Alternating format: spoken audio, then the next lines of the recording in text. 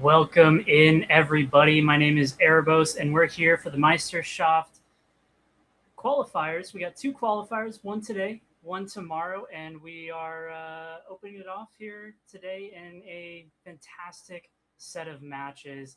I am really excited and got a couple of casters here for you guys. Go ahead and welcome Maxwell and Mighty to the screen. Guys, how are you doing? Are you excited about our matches today? Incredibly excited. We're going to see some teams that are probably a little bit well known as well in the T2 scene, as well as some new teams, hopefully, and that always promises for an absolutely exciting time. Yeah, I can just throw along with what Max said. We're going to see some teams that we pretty much know all about since we have had some seasons with them at the Meisterschaft before. Also, on the other hand, we will gladly appreciate to see all new coming teams and new coming players.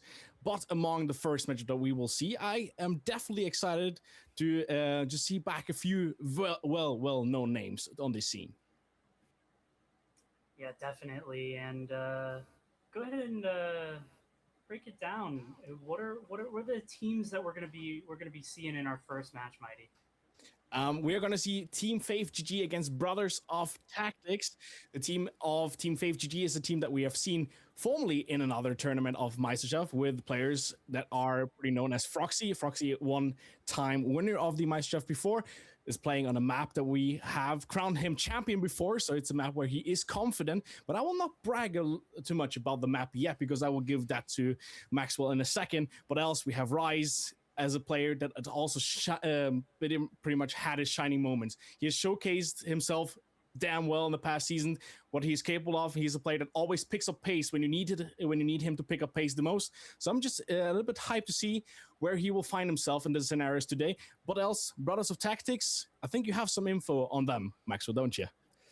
A little bit less than we do for their opponents in Team Faith, but there are people on the team like Fenno as well, who is also someone that is known at least a little bit, maybe not necessarily in the same circles. He hasn't been around as long, maybe as a Froxy has, for example.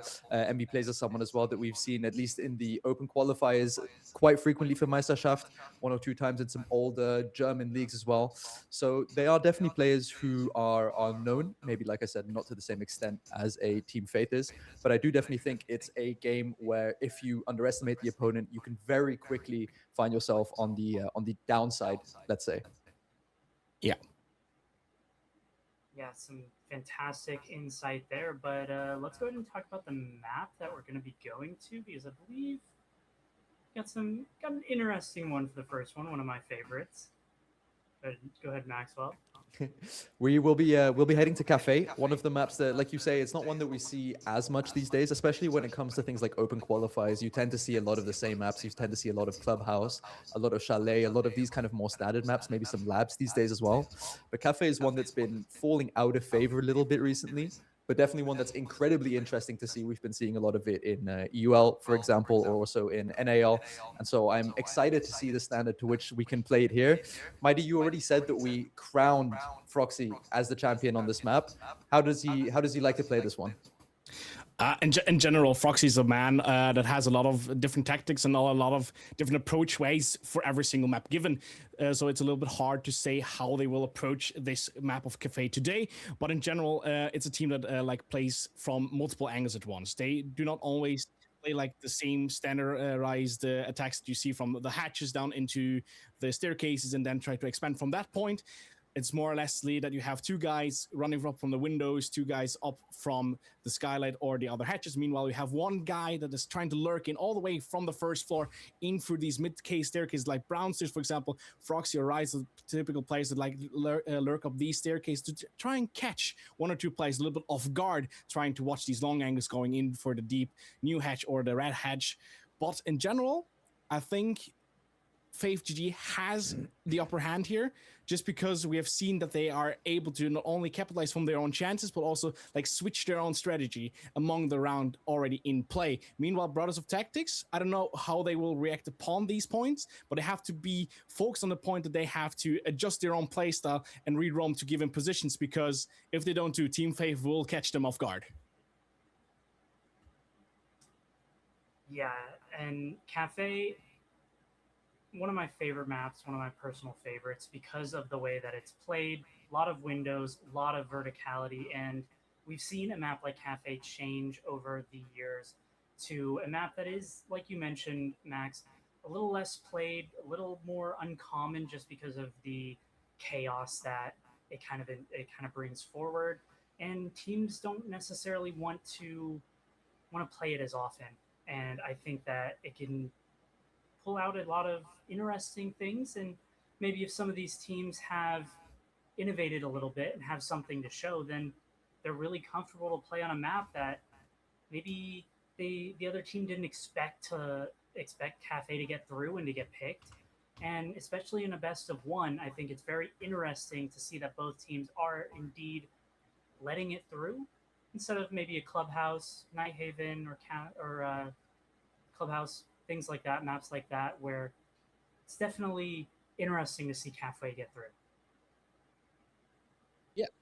And without further ado, Erebos, thank you so much for introducing us and giving us the opportunity to be here as casters. But on the other hand, I've heard from the production, we are already in the game, in the ban phase. So, Erebos, we will speak after this very first match. All right, Maxwell, bans it is. First ban wave already concluded. I want you to take us through these bans. So we've seen Grim get taken out for the attackers very first. Obviously, map like Cafe 1, where you have a lot of very important kind of positions to hold, a lot of power positions. You think mainly of positions like Pixel, for example, which is kind of the power position in the game of Siege. When you think of one spot, it's that Pixel shield with the ADSs, with my gadgets. Those kinds of areas, super important to clear out. Grim, incredibly strong for that. And the same thing with the Monty and Operator, that's very strong in pushing out these kinds of power positions. Meanwhile, on the defensive band, the Mirror, not quite so surprising just because it's so strong everywhere, but the Smoke is one that you don't maybe see as often these days. I kind of would have expected an Azami to come out instead, or even maybe a Valkyrie, just because of how strong both of those operators can be. But I'm definitely interested to see how the Smoke band plays itself out here instead. That we will have our very first round on this side. We will begin in the defense. Meanwhile, on the other hand, we'll begin in the attack. Just looking onto the lineups there first. Here, a standardized lineup in the name of the defense. Scotty on the mute, on the Warden, on the Rise. Meanwhile, on the Azami and Archer on the Valkyrie. A little bit versatile here. A lot of given intel gadgets here, especially all these cameras that are coming in. Arco with 3 black eyes, then you have, on the other hand, you have Maestro on with his evil eyes. So there will be a lot of visuals to be grabbed here by the defenders, a lot of intel to be gathered. Will that be a problem, especially if you just see in the cans of Brothers of Texas, there's no Flores or a Brava to deny those? No, they do bring the Twitch, of course, which might help against the Valkyrie cams. At least it gives them a little bit of an opportunity to not risk their lives as much when they're pushing into the site, of course, to get rid of the Val cams. But at the same time, they don't have an IQ to gather that intel in the first place, so they're going to have to try and play with that situation there a little bit. We see here that Twitch is going to be pushing out over the white side to try and establish that control early on, get those default cams that you can get from outside Villa, for example, here, and then slowly start to build up an attack, which I'm assuming is going to be coming a little bit more over the piano side. Demon already inside and first floor in the bar, looking a little bit towards the white stairs. Whether you've got some intel or had some sound calls given to that position. Well, first of all, we have some phantom pressure being put on case here by the Twitch, opening these windows, making it a little bit harder for Archer to move freely. And the combination here, the Yin Candela is coming in together with the Firebolts to try and clear out the top white position. You can see a quick repel in here with a shotgun. Going to clear out that Pixel position, but Rise manages to pick one off, while SWN picks up 2 off this white repel here, so they go out with a positive trade from the situation on the Maestro cams here to get in some more info, so they know there's a player behind. And Scotty here on the aggressive angle underneath the red hatch. They're going to have to try and go for the gunfights here to get man control back. A really nice execute here from fans of tactics to get the positive trade out here at the beginning. Activating shock drone. Good opening engagement with a better outcome for Brothers of Tactics. But as we already spoken about, there's still a lot of things to be taken care of. But as now, Demon finds D7, so it's a advantage point for the brothers of Taxi Frogs. And Scotty, they will fight back though, make it a 2-2, but Psycho is there to save the day and get Scotty. That way we have Froxy all alone against 2. Demon Claws on the right stairs. Psycho coming in from Pixel. And the area around Froxy is definitely shrinking. Goes for the drop here. He's going to try and go for the swing around with a shotgun pistol here on the close range, a strong weapon. And he's got that 80 bullet mag in the Alder while the plant goes down. The cover's there. Nomad charge gets him. That means that MV can swing around for an easy kill to seal the first round here for Brothers of Tactics on Cafe. Very well played round, especially with that early engagement pick, and they managed to fight through that man advantage. There was a short moment when it looked like maybe they can pull it back, but at the end they managed to go for the refrags, pull out the positions, get the plant down at the end, and that Nomad utility proving just too much for the Maestro at the end. Yeah, 2 wonderful switch plays seen here by Brothers of Tactics. The first switch where you find these 2 opening engagements with a little bit more aggressivity. Like you get a call, okay, I'm able to flinch out the Azami into the fast grapple that I intended on the Ying side. Twitch can clear that one. Also clears the player coming in from white stairs, try to refrag or get in the best position to help out the Azami. Meanwhile, you then find the second switch to then play a little bit passive, just play your patience. Meanwhile, you go for the plan, well executed by Brothers of Tactics. Absolutely, and what we're going to see down here now is the kitchen site coming in from Team Faith. It's a site that used to definitely be an absolute staple on the map of Cafe, but recently you've been seeing a lot more of those, what used to be tertiary sites being played and a little bit less of kitchen. So I'm going to be interested to see how we play it here, but what we do see is at least 3 ACOGs being brought on the side of the defense. It's going to be a question whether or not Rise has also brought an ACOG along on his TCSG or if he's playing the SMG instead. So we're going to be seeing some long angles being contested here. Yeah, I was about to say, it makes a lot of sense because these deep wide angles that you have on that specific floor is pretty much just one of the biggest weapons that you have on that elevation, because you can look so deep from the end of side all the way into bar, not bar, but bakery. But in general, now we have seen the build-up. UMax that are playing other T2 tournaments, would you build up the same way, or do you have some changes that you will like to intend here? I think it's definitely interesting to go for 4 ACOGs here to try and hold all of these long angles. So they're going to be playing a very horizontal hold. They don't really want to contest much of the top floor. And it really depends on the read that the opposing IGL gets on it. You can contest a lot from playing these kinds of angles, but the second you get into closer gunfights, you're really in a massive disadvantage here. So especially when there's going to be a little bit of a rush coming through, the Qualifier is denying it for the time being, but that blitz is going to be incredibly difficult for the DMR to deal with.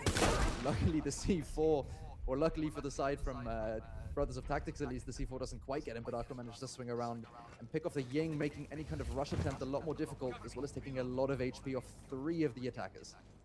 And especially taking out the Ying is one of the most unpleasant operators in that take, because we just saw how much brutal force and also damage that shotgun can bring in. Also these Candles, we don't need to speak about it because they are indeed more than annoying. But here, the opening frags found by Team Faith. On the end of Brother of Tactics, it's a little bit about finding an answer, pretty much just changing your own playstyle, your own rhythm, to not be caught off guard. But Rise in a perfect sneaky position, gets 1, gets 2 onto Demon. And it looks a little bit like that we have someone that is a little bit stuck in his position. Yeah, Zayko here, a little bit stuck on the red stairs. He doesn't really have much left to do. Sheldok managed to pick off Roxy. That's one of the DMRs off the site. Only the 3 left to contest here for the side of Brothers of Tactics. They're going to have to swing around here. So that wasn't going to be doing any more damage, but they also don't really have the utility to take on. They don't have a lot of map control. They could obviously play a little bit of vertical with the sledge here, but Sheldok gets down by Dizim, and so now it's only Zayko left here on the red stairs. His position is known as well, so he's going to have to go upstairs here and see what he can do. It seems an almost impossible round. He sees the gun barrel there from Arco, who's sitting in Kochek. He's going to have to try and swing around here, isolate gunfights. You can already see them. They're all pushing together, all pushing close. Rise manages to pick him off, and it is a first round for Team Faith. But in general, that is an awful, awful position to be in for Zayko. There's like not even worse clinch position ever, because you just see in general that you have 3 guys watching your the same position. You're trying to play down from red stairs. You have 1 close in Kochek, you have 1 deep into small bakery, then you have 1 all the way down into the double door kitchen and washing area, and Like, there's no way for you to move free and like go in for one of these gunfights to try and punish out one of these players, because as soon as you do, you will definitely get swung by two others, and there's nothing that you can do, because you can maybe try to do a 180 and flip from the first kill to the second, but the third guy will definitely have you. Yeah, as soon as you kind of lose that rush potential to the Goyo, the round is kind of flat on its feet, and you have to try and fish for kills somewhere. But that's exactly when you run into that massive kind of problem that is the DMRs, just because they can contest these long angles, they can contest these pixels, and you don't really have any utility to clear them out, especially when you lose that Ying early on. And the rest of the utility just isn't really brought for clearing out these power positions that we spoke about. I think at that point they needed to kind of flip for a more vertical take, but with having lost so much HP already, it becomes a very difficult round to win, and you just kind of have to bait for those kills. But at the end of the day, Team Faith did also play it out cleanly. They didn't overswing. They managed to hold for the positions that they needed to close out that round. We see them now going to reading, which is, like I said, usually a bit more played these days, but picked as the third site here. And we're going to be seeing, again, relatively standard setup. We'll be seeing an Azami, we'll be seeing a Valkyrie, we'll be seeing a Thorn as well, which gets played quite a lot these days. But we'll be seeing some more interesting operators on the sides of Brothers of Tactics. Oh, I love that you take all the analyzing bits. It makes me relax even more a little bit, because normally that's my job. But hey, I like it. You can share it. And you can share it.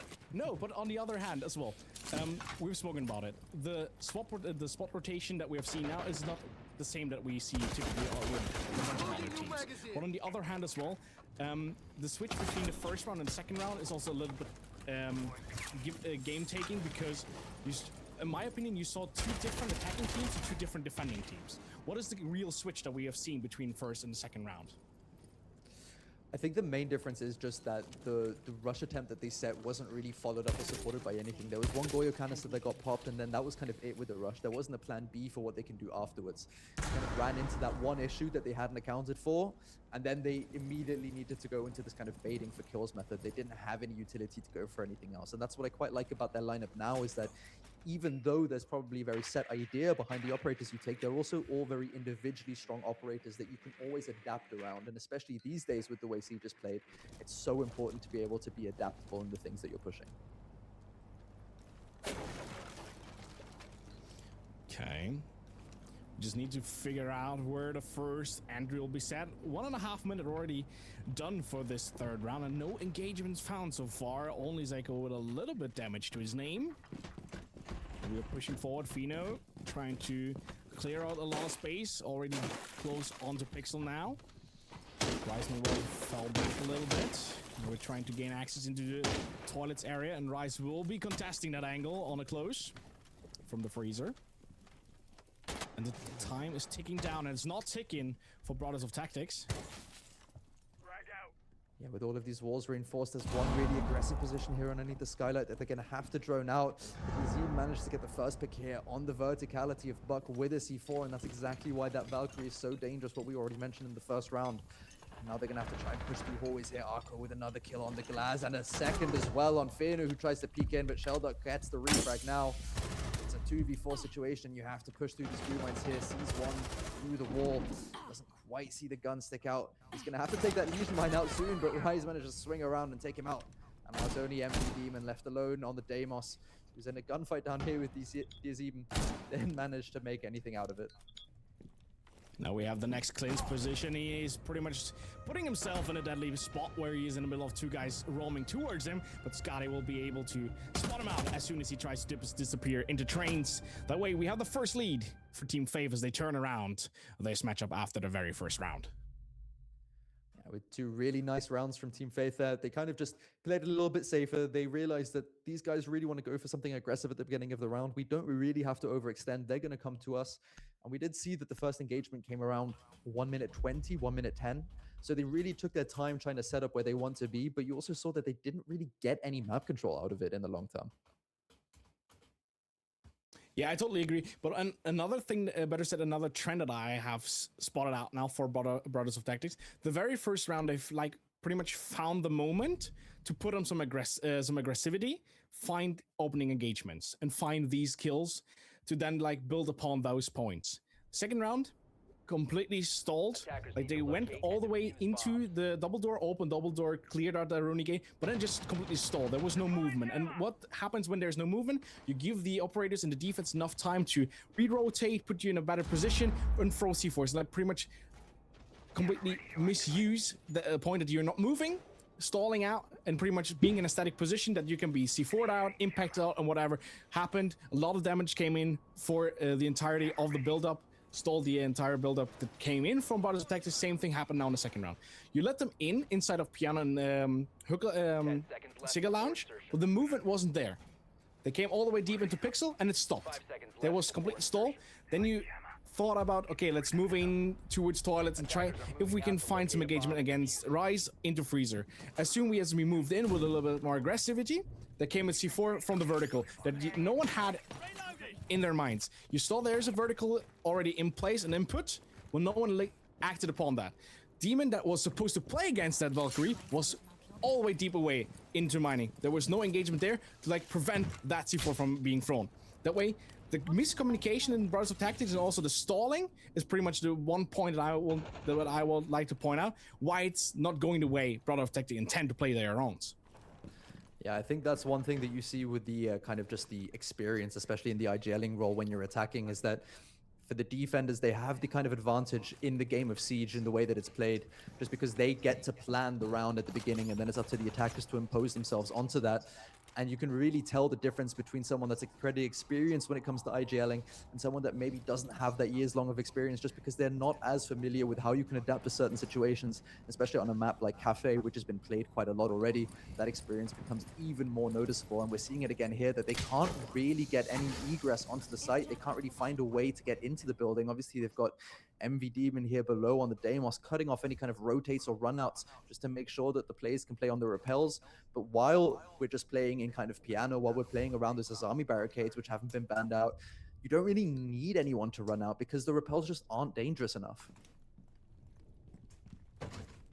And when they are not dangerous enough, you pretty much don't give your opponent the will to like overaggress into it, because it doesn't bring him any advantage points.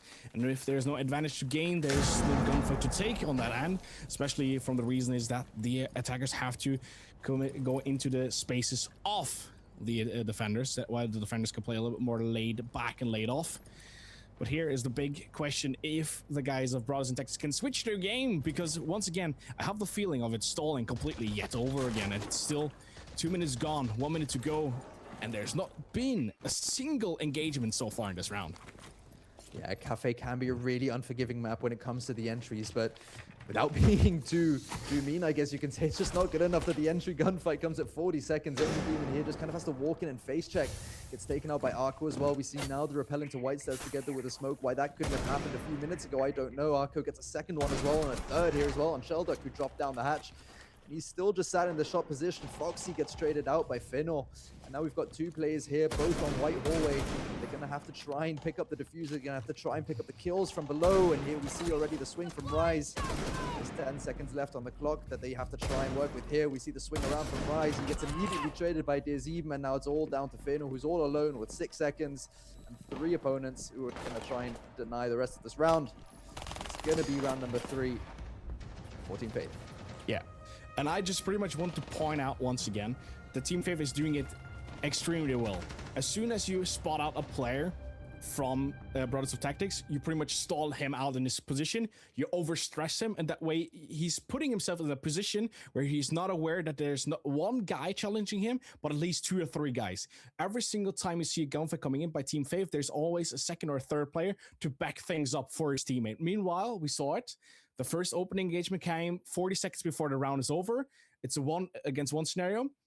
Meanwhile, Azami has the intel that there's a guy coming from Red Stairs. You clearly saw Deimos did not have an intel that Azami was standing there. The same thing happens. The gap is too wide. There's no teammate to just follow up that first opening engagement. It takes another 7, 8, 9 seconds before the second player comes in. Yet again, another 1v1 scenario. Yet again, the Azami has moved to another position. She knows for a fact that there's a guy coming from Red Stairs. The Red Stairs player does not know where Azami has moved to. And then yet again, you have the third player. Unfortunately, it saw like it pretty much looked like he was stalling out with a bug that he couldn't move. So that yet is a free triple kill. And then we have the player that was spotted out by Rice on the Solus on the white stairs. You should overstress that player and say, okay, I have to focus on the Solus because Solus will follow up my ass, and she pretty much needs and will do so. So I have to watch my 6 to get her cleared out. Meanwhile, he's putting himself in a position that you both have a player from toilet swinging you out, and you have also the guy deep at bomb chassis, the Cade, that pretty much sees you in a clear line. You can't do it. You can't make it even easier for your opponent to kill you out if you're putting yourself in positions like these. And that is a point where the Brothers of Tactics definitely need to be a little more sharper, because if they continue doing that, this could be a horrendously faulty 7-1. I was really excited when we had the first round as well, because, you know, it's a team Brother of Tactics. They come with a really nice pocket play onto kind of white stairs. I was thinking, wow, we're going to see some really nice, like, tactical plays here. We're going to see something that really lives up to the name. But since that round, they haven't really found the way to break open those defenses. They kind of lost that kind of surprise factor, I guess you can say, which you have in the first round, just because it's BO1s, it's a tournament tree. The other team doesn't necessarily know how you play, so you can get away with these kinds of more pocket plays, especially early on in the game. But we saw then in the second round that because of that experience that I mentioned earlier, they've kind of adapted. Froxy probably kind of took the reins in. He said, hey, look, we can't give them the opening pick, because the second there's an opening pick, we need to rotate around, and then they can cut our rotations. But if we're just playing packed together on site, which is what you saw in the 3 rounds since, is that just kind of played a little bit more together. They didn't really give any openings, and they played in those refrag positions, like you said. It was impossible for Brothers of Tactics to find any kind of way even into the building, not just the site. Yeah. In general, also, I have the feeling that they are lacking of like finding these opening spots, like to where they can slip in, where they can put themselves in a better position, where how can they regroup that they are going in for these 2 against 1, 3 against 1 scenarios. The only team that is currently doing so, like backing up themselves, is Team Faith. It's completely lacking the points of Brothers of Tactics. But another thing that I also would like to point out is, as you mentioned, it's a best of 1 scenario. You can bring out a lot of pocket plays. You can bring out a lot of controversial strategies. You don't play your normal strategy book, because you don't want to over leak things. Because here it's a best of 1 series. You can play things that you never play ever again after, because it's so unreadable. You don't give your opponent anything to read you about. You don't give them a fixed strat of saying, okay, they're playing very aggressive on these and these positions. They're backing themselves up, like that you can be read like a book after a few rounds. They're switching up their entire game, like after a few rounds. Okay, now we're switching to another place. We're playing more aggressive. Okay, we have 1-2 rounds of aggressiveness. Let's play completely passive, let them gain access. And now they're afraid that we'll play aggressive on these close angles. We don't play those angles. We just let them think that we're doing so. And that way they're stressing out on every single angle. They're stalling their movements. They're using a lot of time. That way it gives us the time that we can just fall back, pull layers of the onion, just pretty much wait for them on site when the last 20 seconds are ticking in, and they have no clue where to enter from. Yeah, absolutely. And that's what we saw at the end, is they were just stalling out as much as they kind of struggled to find those entry points. We saw in one round they played with DMRs to kind of scare them off that way. We've seen a lot of plays with C4s, just kind of those general things that you can play out. And I think especially on a team like Faith that have all of that experience, they know how to play the kind of psychological game of Siege as well, not just the game of Siege in the server. And that's what we're seeing back here. But there's also only been 4 rounds played. We definitely have a few more that can be played, and definitely a chance as well now with the rehost coming in as well. A little bit of time to speak with each other, a little bit of time to maybe reassess the situation and see how they can fix some more problems. Yeah, like I would always see these rehosts as a more expanded tactical timeout. Is of course for teams that like are in the lead or better said have the momentum, it's always a big loss. That way that they like have the problems. Okay, we were in the momentum, we were in the zone, we had our focus on the match, and now we have to take a pause that we didn't choose. Now we have to like wait for us to come back in, get the flow back, and like try to gain the momentum back on our end. And that way we have to see if that is the case, or if Brother of Tactics are able to pull off now and like pretty much take that as a second chance. But as well as here, we've talked about it, we have seen 4 rounds. That also means that we will have another ban coming in now. And is there like an operator on both ends that you say should be so annoying for the other team that they need to ban it out now? I mean, I think the bans that came through were Valkyrie, and I don't even remember what the second one was, but I think the Valk is definitely a good one that came through, just because it means that the information that was given for the C4s that was quite correctly identified as a problem that came through But I don't even think, honestly, that the Valkyrie was their biggest issue, the kind of info that they were bringing. I think a ban like the Azami probably would have been better, just because it allows them to get into the map a little bit more easily, and kind of allows them control that they've been kind of struggling to get throughout the game so far. And I think the other ban that we saw come in was a Ying, which I understand on the side of Team Faith, just because in the first round that Ying is kind of what allowed them into the map. We haven't seen it played since, but just knowing that the possibility for another kind of fast play with that Ying is available to the side of Brothers of Tactics is something that can be quite frightening. And so I understand why that one was banned out at the very least. Yeah, I'm totally on your side with both these bans and how you explain them, especially the Ying, as you mentioned. I think the only real thing that can like break the flow of Team Faith is if you like pretty much try to blindside one of these angles that are like trying to hold through how well there are the teammates to then over aggress and then rush these given positions to like pretty much try and force one of your opponents into a 1v2 or 1v1 scenario where you know for a fact where he's positioned at. But we are closing in to being back in the match, and I'm pretty hyped to see where this will go, especially of the fact, as I mentioned, teams have to get back in the zone. Teams have to go back and find out who will pick up the next momentum. And on that side, we have 2 more rounds in the first half to see if Team Faith still can pull off more rounds and expand their leads from a 3-1 to a potential 4-1, 5-1, or better said 4-2 on that approaching. But Max, what are your thoughts going into round number 5? I think going back to Kitchener, we saw that there was a very aggressive take plan at the beginning. We're definitely going to see something a little bit slower now, especially with the rounds that have been played. I do think now that Brothers of Tactics have had a long time to discuss how they want to play this round, I'm expecting that if they're going to get another round in the attack, it will be this one, just because they can already assume what site they're going to be going to. They can talk about a plan. And we're seeing as well that the setup on the side of Team Faith is basically identical, at least from the operators being picked, to what they played in that second round of the matchup. And so I'm expecting that they've had enough time on the side of Brothers of Tactics to discuss this and come up with a really good idea and take on how they want to counter this defense.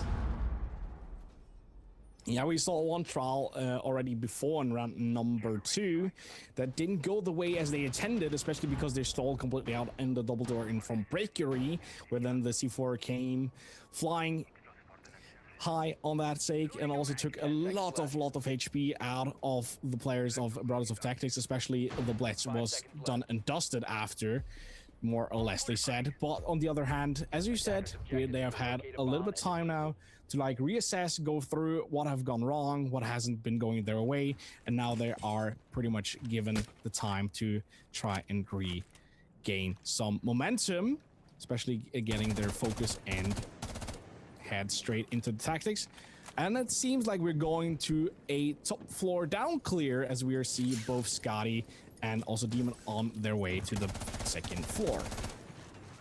What I'm quite surprised by is the fact that we're sticking with the sledge pick here for the verticality. Of course, that is a good operator to clear verticals. That's not the problem at all. But after losing so many players and so much HP to C4s, I would have thought that maybe you elect for a Ram. Sure, the Valkyrie is banned, so there's a little bit less info, but you still have that threat there for sure, as we see the opening pick be played on Scatty one way or another.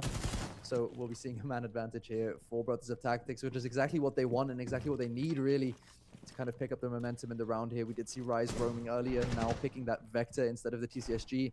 As with 1 minute off the clock, we have top floor control for the side of Brother of Tactics.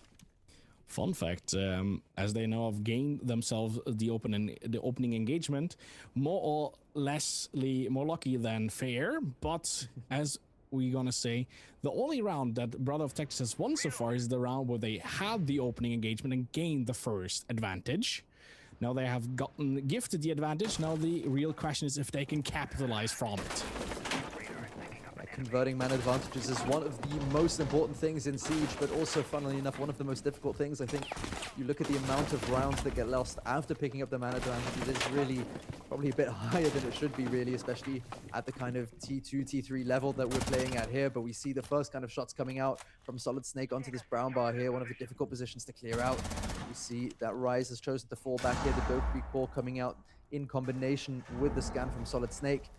We see Mr. MV Demon holding an angle down here from the red stairs as well as SWN holding an angle down from the white stairs.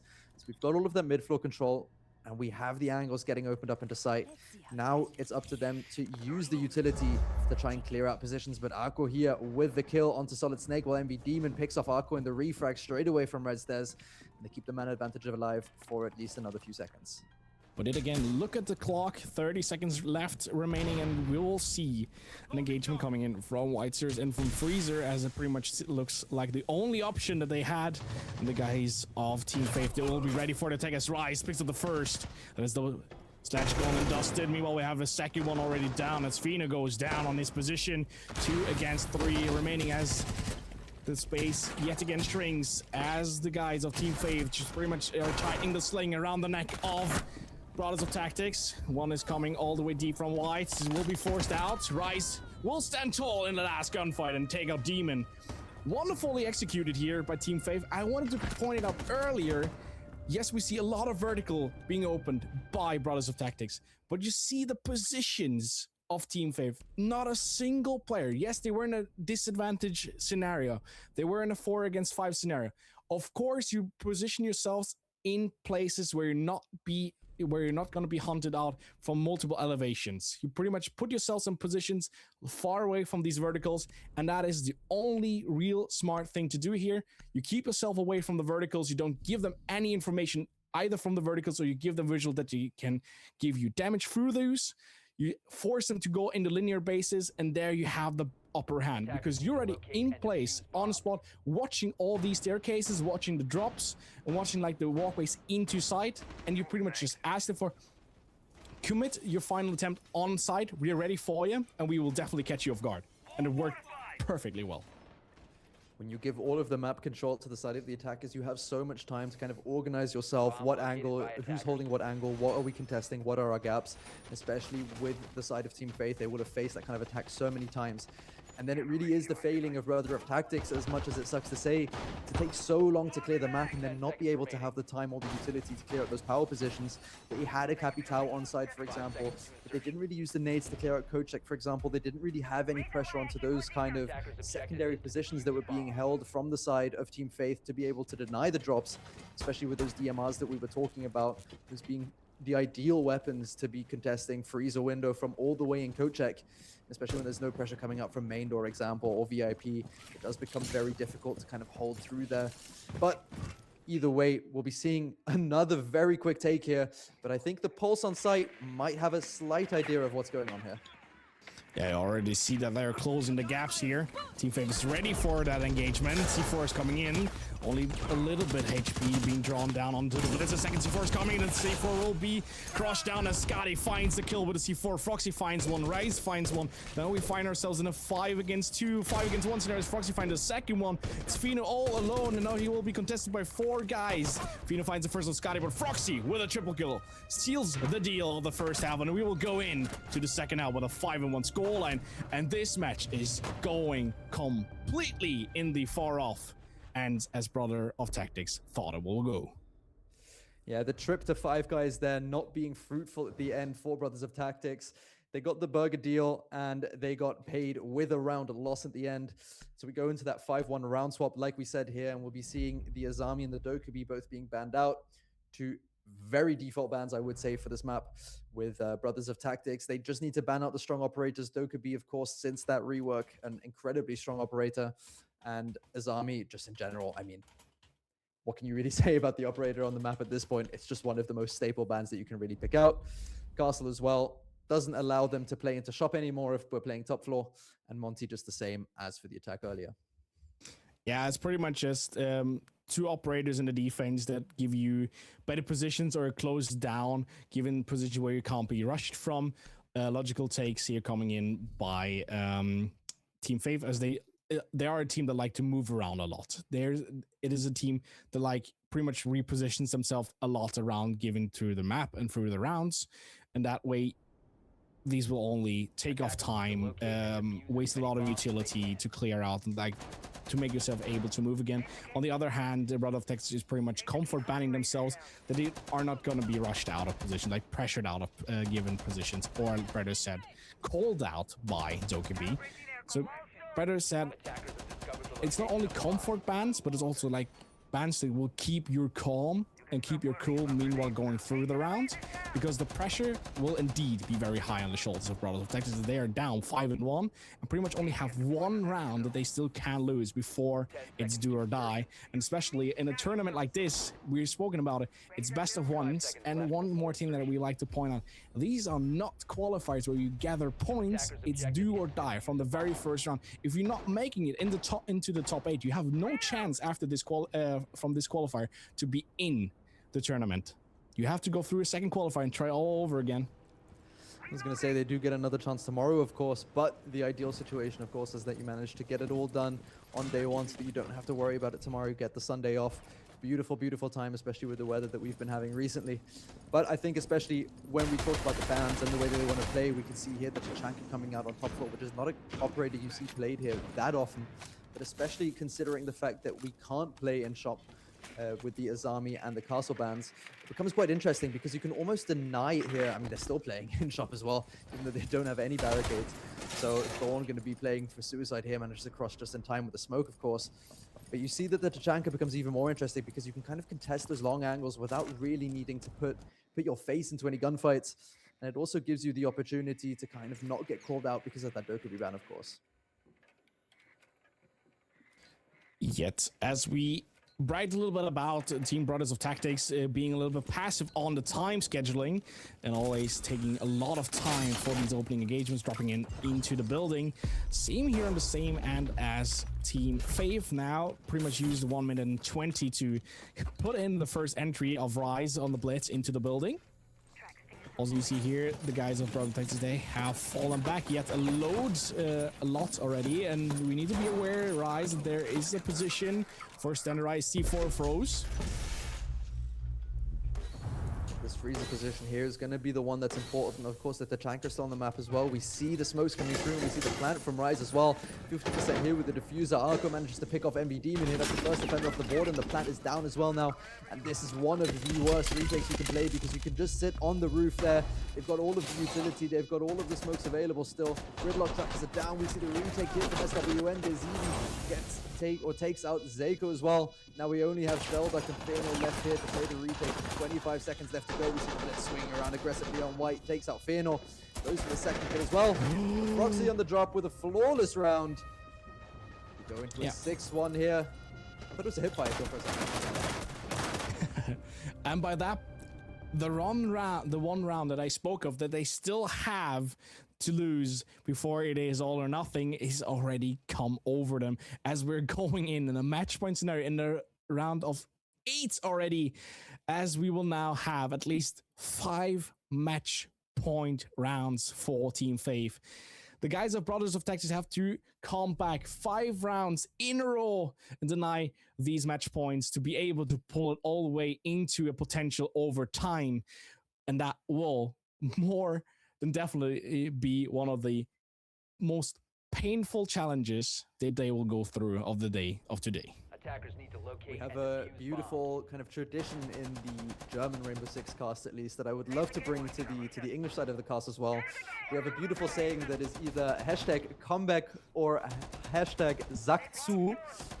And to the chat here, I would now ask if they think that the game is over and that Team Faith will win, in which case it is a hashtag Sackzu in the chat, or if there will in fact be a comeback coming in from the side of Brothers of Tactics. And on my end, Max, another thing that we want to bring back. There's one thing that we casters can't do better than anyone else, and that is caster cursing.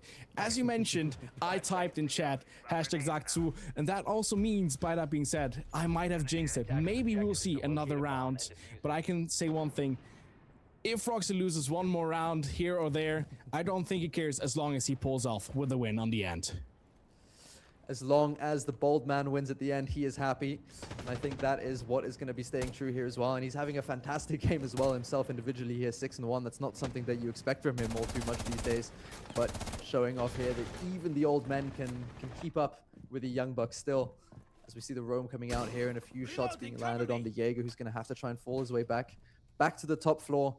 It's going to be one of the more difficult ways to get back up. We see, of course, no C4, so playing below isn't really an option for the Jaeger, as we see Fëanor being called out here. And again, that double kind of constructor ban, that Azami castle ban, making it so difficult to play in shop and so risky to do as well. Good eye there by Rise, catching Fino a little bit off guard. And I pretty much think that Fino is not aware about these angles because he is so oftenly just moving through the sights, through the pre-aims, through the crosser placements of the players of Team Faith. And I already think that is the third or fourth time I've spotted that out in this matchup. But yet, as you point out, Froxy, I want to point out Rise as well. I pointed him out pre-game as well, and he's still 6-0. Yes, of course, we've had a rehost, but still, that man is seemingly unstoppable. Who might be unstoppable here is MV, who's tucked deep into Freezer here with the DMR, managed to get the first pick here onto Rise.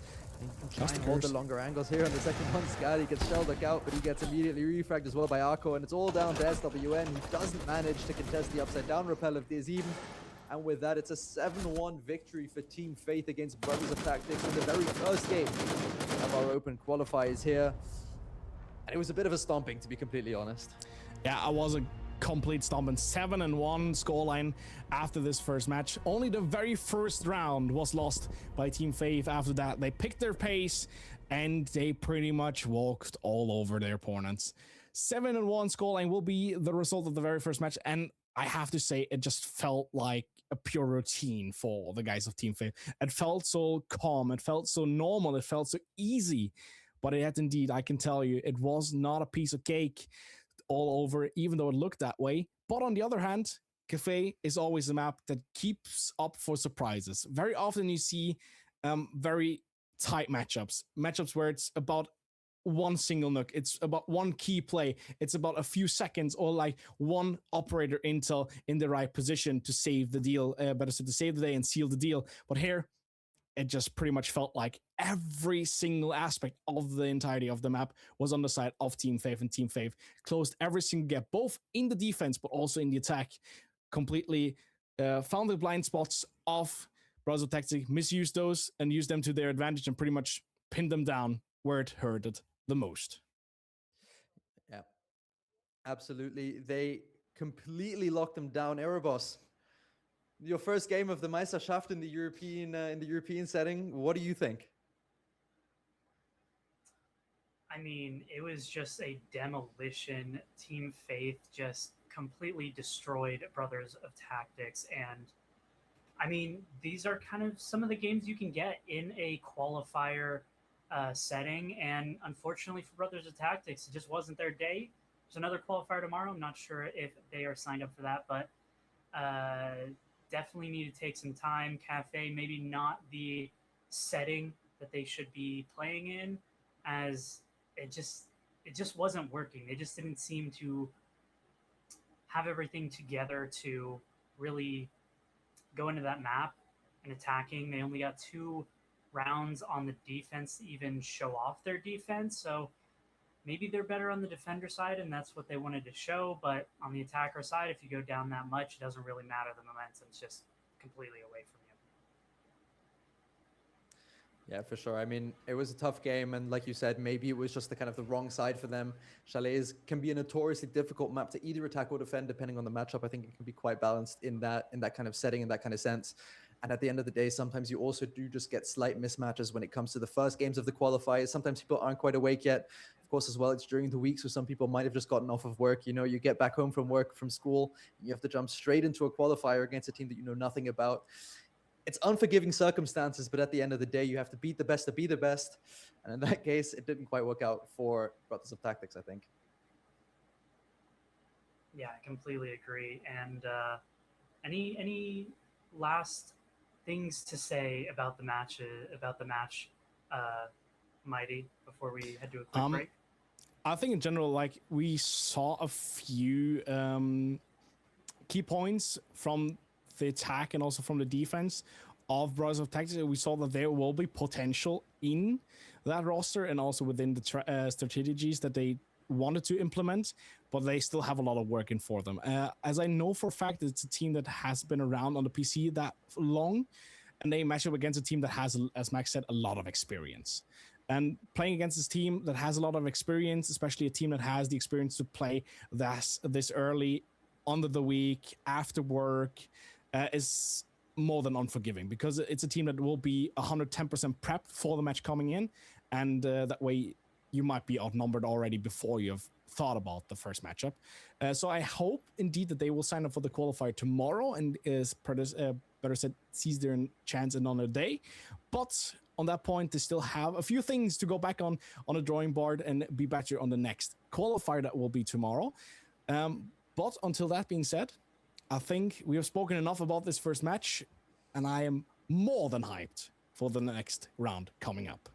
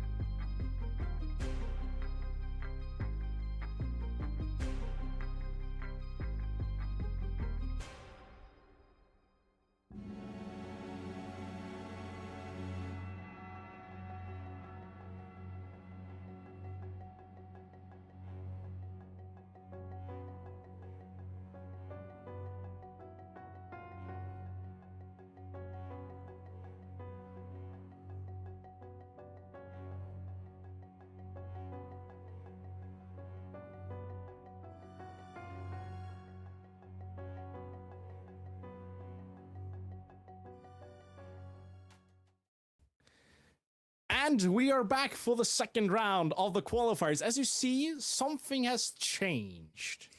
We're not going to talk about why it has changed, but Erebus has been promoted to a different position for this today's cast, and I would say I'm glad for him to be promoted to a position, or else we would have a serious problem. But, Max, we're going into round number 2. We've had a phenomenal start off with a 7-1 very clear scoreline on Cafe in the very first round. Second round will definitely indeed be a banger as well. Take us through, which match are we going to see and which teams are we going to witness? We are going to watch one of the all-time favorites of the Meisterschaft German edition. At least we'll be seeing Team Vertex playing against Elosneaks here, with also some more classical players, some more old-time Siege players like KXHZ, for example. I never know how to pronounce his name, so I'm always going to call him KX. But he's one of those people, Nitros as well, French players, as far as I know, who've been around for a very long time. So I'm looking forward to see how they will match up against Team Vertex.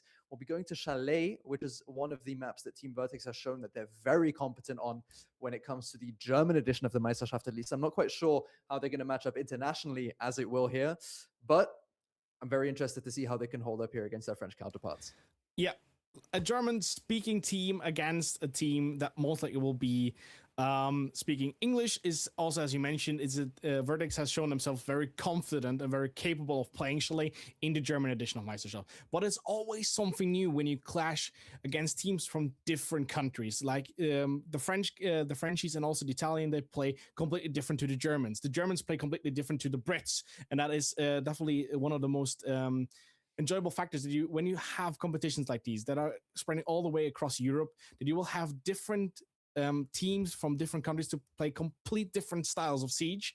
You also see that in the big T1 scene, like NA teams do play a lot of different styles than the teams from APL teams are playing something completely different to the EML teams, and the EML teams play something different than the teams from SAL. So here we have the same positions, and I'm pretty much just hyped to see if Vertex can pull it off in the international pool, or if the international pool will strike back on the German-speaking roster. Either way, we're going to Chalet, a map that we both have seen more than enough of in the German side of Meisterschaft.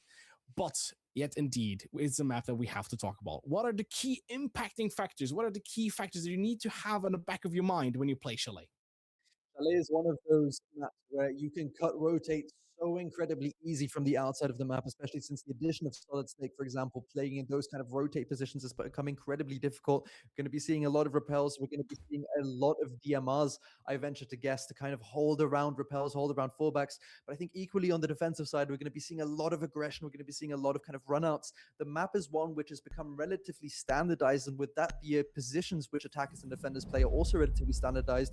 So well-coordinated teams, like we know that Team Vertex can do, make really good use of this by coordinating kind of runouts and retakes on these kind of more standard positions which the attackers will tend to play. And by that being said, we're already in the match, and we're in the first and second bandwave. First bandwave been concluded with a Monty and the Kaid. The second bandwave coming in with a Solus and a Mira. Pretty much being said, Vertex are playing a little bit on the bands that are making Elosneaks play a little bit more passive. They cannot be used like to be aggressive, gaining entries, gaining access to different type of areas, and also like suppressing the playset of Vertex a little bit. Also like taking out the Monty is another operator that you pretty much take out as a ban. It's like be a little bit more free in your play style, in your position, not being better said pressed out, or like better said pushed out of your position, because the Monty can just move up onto you and you have nothing that you pretty much can deal to him. Meanwhile, if Monty has a guy behind his shield, like a second player that will try and watch his 6, it will definitely be a lethal weapon. That way you can play a little bit more calm, a little bit more relaxed in your given position. Meanwhile, the same thing counts for the Solid Snake. On the other hand, Elosneaks, they're jumping out with the Mira and the Kite, just making it a little bit easier to gain access to these breaches, and especially into these hallways, as you cannot be swung behind any mirror windows. So first round, top floor, expanded hall from the side of Bar and Gaming. I would pretty much say that is the most standardized build I know of this map so far, as Vertex is pretty much just showing it will be a match of standard. Exactly what we were already mentioning in the kind of first game here is that you don't really need to do anything crazy a lot of the time, because the more you kind of try to innovate the wheel, especially in these qualifiers, especially when you're on stream as well, the more information you give to the other team to kind of play around. what you're doing and what you're setting up. And so I think we'll be seeing a lot of these kind of more standardized holds while we really get a focus on the team play and on playing together around each other, making sure that we are set up as a team to contest these pushes. So that's why we don't really see that extension towards office, which you see sometimes when you play the bar gaming side on the side of the defense. But we are going to see kind of these more standard power positions being played out here. We have a lot of operators on the side of Elo Sneaks as well to kind of contest that. Brava is not one of them, which we'll be seeing this round anymore. Brava done and dusted for that round. Not much intel to be hacked here, only a few denaries. If so be is, of course, you could already try to hack the Thorn gadgets, but it will not be the pleasant ride for Songa. Songa's been done and dusted for this round. Opening frag sealed for Vertex, and Vertex play a style that is yet again a little bit aggressiver than thought about, and it is pretty much all about the sake if Elo Sneaks are able to come back and capitalize from the next given chance and opportunity.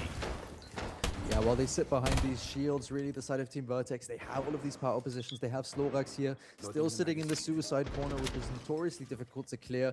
And usually one of the first things that is cleared on the sides of the attack, even if they're clearing across, just such a powerful position that they need to clear it out early. And we're seeing here now the Sense Scatters coming through to kind of isolate the position onto K9 here while the fight comes through. And the jump in here from KX as well. He's going to have to hit prone here as he gets hit by the Elamine as well as the barbed wire, while MixQ is forced to fall back into closet here and drop down onto site eventually, while Keox pushes up here onto the K9 hallway with the cover of the Sense Gadget here, taking that control. And with 1 minute left now, they've got the site control, the control of top floor at least, and now they need to bring it down onto the side as well. They have to convert for the drop as Slorax is there to pretty much just wait for that drop to be committed and catches the Capito while in drop. And that way we have not only expanded our advantage, but we have also successfully found yet another player of Elo Sneaks. That way it will get even harder to go closer towards the site, as we have even more than only one position that we can't aim off or pretty much play against going for these crosses on the sides of Elo Sneaks, and Team Vertex is just pretty much there and waiting, lurking for the entry to be committed, as we have the entry set. We get a kill to Slorax. Burstex is the one that will pull back and get that kill until she finds the next one, and that way we have a 1 against 3 snare, and the last one will also just rush into the site, will not have eyes for the smoke, and smoke will get the second kill to his name. That way we have the first round win for Team Vertex in a little bit hectical ending of the very first round. Yeah, the last few seconds, they're definitely incredibly chaotic, but at the end of the day, when you have the man advantage on the side of the defense, all you really need to do is sit back on site, play behind the utility, play behind the cover that you get given by that bar, for example, and really just make sure that you have the crossfire so that when the attackers of Elo Sneaks eventually try to push into the side, you can communicate with one another and just hold those crossfires that you have to make sure that you don't isolate any 1v1s. We're seeing the kitchen site played here next, and we'll be seeing a little bit more of the same from Team Vertex, playing kind of standard operators that you see a lot of here on Chalet. We'll be seeing the Bandit to deny the wall. We'll be seeing Burstex back on the smoke again. We'll also be seeing the Fenrir here to deny any of the pushes, and the lurks, which are so powerful on the side or the map of Chalet as well. Okay, next bomb site, we still have the next bomb site. It will be kitchen dining. Also, as the very first bomb site that we saw, will be played with an expanded vertical hold up into not only master, but all the way deep into office. That way will definitely take away a lot of space for the team of Elo Sneaks and make it a little bit more unpleasant to play into the first entry and opening engagement, because you don't know for a fact how many guys will be far spread away from the bomb site, how many guys will play the top floor, and also you have these staircases that are so close proximity. That means there will be a lot of rotation possible for the players here of Vertex, and also the hatches to just fall back onto the site if so needed. And while the first infill gathering phase has begun for Elo Sneaks, they pretty much spots out the name of Tolji. Tolji will be forced out. The first gunfight, and it will be a trade though, as both Tolji and also the Deimos will fall. Slorax will be the next one that will be asked for a gunfight. Misfrozen C4 a little bit. I guess MixQ to help him out in that scenario, and that way we have Goldies out of the board, and that way we have the first advantage point taken in by Vertex. Now with Nitrox and Goldie's off the board now, you've lost the two kind of operators which you were planning to jump in onto the site with, take that solo control, and because KX wasn't there to be able to refrag the position of Goldie's and kind of keep that control, they're now stuck outside, but Keox here picks up Slorax, bringing back the man count to a 3-3, making sure that there is still the possibility to bring the round back. And now Elo Sneaks need to see how they can clear out these last positions with MixQ taking a lot of hits from that big winner position as well. The smokes will be coming out to clear out that position. 1 minute 30 left on the board here, and Elo Sneaks still have more than enough time and utility to clear out the position. 3-3 equal scenario. Meanwhile, we have some unpleasant positions going on here for MixQ, as MixQ is still playing it very open and tries to look into these windows, tries to punch out like a frag or two, like a few bullet points there. Won't catch the opponent off guard on the window.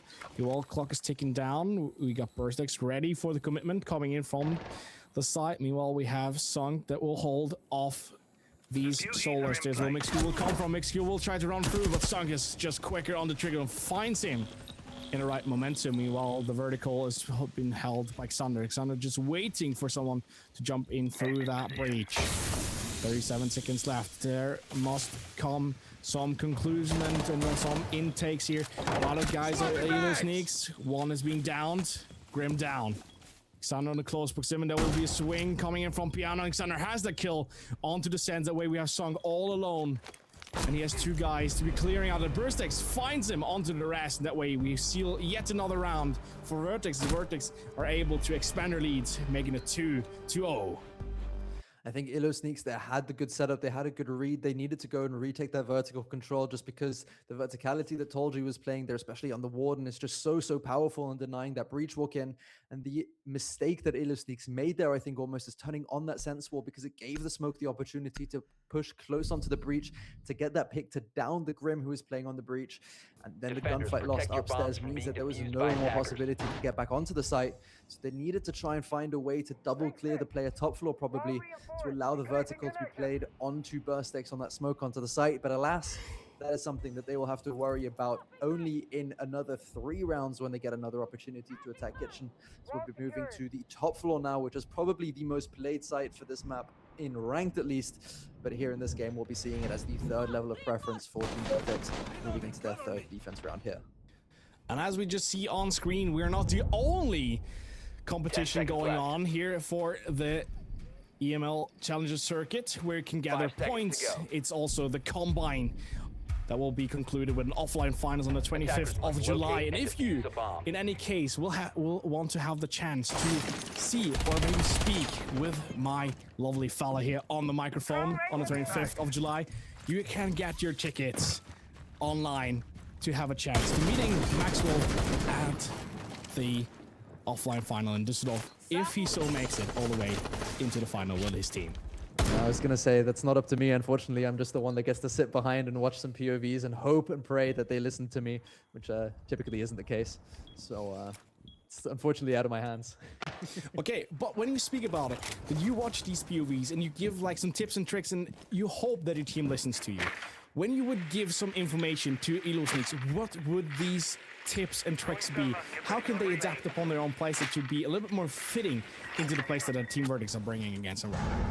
I think the main thing at the moment is just to really see what utility they're bringing and how they can use it, but also how it can work against them. What I said in the last round, for example, with that sense wall, it's really good that they bring the utility, but they also need to be aware of the positioning that Team Vertex can take, because they'll be looking to take gaps when they provide them. So what they did is really good in both rounds. They got all of the map control that they needed, and with that map control, they get the first pick here again as well. And now they just need to look to convert it. They need to make sure that they use this utility, the sense, which they seem to really enjoy playing because they've brought it every single round so far, and making sure that they're cutting off those lines of sight we see that are opened up in Library, for example, to take that control, clear the utility, and make sure that they have a good read on the positions of Team Vertex towards the end of the round, because that's where they're kind of struggling at the moment. Yeah, and as you just see, saw the first opening engagement came against MixQ because he's just pretty much overstepped his position. Oh, now we have KX trying to go in for the commitment against Xander on the Azami, but Burstex is there to not only challenge but punish him for standing wide open into the jungle's position. That way we have a 4-on-4 equal. Meanwhile, the breach will get denied. No visuals gained in towards half wall. Next player now is Will trying to forcing out. Sander and will be successful doing so. Jumps out in the window of Piano. Tolji will be able to refrag that position. But even though the refrag is coming in by Tolji, yet again the Sense moves in and gets another kill. That way we have Edelstings with a defended point to their name. 37 seconds remaining and we're on the half or we're on the plant. Sunk gets slow as that way is Tolji all alone against 3 guys. Needs to be able to spot out Sunk and clear him out as Sunk now re-rotates back into Mezzanine. That has been concluded. First kill is down. Tolji finds the first. Needs to spot on the second one, but Goldies is in a better position. Crosshair already placed in the right position onto the doorway. Catches Tolji in the right perfect second and splits him up and splits his head away for this round. First answer coming in here by Edelstings. They close down the gap of the scoreline from a 2-0 to 2-1 scoreline. What are the big changes that we saw in this third round, Max? I think they did a really good job in carving out the kind of position where they knew that they could go for a plant, which is very clearly what they try to go for in a lot of these rounds. They're not really a team that really wants to go for these plants, that wants to go for these kills and such, but they're really focused on playing these executes. And I'll be interested to see now that that Sense has been banned away, how they're going to replace it. Of course, you can just play operators with smokes, and we already see the glass coming out. So I think that's exactly what they're going to try and go for here as well. Thatcher and Capitao, 2 operators which are very strong on the execute. And I think for anyone that has been watching T2 or T3 Siege recently on Chalet, especially when attacking bar and games, those 3 operators that I just named, the Glaz, the Capitao, sorry, and the Thatcher, those 3 operators really can only mean one thing. And that will be on that side that I'm more than interested in seeing if that is also the case here. As you said, it's pretty much just pointing towards one thing. And if that shall be the case, I hope Vertex is open for it, and I hope Vertex has that in their mind, because I know for a fact Vertex is a team that also not only plays a lot of T2, T3, but they also watch a lot of it, so they should be aware. But the real deal is how they will act upon and how they will try to defend it, and especially play against it, because it will be indeed an unpleasant ride. Absolutely, and we see the spawns coming in for that position here. We did see the Goyo canisters being placed down. We do, of course, have the Twitch on board, which is doing its job here, zapping the bulletproof cameras and such. But the moment the Twitch is here to clear out the top floor, check if there's anyone playing in the suicide corner. They see now there's nothing in that suicide corner, and all that means is that the players above need to just hold the retake and make sure that library cannot be retaken, because the Capitao bolts aren't going to be needed to clear out the library position at least, so they can use it to deny the retake. And that means as soon as this fire on the site is gone, it's going to be go time. We see the smokes coming out here, 2 smokes flying from the Glaz here. He's going to be peeking in here to see if he can get any flying eyes from the defenders. First smoke grenade comes out. KX is trying to stick the plant, but he needs to move a little bit so that he can't get denied from the smoke. And it's here, 50% of the plant through. Goldies gets one big chunk, gets another burst. He manages to push through and deny the plant, while Goldies picks off another. It's down to a 2v4 situations for the defenders. Goldies is down and the diffuser is down on site. Can they convert the man advantage now to make sure that they do win the round after all? And upstairs we have a Mexican standoff, and the Mexican standoff is won by Sunk. Astrox just moves a little bit too aggressive there. I don't know if he wasn't aware of the position of Sunk, but either way though, he's definitely not one of the lucky ones. Mixq finds Sunk. Has all cards in his own hand. Will be forced to by the Capitao, and the Capitao will be better off, both only with the weapon. There's a little bit more damage, but also on the HP bar, he just has more to give. And that way we are already not only enclosed, but we have closed the gap completely, as Edelstings now come back after 2-0 fallback. They're now on an equal 2 into a scoreline, pretty much picking up the pace, not only picking up pace, but also trying and figuring out the read onto Vertex. And now it can be unpleasant for Vertex, as they definitely be desperate to change a little bit upon their own playstyle to be a little bit less readable for Edelstings. As Edelstings pretty much looks like they've found the clue how to not only adapt their own playstyle to be more fitting onto Vertex, but they find the clues in the right moments to put Vertex in awfully unpleasant positions. I was going to say what's quite nice here is that we might be seeing a shield coming out from Edelstings. That's something that we haven't seen so much, but we're seeing here is already the pick is coming back into the blitz, actually, so never mind. I take back what I was going to take back about saying. So we will be seeing a shield here in the end. A bit confusing for myself as well. I think the interesting thing here is, 10 of course, the seconds Monty to was insertion. banned immediately from Team Vertex right at the beginning of the match, and Monty is such a strong operator, 5 seconds especially to for go. those kind of mezzanine takes, just because he can take lobby kind of on his own without Attackers are ultimate heading out support. to defuse That's a obviously bomb. something that both Blackbeard and Blitz both can't do. And so they're played in a very, very different way, and I think we'll be seeing a much more aggressive play here from Keox coming through in this round. We see two operators for the flank hold. We see both the Nomad as well as the Gridlock. Obviously, two operators which got buffed in the most recent update, together with Dokkaebi, which is another one that we see. And then the Thermite to open up those breaches above. Of course, they'll have to work against the Bandit of Schlorax. But for now, we'll be seeing an approach from the library side with Burstex getting the first pick here. The smoke, as aggressive as ever, not something that you typically expect from a smoke player, but something that Burstex has shown us in the German league, at least, that he can do all too well. Push coming in here a little bit from the Blitz. Blitz trying to see if he can gain some and get rid of a lot of space early on into the round, even though Elosinks lost their opening engagements. Also with the player in the name of Nomad, that will be a little bit unpleasant. It's an operator that you need for the late executes. We're trying to withhold the walls as long as we can, but Schlorax will be forced out in from the vertical, which will be open. Schlorax with the C4 already held for the first throw of the day. Doesn't commit something so far. We'll keep a C4 for later engagement. We will also downstairs is now breached, so we have pathways up in first and second floor, making it a little bit harder to move around for Vertex. Vertex will be aware of that fact though, and they're not in position where they pretty much need to move us. They have good positions behind the half-hole deep in from the trophy hallway, but you just need to be aware not to overstep. You have seen how much that can cost you before, as MixQ overstepped twice and got dealt by a very fast matter.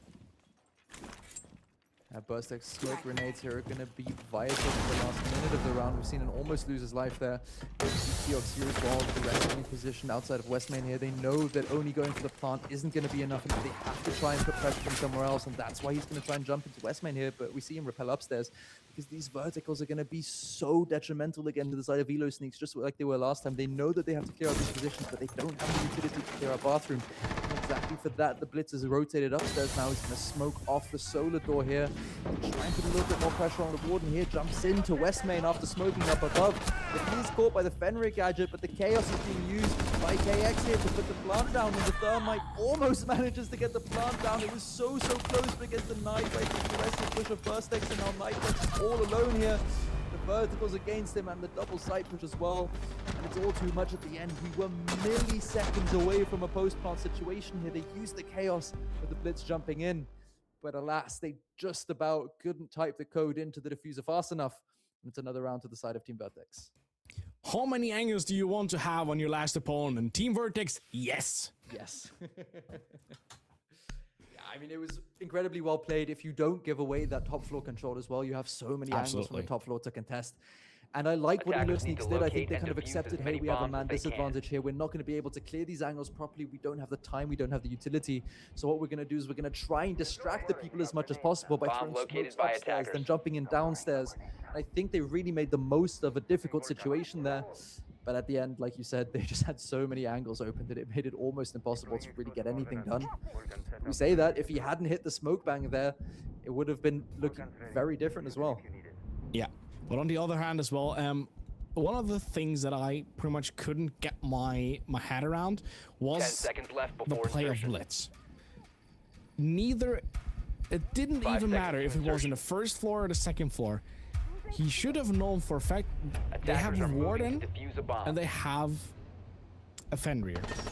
On every single entry path from windows or doorways, there will always be a Fenrir gate. On the other hand, we know for a sake it got pinged out so many times that there is a Warden upstairs. And if you enter from one of the windows, you know the Warden will pretty much stand right beside your cheek, ready to kiss you and say good night. So why do you move between the first and second floor on that western side? It doesn't even make any sense, because you know, either if you enter in first or second floor, you will get bummed out immediately. Another player who got bummed out immediately here is Keox, who gets taken out by Tolji. That's the raw Oregon as well. And now we're going to be seeing a fallback coming in from Slorax. He's going to try and work his way back to blue stairs, and it's yet another entry pick for Team Vertex. They've been so good at converting them in these rounds, and we're seeing so much plant deny come in as well here. We have Burstex on the Tachanka, we have Slorax on the Smoke, we have Xander on the Goyo, and we even have Mixq who could deny a plant as well if he had any Ela mines left in his pocket, which he doesn't in this case. But we see so much utility here to deny the plants, as we see the top floor utility slowly getting taken care of here with the Flores drones of the side of Goldies. And while they do have the man advantage as well, the utility is slowly being burned away, and they need to make sure and watch out here, Team Vertex, that they don't get put in a situation where they can just walk at them, because the last thing that an operator like the Tachanka wants is people with guns running at his face. Yeah, totally agree. But still, I think the utility clear took a little bit too long for my liking, as it took a little bit more than half the round to be concluded. But now the first engagements are coming in here. We're trying to get access to these long angles all the way deep into library stairs. The walk-up is committed by the Grim. Grim gets through, gets Slorax, will get dealt a lot of damage though. Meanwhile, Tolji has to forfeit his position. Needs to roam back to his teammates. Oversteps in the name of Xander. Xander tries to help out his teammate, oversteps and gets into the visuals of Sunk. Sunk clears him out. Next drone is coming in over Forest, pushes Burstex out of his position. Burstex will punish the team of Elo Sneaks for that. Gets a kill onto that striker. Meanwhile, we're on a 2 against 3 scenario. Grim very low on HP, more or less the 2-2 scenario. 28 seconds left for the drop. The kid is in hand. What are Elo Sneak about to do? They're jumping in as Goldie fixes off Burstex. Sunk gets a visual on Tolji, and that way, yet again, we close the gap, make it an even, and go in to the second half with a 3-3 scoreline. Even scoreline in after the first half. Why is that the case, dear Max? I think what we saw there in the last run especially was a really nice adaptation from Elo Sneaks. They identified, hey, last time we attacked here, we went for a really aggressive, quick, plant-focused play. So this time, let's kind of take our time a little bit more. Let's make sure we clear out the utility, because they're likely to bring more plant than our utility, because they'll be worried about that quick push. So they kind of predicted that the Tachanka might come out. And they said, hey, we're going to be taking a Flores. We're going to be taking a Twitch, for example, clearing all of that utility so that they don't have any traps, which stopped them in the last round. And it really just kind of shows you the layers of siege thinking that you get here at this kind of level, where one thing goes to another, and teams are really trying to adapt to the different layers of utility and different layers of strats that are being brought from round to round. And in that round, especially, Elo Sneaks just kind of came out on top. They cleared all of the utility that stopped them from walking, and then they said, hey, off we go. Let's get our kills now. On the other hand, second half also means second half. Sven, Thorn, and Denari for the defense. Meanwhile, we have Grim and Ying in the attack. Yet again, it is complete Attackers need to locate and defuse bombs. comfort bands in the names of the attackers that are being drawn out. Makes it a little bit easier for Elo Sneak to just move around and also contest different areas, and also contest the entries, as you can't flash out entries being taken here by Vertex. On the other hand, Vertex bans out the Thorn and Denari, so it makes it a little bit easier, a little bit better for them to just move and roam around the map freely, not being taken in consideration there will be traps in all close proximities. Yeah, especially on a map like Chalet, where you can 10 lurk seconds so to go. effectively. The trap operators are just so incredibly strong. I think Thorn and Denari are probably two of the 5 most seconds to played operators on this map. Little tip and trick session here with both of these operators. You can massively deny the jumping on any window. With the Denari, you've probably seen the lineup that goes all the way through piano and bathroom windows. And with Thorn, as soon as you put a barbed wire as well as a Thorn gadget on any window, the attacker is basically confirmed to be dead, because there is no way to deny it unless you manage to 360 around or 180 around, I guess, to deny that Thorn gadget. And then closely followed by Fenrir, which is probably the third most played trap operator, just because it takes so much vision. So I definitely understand why Team Vertex has banned them out here, and I understand why they're playing the Twitch as well to kind of combat the trap operators that are remaining. And then of course, two more operators, which we see very frequently, the Mute and the Zami inside of abilities. A first gunfight being committed here so far.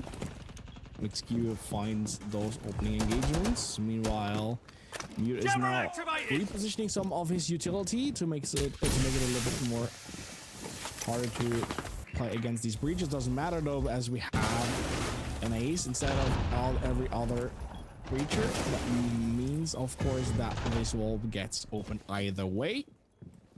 Parallel, we only have a Tachanka on site on a linear basis together with the mutes. Meanwhile, all three others are on their own into the second floor. Still a lot of challenges, a lot of tasks to be cleared and also be committed here by Vertex. But on the other end, the time is still there to do that. All of the control is really here. They need that. They can start working towards a site plant on the window. They still have the Capital for eyes as well to clear out that suicide position. As we see here, Goldie is going to try and get aggressive onto Xander, onto the K9 position here. Sam managed to pick out Slovax. That's the first kill dropping here for the side of Elo Sneaks. His army taking out the Nomad here. So no more deny for the top floor retake. As we see the firebolts prepared here. Tolji taken out as well, though, and that's that stock position cleared and re-enabled. So they have to go for a quick execute. The KX frags him out here. Mixq gets the refrag as well, and Goldies takes out Xander. Nitro onto Mixq. And as soon as that player holding the stock retake died, they had to get into site quickly, because as soon as stock position gets retaken, it becomes impossible to jump into the site window. The only problem is there was fire on the floor and an enemy on the door.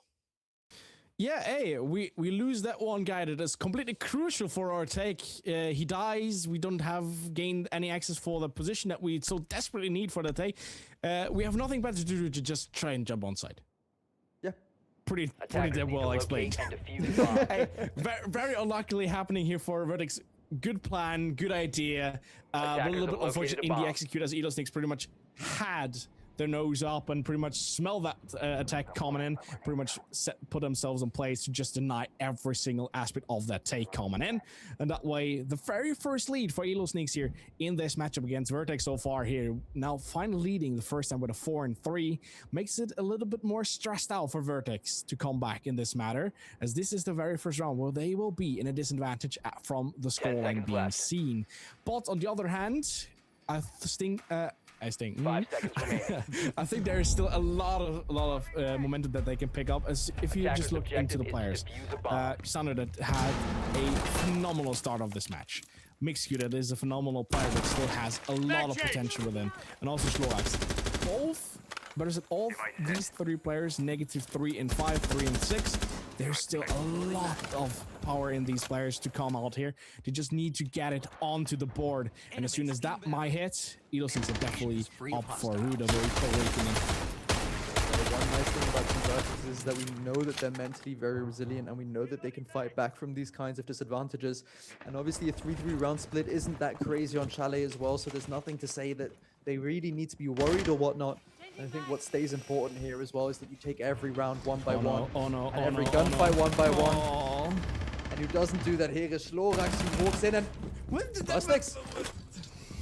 I'm a little bit lost for words. I think they're playing with their microphones muted. Maybe that explains why they've lost these 4 rounds as well. Normally, now the call in text would have come headset bro? Question mark? And I could, for the first time, pretty much understand why. Like, you know for a fact where these bullets are coming from. Yes, we don't have kill cams, obviously, out of a given reason. But you know for say, I am a shield. I can only be hit from my back end side or from the side. Obviously, there's no one behind me because I've just been there. So it has to be on my right hand side. And then Berserk just running into bottom fighters does not make any type of sense to me. But either way, basically went up into piano. The first player of Elo Snakes. Meanwhile, he has Xander close by. Xander only needs to be in for the next kills. Where we spotted out from 2 angles. The third angle was already on its way, and we pretty much just forced out the remaining players of Vertex with everything Elo Snakes has to go with. 3 against 2 scenario pretty much shrinks into a 3 against 1 scenario, and there's no way for Vertex to pull that back. And we see the very first tactical timeout being pulled here by Vertex, and it's more than needed. I think the tactical timeout probably comes at a very good point here. I can imagine that there's a little bit of head loss going on the side of Team Vertex. It's important now for Burstex to kind of bring it back in as the team captain and kind of try and bring back everyone's mental, try and refocus everyone on the round at hand, because otherwise things like this can slip very quickly, especially with 3 rounds now being lost back to back. Elo Sneaks won that all-important last round before the role swap to kind of take that momentum into the new half. And so now we're really seeing this kind of mental side of the game being brought in as well. If you want to see more of the mental side, come along to the offline finals for Combine as well, that you can see here on the bottom of the screen to get your tickets for that on the 25th of July over in Düsseldorf. Max will be more than happy to take pictures with you and sign anything you would like. Oh, absolutely. Absolutely. As long as All it right. stays PG, I'll sign anything. And on the other hand, things that we would love to sign Attackers need to is the locate signed and deal defuse of Verdicts bombs. coming back in this match and maybe giving us the very first overtime of this qualifier on cast. But until that point, it's still 3 more rounds that they need to win, and also Elo Sneaks need to win at least 1 more round to that being the case. But yet we're only in round number 9. There's still a lot of things that can and will happen here. And so for Elo Sneaks, this could be the potential breakthrough round, as this could be the leading up round for their very first match point. So if that means if they're in round number 9, they have 6 rounds in their books, 10 seconds meaning to that they can insertion. close it down and seal the deal in round number 10. And I'm 5 pretty seconds left sure about before one insertion. fact. Vertex will give it their all to try and prevent that from happening. Attackers must locate and defuse I the bomb. absolutely think so, and I think obviously we know Vertex a little bit more than being a German team, but what we see here as well is some really good play from the side of Elo Sneaks with an aggressive spawn peek here doing so much damage, and then you're unlucky that the first operator out of spawn is that shield on the blitz. I don't know if they're completely confident if Goalies has fallen back or if he's still playing in this aggressive position here. So Schlorax is going to be a little bit hesitant to jump in and take the control here. And I was going to say that we really need to also be complimentary how good Elo Sneaks are playing here. We don't just want to act and say like they're not playing well here or whatnot. They're doing really good here. Goalies goes for the jump out though. He gets a little bit too motivated. Sana is definitely aware of the fact that there could be a jump out, and he has his crosser in the right position at the right given time. Now the push will be concluded up towards the Solar Stairs. Tolji is the next one to grab the kill on from the windows. Song will be there to make it an equal though, as he refrags Tolji onto that solar window. Breaking down the pace a little bit, and also the game fall from Vertex. Vertex has to re-roam and regather for a second attempt. C4 out of the books from the Warden. Doesn't find anyone. Doesn't take away any more HP points, as Song already with that kill has more than stabilized his double digits. 11-4. One of the more key impacting players in the roster of Elo Sneaks, as Koz is able to lock it down and make it an equal 3-3 scenario now, as he finds and splits down on Duxander. The shield here in Bathroom is one of the most difficult positions to clear out on this map here. You of course still have the fire on the side of Capital, and there's no Warden that can deny here, but of course Jaeger ADSs do now also catch fire. Stepfire come to clear out the master position instead of the Bathroom position, which is going to stop the push from Schlorax here. They do know where they want to go for a plant here, so Mixed is going to be the one tasked with pushing for that. You see that shotgun angle being opened here now to hold that wall. King K expecting the first kill onto Burstex, and now it's down to only Schlorax and Mixed. The shot comes in here, but there's a shield in the way. SS Sunk going to be sitting here very low HP together with the Warden as well. Blitz pushes through here, doesn't really see there's a player there, gets the flash in, but the crossfire is there, and they might just manage to pick up Schlorax. Mixq gets sunk though. Now it's a 2v1 situation with 30 seconds left to go for Mixq. And it is completely winnable if he is able to isolate the Bennett before he's going for the Warden. It is definitely winnable. 1v1 scenario, 20 seconds left. He has all cards in his hands. He has the potential better weapon as well for close proximity. As the diffuser can go down and pretty much lurk up and force Warden to come out of his position. Comes out of his position, spots out the feet. And good and well played here by Warden, as he doesn't step any closer than he must to get that kill sorted. And that way we have that 3 and 6 scoreline coming in, meaning match point scenario for Elo Sneaks. And they have 3 tries to seal the deal before Vertex pushes it into potential overtime. It was such an incredibly promising round there for Team Vertex. They really played it out quite nicely until they managed to get into that kind of solo position, lost one player again, which kind of held the whole attack together, like we saw back in that bar round at the very beginning, which they'll be probably attacking again here next, but now with some slightly different bans, the Capital, as well as the Warden coming together to be the last two bans on the site. Now we have all of the operators taken out for the next at least 3 rounds, maybe as many as 6 if we manage to take it into overtime here. But Team Vertex, they're going to have to try and figure out something else because they've lost every site once now attacking. If they want to get that 3-3 split back, they're going to have to get their ideas Attackers together need to now for these locate last and 3 defuse rounds. as many bombs as they can. I'm pretty... Razor wire up. Ready to go.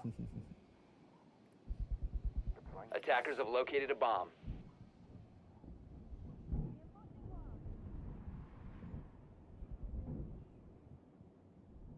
Jammer ready to activate.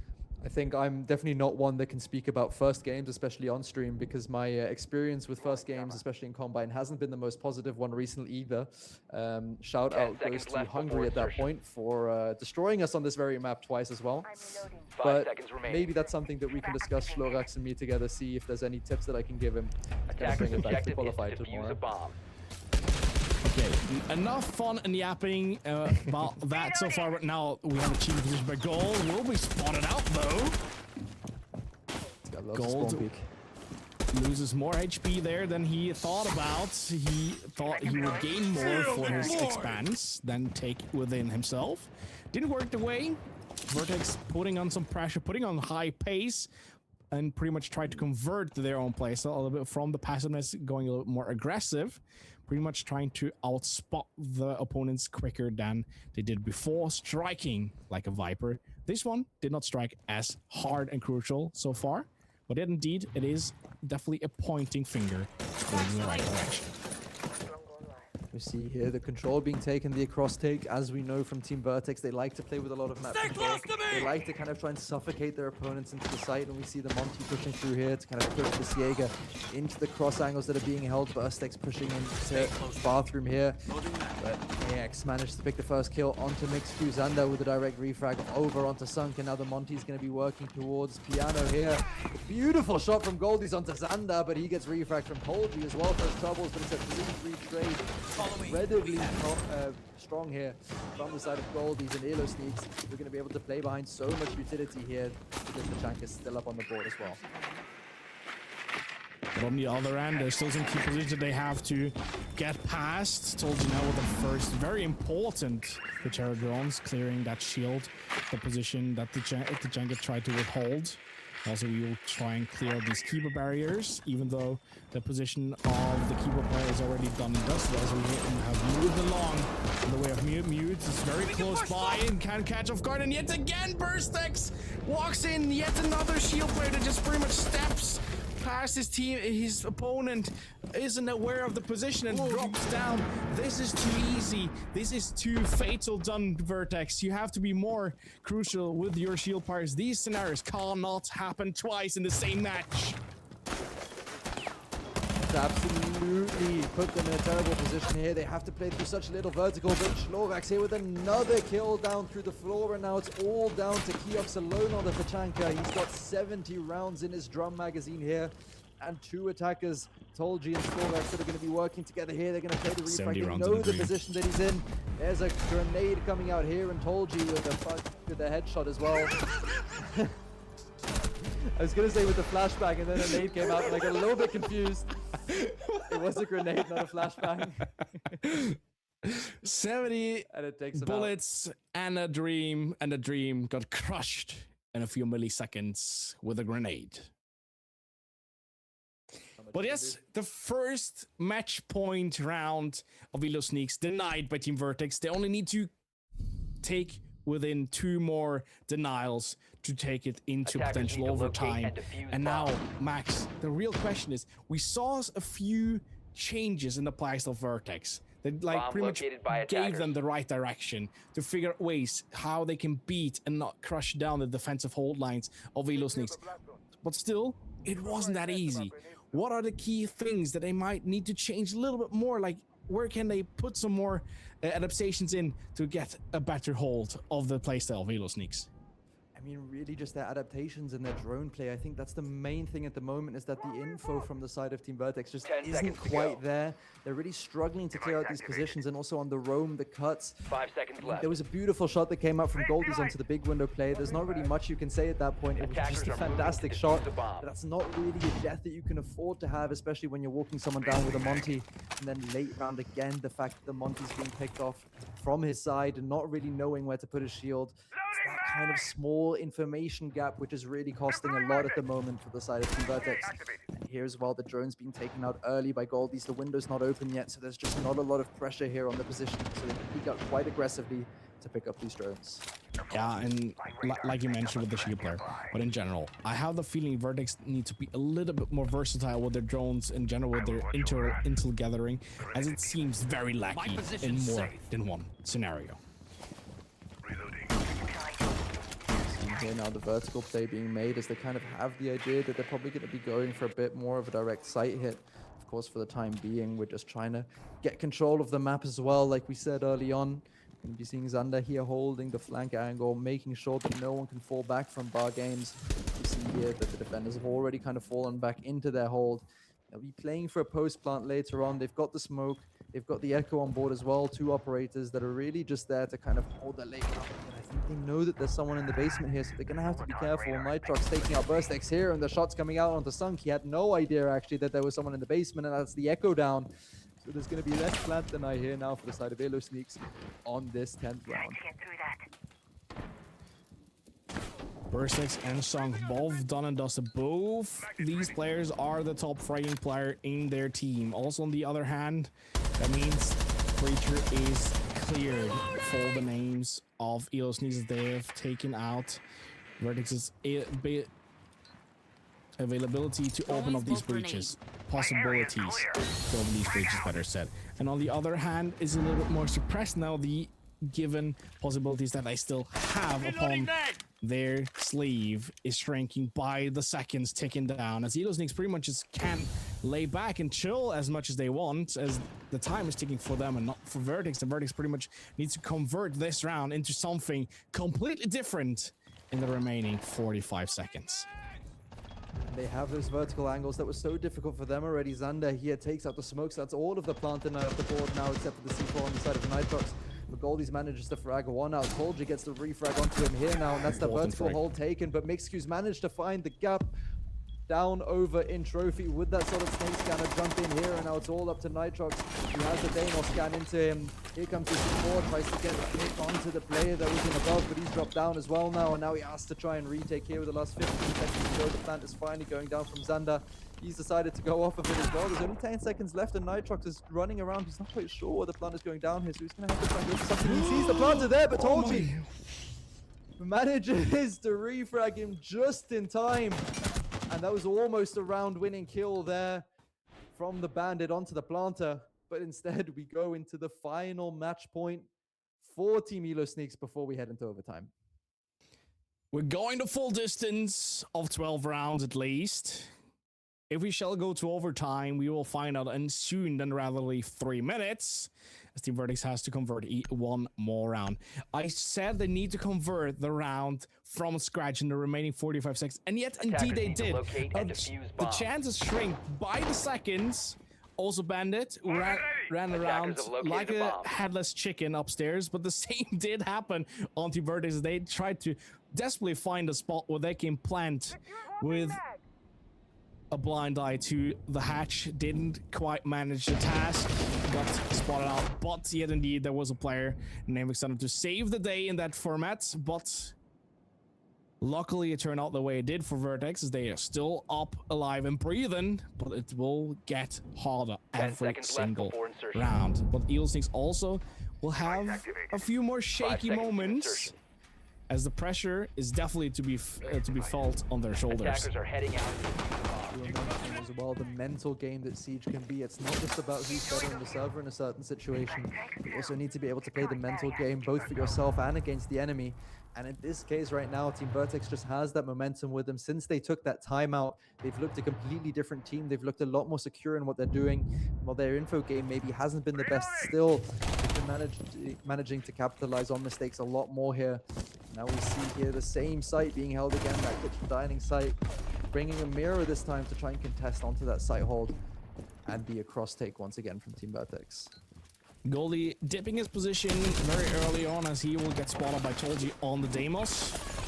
Pretty much doesn't try to over-aggress these scenarios. Oh, gunfight coming in here against from Sung. Doesn't hit his bullets on the name of Burstix that will be put out on that window. Parallel Slorix is lurking a little bit in from basement hall, going towards blue stairs. Lorax here pushing up onto the mid floor now where all the action is going to happen. That hatch being opened once again. And it became kind of the undoing grace for Elo Sneaks in the last round. So hopefully they'll be able to capitalize off it a little bit better this time.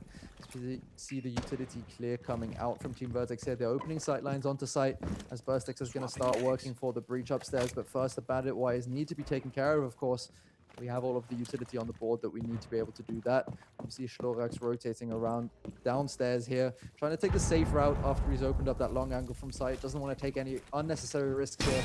Make sure that they can get all the control that we need. That Ash charge here, exactly what they need to deny that. Bandit checkers out as Bandit swings in aggressively as well. Doesn't quite manage to get the kill out onto the Ash of Schlorax. Now Bursty needs to be aware that the vertical above him is opened, but the Bandit is going away, not playing that aggressively, as he will be spot out from the breach above. We have two guys watching that breach close in proximity. But the Bandit waiting for his chance to drop the C4. Same scenario as we have had previously. This time we have a 5 against 5 scenarios. First C4 coming in, no answer being found. Second C4 coming out, no answer found there either. Strokes yet again with another rotation wave. Told you finds the first. Opening engagement found against Sung. And Vertex has the lead in name of man count. Loses Xander though, makes it a 4-on-4 as Cass finds him. 26 seconds and we need the conversion of this play. We need to force the gunfights. We need to force these fights against the players because finds his next one and that will be the done and dusted deal. Goldies finds a kill and that way we have a quad kill coming in from the Goyo Ella with the last kill to her name, and that way Elo Sneaks seals the deal just before it would have gone into an overtime. Vertex put all their head against it, tried to throw themselves into these last scenario and last second gunfights every single time over and over again and work for them in round number 10, 11, but it shouldn't have lasted for round number 12. Yet indeed though, a respectable performance from both teams with a longer arm and a better experience here for the guys of... No, I totally forgot the name. Dang. But in general, Max, it was a banger of a match. It was very close. It was a match definitely, in my eyes, would have deserved an overtime. But one team didn't have it, didn't see that from coming in. But in general, how did you see the match? What are the key factors that you want to highlight why that team won it out against Vertex? I think one thing that we can definitely say is that Vertex didn't show everything that they're capable of, but at the end of the day, that is also definitely up to the fact that Elo Sneaks played incredibly well. I think it's very easy to dismiss teams sometimes and say, hey, look, they trolled rounds, the Monty made a few misplays, and that's the reason that they lost. But I think that that's also a little bit disrespectful to a team like Elo Sneaks, which really showed that they have a good understanding of the map. They know how to play. They know how to adapt as well. They showed us some really interesting takes, or some more up-to-date, some more meta takes, for example, onto that bar stock. And also with the way that they defended, they knew exactly what their win conditions were, and they made sure that they played the vertical when they needed to. They made sure they forced against when they needed to. And I think they showed a generally very good understanding of how the game works. Yeah, and totally, as you just mentioned out, we're in a best of one scenario. And it's pretty much, I would like to point out the way, you have two types of siege teams. You have the teams that are pretty much suitable for best of ones, and you have the teams that are suitable for best of threes. The teams that are going in for being more suitable for best of threes are the teams that are also scrimming a lot because they're playing against at least 2 or 3 maps every single scrim. For teams that do not play one map scrims, very often lack to like put in their all in one map, all power, all energy, because it can cost you everything. Either you put it and give it your all in the very first match, and you put everything that you have into that best of one, and you win it out, but then you lose power, and you haven't the right amount of power for the next game coming up after. Either way, you need to be able to not only put in everything you've got in the map that you have, because you only have that one chance to conclude forward in the next round, but also you need to be able to like regain power and strength in that small, tiny breaks that you have between these rounds. And that is, on my point, the real deal where the team split from not only being a great team, but also being an experienced team. Because these experienced teams, they know for a fact how to play qualifiers like these. Putting everything on one hand, on one map, give it their all, have 5 minutes break, and then do it exactly the same thing on the next map. And that is something that is not only very hard on the mental strength, but it's also very hard on the mechanical. You have to be focused, you need to have callouts, you need to have your mindset right, and you have to be mechanically on the spot every single game. That is hard. That is not something that every team can do. So highly respect on that point. For Verdict, it shouldn't have lasted as long as they might have hoped for this qualifier. But yet again, we hope that we see you back tomorrow on the second qualifier day. But before I yap another half an hour on this map, I say we throw it into a quick break before we head into round number 3.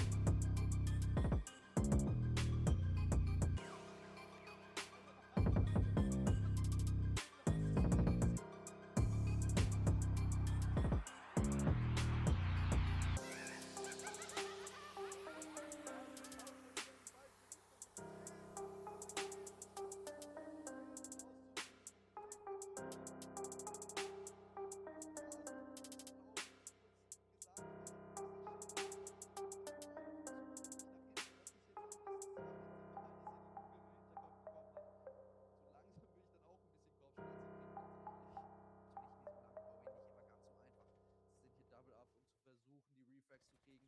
Aber Jay wird hier direkt gedownt von Kesi. Die schaffen weiterhin durch. Chichi zieht rum und holt sich auch noch Stray raus. Richtig schön rausgespielt. Und was man dazu sagen muss, weil dieser Turm so über das Tor am C4 fällt. Wunderschön auf die Szene.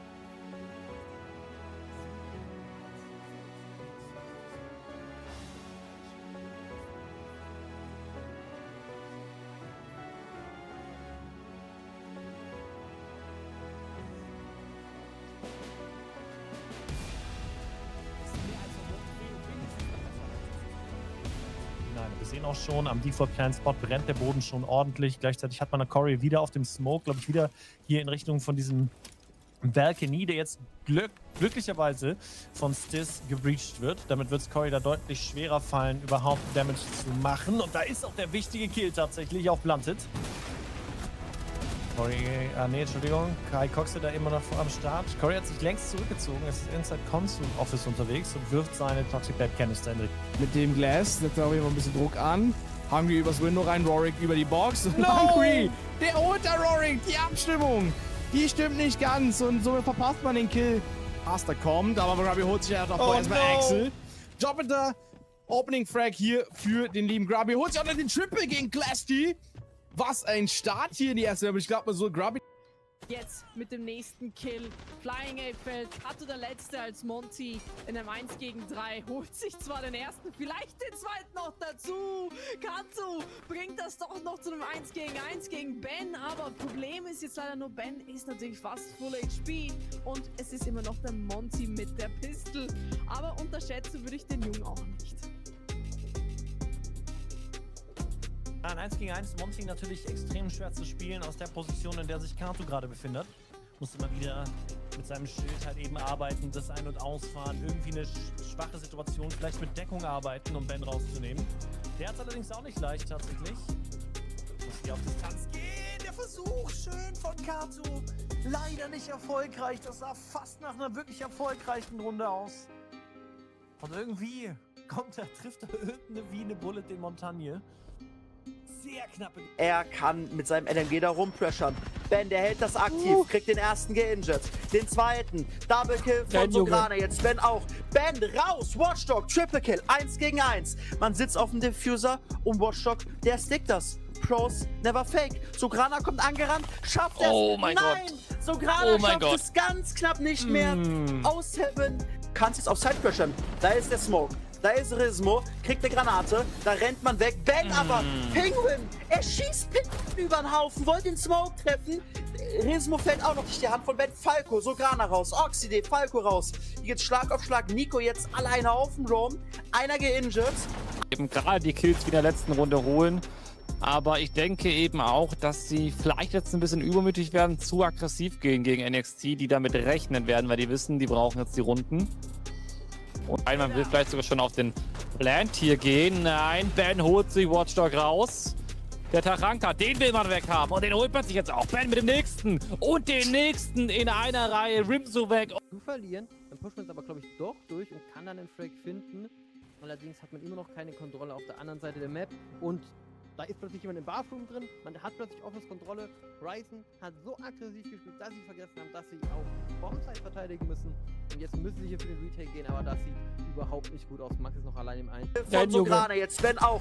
Ben raus, Watchdog, Triple Kill, 1 gegen 1. Man sitzt auf dem Diffuser und Watchdog, der stickt das. Pros never fake. Sograna kommt angerannt, schafft es. Oh mein Nein, Gott. Sograna schafft Gott. es ganz knapp nicht mehr.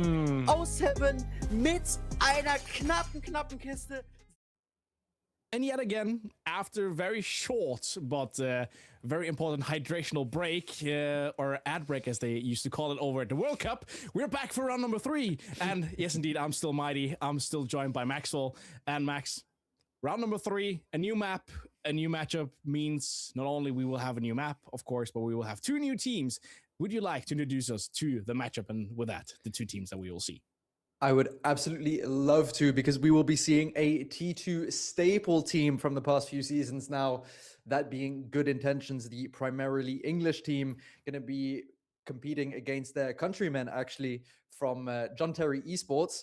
For those of you who follow football, you might know who John Terry is. The team is not officially affiliated with John Terry as J-Lings was back a few years ago, unfortunately. But nevertheless, it's still a team with some known players out of the UK competitive scene, playing a little bit more around that T3 UCAN kind of level a lot of the time. Obviously, Good Intentions being very well known in the recent Challenger League seasons as well. And above all of that, we will be going to a little bit of a newer and more interesting map in Lair. Yeah, finally Lair. As we both used to say now, Dianic will be hella jealous because it's her absolute favorite map. Oh, she loves it. After Nighthaven Labs. But on the other end, I'm so happy that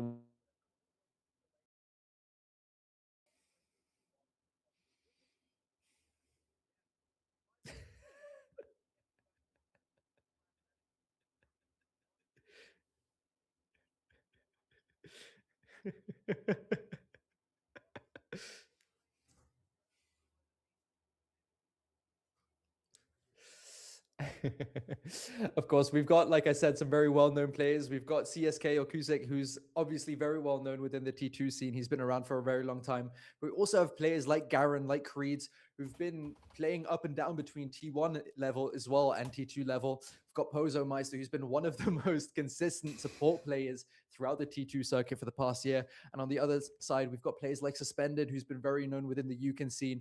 We've got Rolo, who is known for playing for teams like 10 Star, for example, which is a little bit of a throwback as well for some people, but I'm sure people will remember a lot of big names coming out of that team as well. So we do really have a matchup with players that really know their way around a siege lobby, and they really know how to bring the excitement, so to say. And what's even more exciting, I just talked about it with you backstage. Round number 3 also concludes one more thing that is so important for these players. They have been fighting 2 rounds before and prior to be reaching this point as they are right now. The 2 matches before just meant going in further into the next round. This match here takes it all. If you fall out and lose this match, you have no chance to be in the top 8 and have to be forced to play yet another qualifier tomorrow if you want to compete in the EU series of Meisterschaft. Do you win this match? You're automatically in top 8. You're qualified for Meisterschaft EU, and all matches coming after are only for seeding purposes. So by that being said, is that not something to be even more eager to win this map out? I don't know. I think absolutely. And what we're seeing here, what we're a little bit used to from the English fellas as well, a little bit of chatting coming in straight away as we load into the lobby. You absolutely love to see it. Obviously, these guys will all know each other as well. So there's going to be a little bit of banter coming in, as they call it over in the United Kingdom. What we'll also be seeing come out is some pretty standard bans, with the Ying and the Cade being pushed out. I can imagine seeing a Shield, as well as probably a Bandit here coming in as the next 2 bans, which we'll be seeing coming in here in the next 2 seconds. And indeed, we will be seeing a Glaz actually and a Mirror. So my prediction's completely wrong. I'll be leaving it there for the predictions for the rest of the stream. I'll be leaving those to you. But nevertheless, some pretty standard bans, I would say. Yeah, definitely standard bans. The Ying and Kate have been following us around all day. Also, the Mirror has been seen in the match brightly. Bans that we pretty much don't need to point out anymore. Glass is a little bit interesting to me, but as we have multiple spots here that will be done and dusted through these breaches, it's a lot of understandable that we take out the possibilities, like to have the typical Maverick open a breach and just smoke it and just wait for someone to try and play active or like swing these breaches. Attackers have located a bomb. Pretty standardized, I would say. So these bans completely well and good taken by the teams. Now it's more to see how the first rounds will unfold, especially to see how these teams are going in with their own defenses and how they will act upon their own attacks. Good intentions here will be starting on the attacking side for Lair, which is typically kind of the unfavorable side. You want to be playing on the defense. It's typically slightly stronger than the attack over on Lair. And what I think will be quite interesting here for Good Intentions is they really have something to prove. Obviously, I think they weren't all too pleased with their performances over in Combine. And we're seeing here also a play swap with Garen coming in, playing the Ace here, which is letting Pozo move up onto a little bit of a freer role here, not forced to play onto the Ace as much as we see here in this first round. But I'll be quite interested to see how the dynamic kind of changes between Combine and the Meisterschaft here. It obviously gives a little bit less in terms of the T2 points, but especially after missing out on them in Combine, these points are going to be all the more important for them. So I think they're really going to do everything that they can to show off why they were such a staple in T2 for the past year. And by that being said, it's more about to see where these first angling points are. We're going in with the breaches, trying to open up a few visuals, making open a few crosses, making it a little bit harder to move, especially throughout this 90 hallway where we have the Legion currently residing in server hallway. On the other side, we're already in operationals, trying to lurk towards the last remaining breaches for the most standardized and up with that bomb plant spot. In the name of the defense, we're pretty much just trying to wait for the right moment to swing out in Command-T and try to contest the players in operational. We'll be spotted out by the Grim. We swing through the Grim Beast, and Grim will be Steady in his position, static for the approach, and also takes on his some responsibility. Takes these approaches as they come and gets the kill for his team done and sorted. Be seeing the push coming in through operational here. The head spotted out there of the player sitting down on the mask table as we see Rolo here as well in an aggressive position over on the mask window. He's going to be trying to go for that jump out on the bathroom play because that bathroom position is so critical, but Creed manages to take him out of the game. It's a second kill here for the side of Good Intentions, and a third follows as Pozo manages to get Sarko, who swings through. Now it's all down to Happy Cat, 47 on the smoke, and Thorny over on the Denari. The first down comes here onto Creed, who's trying to go for the backstab, but the plant is going down, and in the meantime, Happy Cat frags out Creed's here. Using kill onto Gorny with that Ubisoft buffer. Now it's all up to Happy Cat on the smoke here in the 1v4 situation. He's going to have to try and get 4 picks, but it's not going to be enough as Bumsy swings around with a shotgun on Lion. One of the 3 weapons that you probably don't expect to see quite so much on the Lion, but it turns out the range on the shotgun is probably just about as good as the range on the DMR.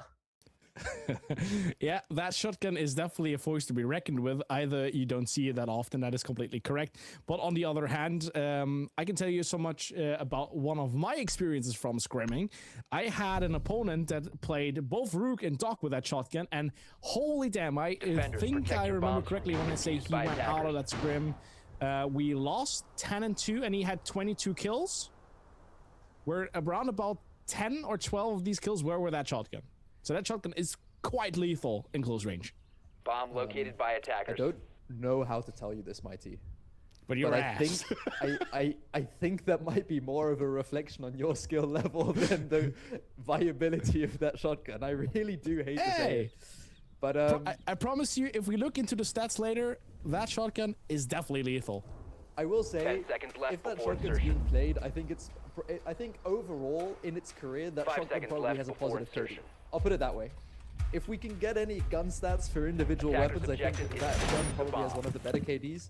There was one round in the Combine playoffs that I wanted to play it against LLH when I had to sub into my team, and I immediately got told off by my teammates and told to stop trolling. So I had to go play an actual gun, quote unquote, unfortunately. But nevertheless, we won't be seeing the gun coming back for a second round, at least not yet. What we'll be seeing is the Bandit trick coming up from Suspendo here to try and deny that main breach. And one other thing that we do see is the flash on the side of Sarko, which was hidden in the prep phase, meaning that Kusik did pick into a Monty here, which is going to be immediately confronted here on this Pebble store and denied entry point into that green hallway.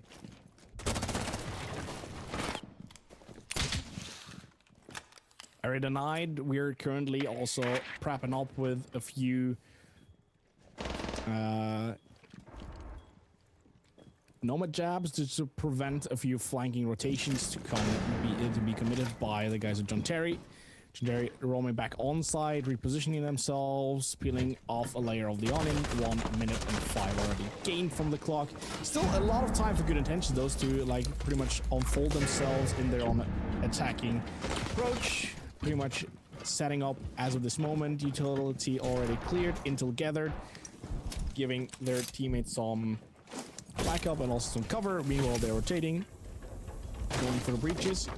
And it looks like that we will have a take from the storage hall going towards the R6 room site. Also, we have the verticals from BNZ trying to not only lurk out, but wait for these verticals to come in. And great team play here together with the ace, just pretty much suppressing back Zarko onto the clash, not only dealing him on the linear base, but also putting on some pressure from the vertical end. Great executed from the guys of Good Intentions. That's how it's supposed to be. Kareed's managed to pick up another one here onto Rolo as well, and that's the same 3v5 situation that we saw in the last round, but losing that clash with a whole minute to go is going to be so dangerous. Bumsy picks up another one onto Gorny here, and now Habicat is going to have to get aggressive onto this window, but he's facing in against a Twitch DMR, and as good as the SMG-11 is on that mid-range, it does look like an unfavorable gunfight as Suspendo is pushed back here, going to be made to fall back into the hallway, which allows Kusik here to go for the plant. The Monty putting down the diffuser on the site. Happy Cat wins that gunfight against Creeds, but now it's a 2v4 on the retake. They still have the verticality below with the Deimos. They still have the shield take place on the doorway as well, so the Smoke's going to have a terrible time trying to peek through here. He's going to have to go for these jiggle peeks. He's being held from below. He's being held horizontally. Ozo manages to get the pick, unsuspended, and a wonderful shot here from the smoke as well to pick off Garen, and that's another kill to get onto his stats, but it's probably not going to be much more as he gets another one onto Boomsy. Beautiful triple kill here. The Nomad Charger set off, and there's 10 seconds left. They're falling back further now because they're thinking, hey guys, what are we doing here? Let's not throw it away. The Monty comes in here and he doesn't know the position of the last attacker. With that, the time is going to run out, and Kusik gets another pick onto Happy Cat to seal off the round. Some beautiful shots being hit there, though. Yep, beautiful shots being hit, and also came in here a lot of great gunfights on both ends here. Happy Cat pretty much trying to fight back with all that he has in his armory, but still, it shouldn't have been enough as Good Intentions steal away yet another round, expanding the lead onto a 2-0 lead right now. And already now, I just wanted to say, it looks a little bit that you have a team that is fairly well put together, playing against a team that has a little bit more experience in typical tournaments like these, and especially like qualifiers like these, as Good Intentions pretty much look a little bit of a next level. Yeah, I think this is exactly what we spoke about in the first game as well. Sometimes you see these like slight mismatches of quality, of course, in the qualifiers, but that's not to say that John Terry don't have the opportunity to show something here. It's only 2 rounds that they've lost so far, and while I did say that Lair is probably a more defender-sided map at the moment, there are also certain games where teams just have kind of that lead on the attack, you know?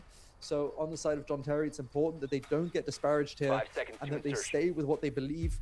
So in the last 2 rounds, they were trying to play a bit more of a defensive style, a bit more passive on the defense. They're playing behind the clash shield, etc. And we're seeing the complete opposite now. We're seeing traps being set up on site to try and hold any direct pushes, while we see Suspendo and Happy Cat here on the aggressive roam, trying to get really right up in the face of Good Intentions here. Trying to make it as unpleasant as possible for the expand of Good Intentions to play through towards the map and also towards the site, as you also see a lot of more aggressive operators. Like if you see operators like a Goyo that like pretty much just puts his utility out on the map onto the side and goes roaming. You have the Solus that does exactly the same, pretty much trying to trap out every entry. You have the same onto the Scopus, is pretty much with his 2 shells can be on side and off side at the same simultaneously time.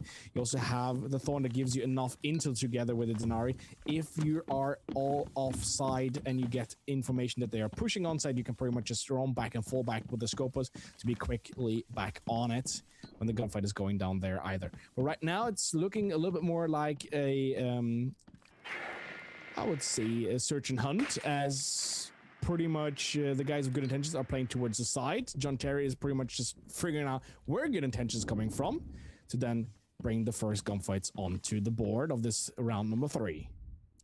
Good Intentions are going for a bit more of a direct take here over the garage side, but that does of course mean that there is the possibility for verticality. But Kusik swings around here and gets the first kill onto Sarko, who overextended a little bit, and Happy Cat on the drop as well is caught out here by Pozo, who's playing vertical, and now it's only Suspended left on the roam here, who's going to have to try and get something here, but they've got so many flank cams set up. He's been spotted out now as well, while Garen takes that Rolo back on the site. Gordon falls as well, while Boomsy jumps in. Now it's only Suspendo left all alone on the roam. And it's probably the worst feeling you can have as a roamer when the plant is going down. It's a 5v1 and you have to try and get back onto the site that the attackers just took while all of your teammates fell. Goes for the gunfight here, and Boomsy seals out the flawless round. Boomsy just makes the right call. He knows the fact that he is calling the Scopus. Scopus has nothing, nowhere to go. He has no shield to swap to. There's nothing that he can do. He just needs to go for these kills to come in, because else his robot will stall out. He will be blinded for a few seconds. There's nothing more he can do. And it pretty much just looks like one given thing, and that is Good Intentions. They see the gap within the defensive line of John Terry, and they completely slither and slip through, and they have the upper hand. Take it by it, grip their chances, make all cards count that they have up their sleeve, and pretty much don't leave any trace for John Terry to crawl back in these rounds. Like you saw, John Terry played it very like enclosed back deep onside. Good Intentions clashes that with multi-angles, bringing on pressure on angles, a lot of Phantom and Ghost pressure. They're giving drones that already spots out, like Attackers makes it a little bit uncomfortable for John Terry to be static in the position. John Terry changes the game style. They play it wide and expand all the way into first and second floor, tries to be a little bit more hollow and a little bit harder to outspot and also then encounter. What does Good Intentions do? Hey, they make it simple. They play directly on side, linear from one side, bring the pressure on the side. As soon as the guys of John Terry try to fall back on the side, they're caught off guard with the typical roam cutoffs or like fallback cutoffs. Does work wonders for Good Intentions. Then you have the same scenario. John Terry is left alone with 2 players offside, 1 player, and no 1 player offside, 2 players onside. What does happen? Good Intentions floods the onside with 3 guys, puts in 3 against 1 scenarios twice, cleans out the side, and the guy that comes back and tries to fall back onside has literally no chance to come back to a side that's already full flooded by his enemies. Yeah, when you're playing the 1v5 retake, it really isn't the most favorable situation that you find yourself in. I'm quite interested that John Terry decided to replay the same site again. They did the same thing for top floor as well. They haven't really massively changed their setup, I feel like. They're still playing the same Goyos here. You see one Twitch drone taking apart everything because they're playing so loosely around the site. They're still trying to contest everything, which I think is good. The principles, the ideas that John Terry are bringing are definitely there. But one thing that's also important to mention is Happy Cat is the only person on the side of John Terry that's managed to get a kill so far. And at a certain point at the end of the day, Rainbow Six is a FPS game. And if you don't manage to get any kills, it's going to be a long day. Yeah. I don't know what happened so far, if only Happy Cat is allowed to make kills, or if they are playing Strat Relay and they have like Save the President, like everyone aren't allowed to make kills, only 1 player is. I don't know. No, I'm just kidding, totally. Good Intentions is just making it incredibly hard for John Terry to like find clues, find ways to like pretty much put some pressure of their own onto the board. Every single pressure point John Terry is putting onto the board, Good Intention is just punishing every single time they show themselves. And it pretty much feels like the Good Intention has 2 more players to watch the 6 of one opponent player of John Terry. As soon as 1 player of John Terry is just looking out the window or doorway path into a hallway, there are 3 guys aiming downside, just waiting for him and catching him completely in the dark. We're still seeing from Good Intentions here. They're just working, clearing out this utility, clearing out the positions that they need. You see the first swing coming in here, and Bumsy managed to pick off the fragger on the side of JTE in Happy Cat on the Solis. So that's the top floor presence denied, and now the verticality is going to come out. They've used the nades, they've used the Twitch drones to clear out as much utility as they can. They start to play the verticals here onto Stock, and Gorny is lucky that Creeds has run out of bullets there, because otherwise it would have cost him his life. But together with the Dokubi call, he's pushed onto really, really low HP, playing into storage, playing into connector. Here is Suspendo, managed to swing around and get a kill onto Garen. The refrag here, the breach has not managed to get closed. So that's another angle of egress that's opened up here. For Good Intentions are playing from the verticality. They're going to have to go for hatch drops here. They're going to have to push into storage soon, because otherwise the time is going to be running out. 30 seconds here. Bumsy hits the call onto site. Suspender with a second one in the round onto Poser. That's another verticality denied. Now the long angles are going to get him the phone call as well, bringing him down at the end. Bumsy with a double kill here. Triple kill on the round, gets Gorny as well, and now they can push deep into the site. The plant is already down. Rolo picks off Kusik. Now it's a 2v2 situation. 2v2 situation, diffusers on the floor, already implanted, and now we have to try and lurk up the stairs. Sarger is trying to take the path, lead the trace against Bumsy, and Bumsy will be in the gunfight very soon. Will find themselves losing that one. Now it's only Creeds alone against 2. Takes all on the defuse, will get found and spotted out as there's no intel given where Creeds is positioned at. Now he has the Deimos call. Deimos go on the tracks, and Zarko is 1 HP. If Zarko so ever wins out this, he has the clues, but still the time should not be enough to go back to the diffuser. Well played by Creeds. Creeds forces the time down off the clock. He has to commit for the kill. Zarko gets the kill, but the round still goes in pocket of Good Intentions. Finally some good reads here by John Terry as they find a way to clear out the entirety of the opponent's team, but yet again, the time was not for them and in their favor. Always one thing that you can't keep on your mind, right? Hey, Attackers need to locate at this and point in defuse time, I bombs. don't know what's on the mind of John Terry, to be completely honest. I don't think it's the game, and that's kind of the main issue that we're seeing here. They're going back onto the top floor. They're going to try it for a 3rd time. And they just don't have any answers for the questions that Good Intentions are asking. They know exactly what they need to do here. They're bringing the utility, they're using it perfectly as well. They're clearing out all of the traps that John Terry are bringing. They're clearing out the power positions that they're playing. They're using the Dokubi calls together with the Deimos to clear out players in powerful positions. And they're really just not letting any room open here for John Terry to kind of play around the setups that they've made for themselves. 10 seconds turning left the site before against insertion. themselves, as it were. And so it's just looking 5 really, really seconds to difficult go. here with 4 attacking rounds already down from Good Intentions, and I can't really see a way in which this gets turned properly. Just need to see here if they manage to get that same good read that they had in the last round, because they did really have some good ideas on that retake. They can bring those in a little bit earlier on in the rounds. I do think the first round here wasn't too bad, but you need to really make sure that you don't give these entry picks to the side of Good Intentions again. Like the previous round that we just saw, the guys had some ideas how to come back onto playing against Good Intentions, pretty much trying to force on some pressure against Good Intentions and get the first reads onto them. That was successful, yet they lost the round because of the timing that was left on the diffuser to defuse the bomb. But yet indeed, it is the first clue into the right direction. It's pretty much all about if Junteri can now pretty much expand the things that they have learned from the previous round and make it count for round number 5 and 6. Because if they are indeed able to shrink the lead from a 4-0 to a 4-2, this is still an okay half of the from there for them. Even though you mention it, there is a map that is a little bit more defensive side right of this moment, right of the meta that we currently have in Siege. But yet indeed, I would say Junteri should be more than happy with a 4-2 split rather than a 6-0 split.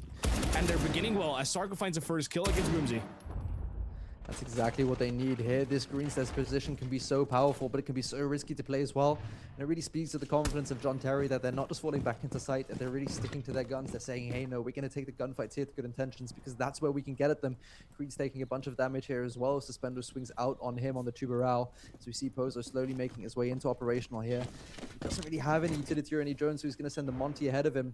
There's a small gap here in the breach, which they're going to have to watch here, and so Happy Cat is going to stay in a slightly aggressive position.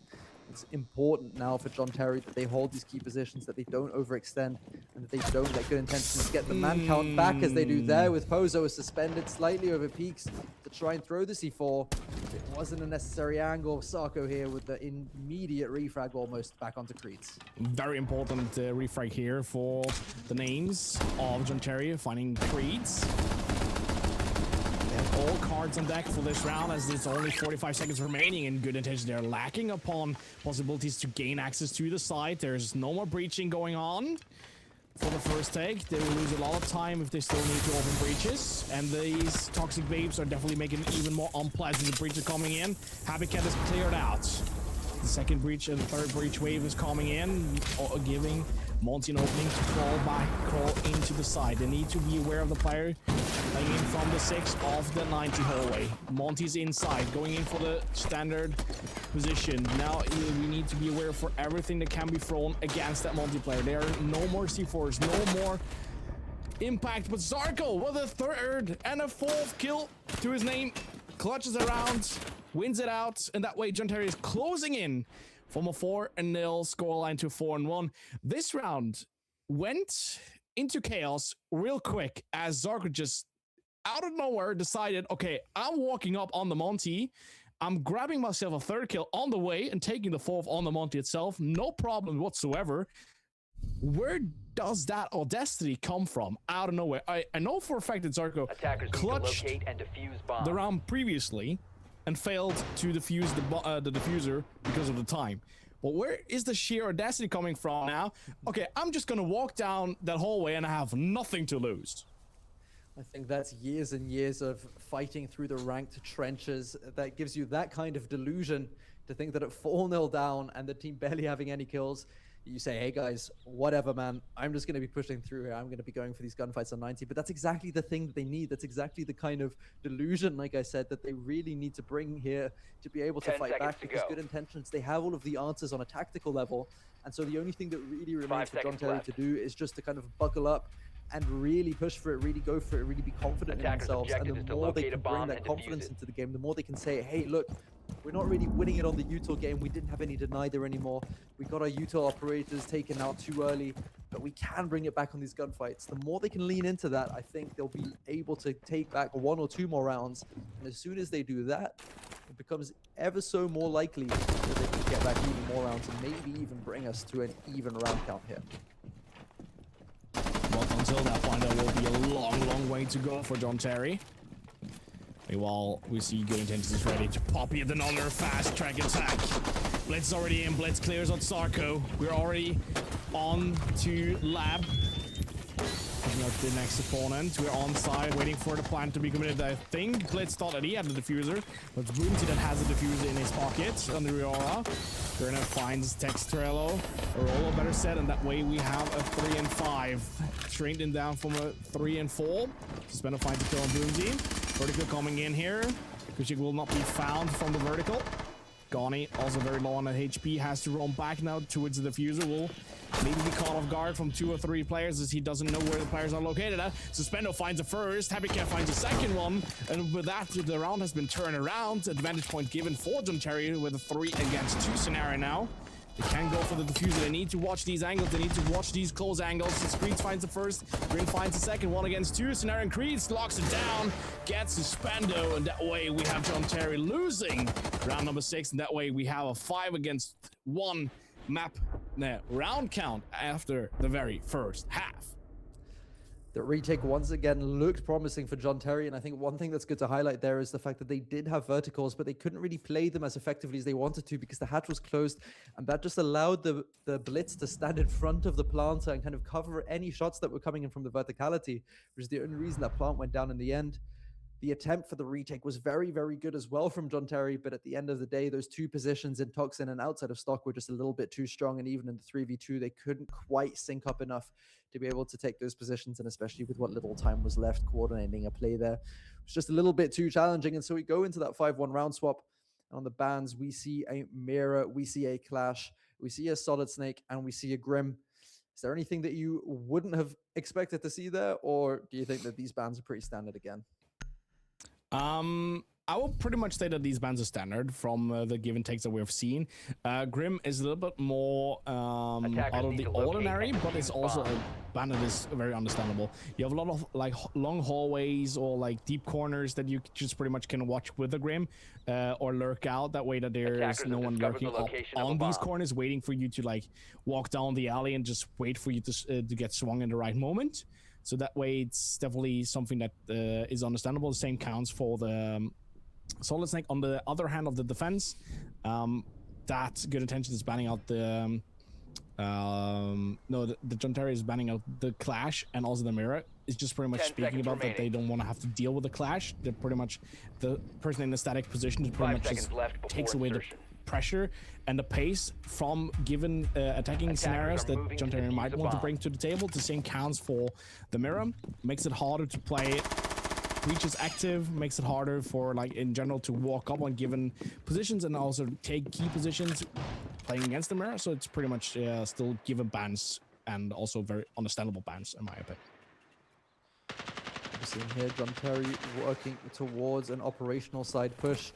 There is the Bandit to worry about here from Kusik. We do have Happy Cat on the Deimos, who could put in some work from the verticality from below, but we see him outside of operational right now. And so it's going to be only the Thatcher and the Ace which will be ready to open up this breach as the first Ace gadgets are thrown out here together with the EMPs, but Bandit is going to try and work his magic here as he tricks. He does manage to get that off as well, so that's 1 Ace charge, 2 Ace charges, sorry, but a burn immediately. And the vertical play wasn't quite there yet. Sarko going for the wall bang here, and the floor bang from Sarko. Trades coming all the way up. Pozo picks up 2. The Suspendo gets Pozo out as well, so it's a 3v3, and it was an explosive opening onto the round, and now the breach can get opened. I think he was just trying to get the bandits here, but he managed to pick off the head of Kusik as well. Definitely a very interesting opening engage for that round coming in here in round number 7. But on the other hand, now we need to wait for Sarker and also Happy Cat to move on further, because this might be the first clinching points as I lose all my visuals. Everything's loading. All good, because I can still see what's going on. Boomsy is going to be playing in the 90. He's going to be trying to make sure that Suspender can't push through as the breach gets opened, but not enough. And so they won't be able to push in and go for that default plant here. And they're going to have to try and find a different way to push out onto the side. Yeah, and by that being said, we have still 1 minute and 30 remaining as the next load up is coming in here. And I can definitely say that I'm shaking for what's coming up next. Garen is going to be here trying to force into the 90 here with the smoke, with the shotgun closest. Creeds is going to be sitting on site, and now they've both been pushed back deep onto the site. They do still have smoke grenades available.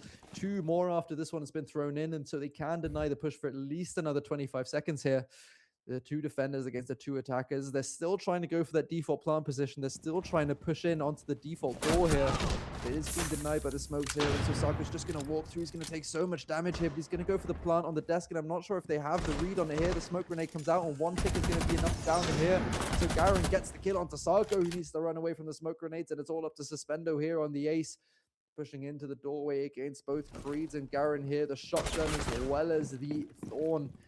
Going to be playing close angles here. He goes prone to try and bait out any of the 2 pushes. They've got a crossfire on him here. The shots don't manage to come through onto Garen as he pushes through. The knife doesn't hit, and so Creeds gets the kill, and it's another round for the side of Good Intentions. Yeah, by that being said, I just pretty much say thanks for spoiling, I guess. As currently we still have like 35 seconds left, and we still have a 2-against-2 scenario on screen and on cast. But yeah, Sarko falls. Garen gets that kill. Done and dusted. Suspendo just needs to wait to get inside with the diffuser. I will just retake once again what Max just casted for us. He's going close. He's crouching down, proning down. Waits to like try and isolate one of the 2 players. Gets the first clinch onto the smoke. Tries to swing the player of Creeds with a Thorn. And Thorn on the longer end. Gets it done. What a prediction from me that round. Oh my days. Yeah. Holy. This is, never seen that before. Incredible. Yeah, I mean, honestly, this is why I'm one of the top coaches in T2 at the moment, obviously. Such an incredible read on the game that I managed to predict all of that ahead of time. If you want to lose Combine so desperately bad, hit him up as a coach. Hey man, relax, buddy. Anyway, we go into the 6-1 here. Good Intentions now has 5 opportunities at the very least to decide this game for them, and John Terry, they're going to be having their backs up against the wall. They really need to try and think of a way that they can make this work on these attacking rounds. We'll be seeing so much utility again on the side of Good Intentions that will make it difficult for them to push into sight. And based on how these last 2 rounds went, I honestly think that the attack was pretty promising. They did get some lucky kills with a floor bang and such, for example, but ultimately they traded everything out really well, and if they can do something like that again, it's going to be looking pretty promising for the side of John Terry. Going with a swing here with a beautiful YouTube stream overlay that we see coming in here. Sarko will be taking out that garage cam. Gorny, the entry pick that has fallen there with 30 seconds into the round. And now we finally should be back on sync, I hope. And we have Garny falling out of the roster, leading into the first engagement here in the round number 8. It could be all over after this round, obviously, as Good Intentions already on match point, and John Terry are not looking all too well going into this round number 8. Is there slowly working forward here? Yeah. Are there any points that you might want to call out, giving John Terry any more hopes to come back this round or entirety of the match? What I would say is that losing Gorny isn't the end of the world, because he hadn't gotten any kills to this point anyway. So now at least you have a dedicated player to hold your flank cams. That's really all I can think of at the moment. Creeds takes out Rolo as well. That's a 3v5 situation. They have to fight against Vertical. They have to fight against Trap. They have to fight against players on site. The swings are coming in here. They're only just baiting a few shots out from Suspendos. Happy Cat has worked his way onto the site. The reinforcement there on the rotate is going to make it difficult. Sarko does manage to pick up Boomsy.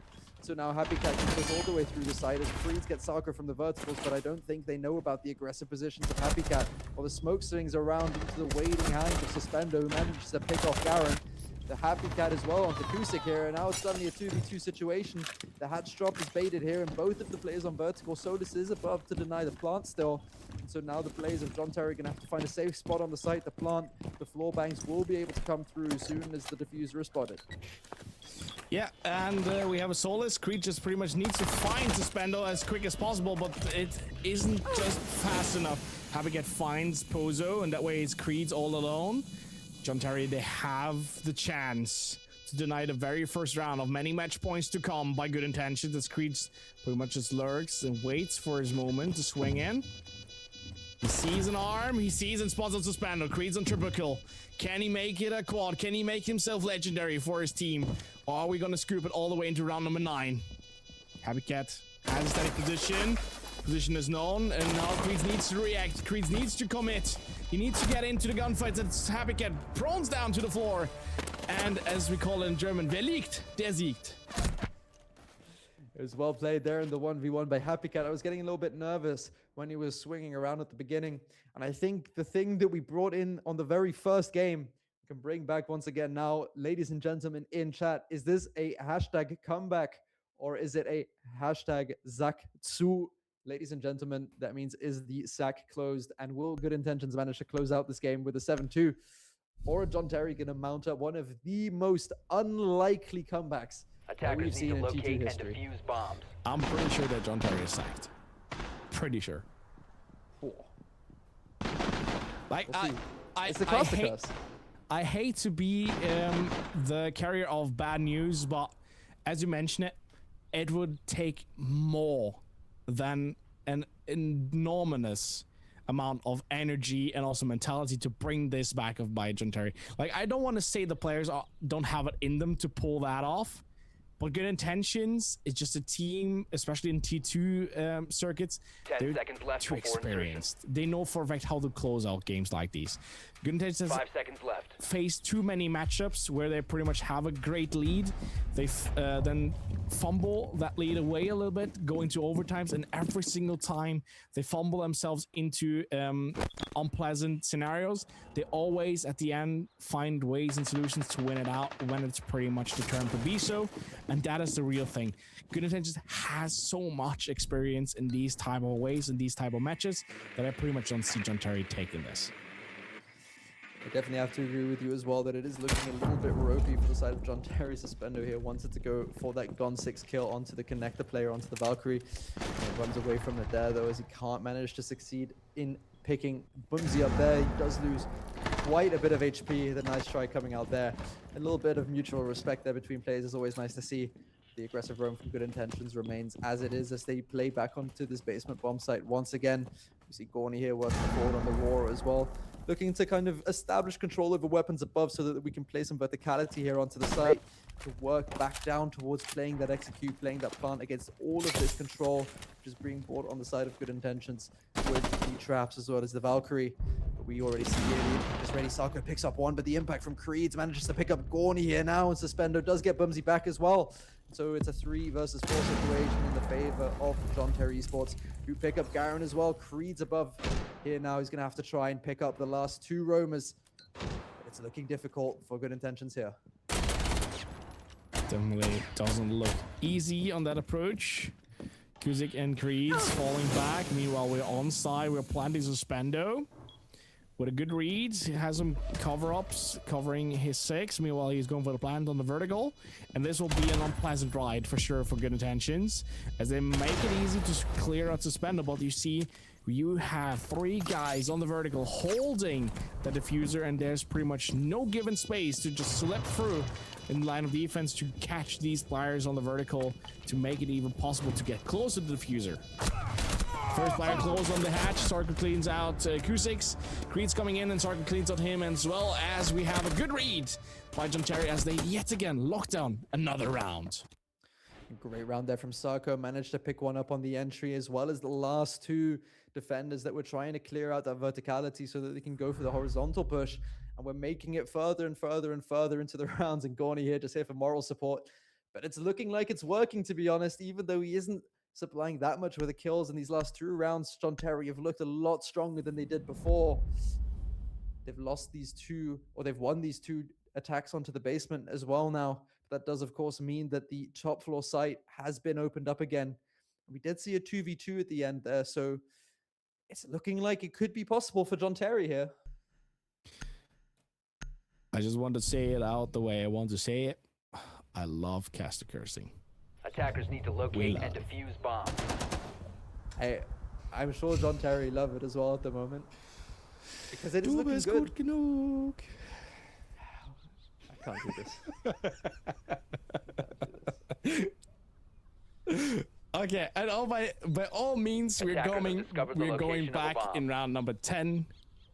We have seen John Terry pull back 2 rounds that are quite not only difficult but also very important for themselves. It brings on a little bit more mentality, and it kicks in some extra fuel from 10 the seconds to reserve go. tank.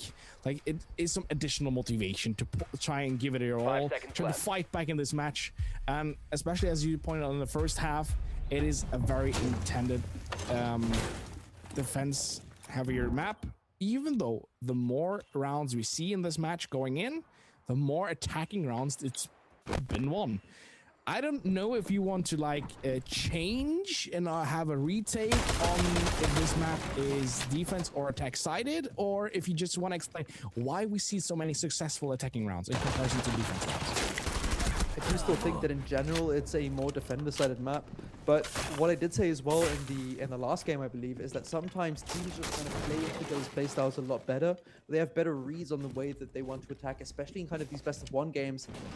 Sometimes with the way that attacking teams play at the moment, with the different levels of pacing, with all of the utility that they can bring, they can just manage to bring it back into like a little bit of a different way. And so, although the statistics for the maps, which we usually take from like tier 1 events and such, would suggest that it's defender-sided, the way that these teams attack kind of just leans itself more into the way that it's played. And that's kind of the nice thing about Siege, right? Sometimes the way that playstyles match up just means that one team has the advantage on a certain side, while they shouldn't really. And I think both teams have a good idea on how to attack the site here. Maybe those breaches here, there's something that they've been struggling with on the side of Montgomery. They are both open now, and so they would be able to start pushing into the site here. Obviously, this one's a little bit awkward for the Vault-in, but they have the control that they need to be able to go for that plant, and they do have the man advantage as well. And on the other hand, as you like pointed out on the previous match as well, as I also did, it is a best-of-1 series. You're all at the beginning of the tournament, so you don't want to leak as much as you want to leak as late.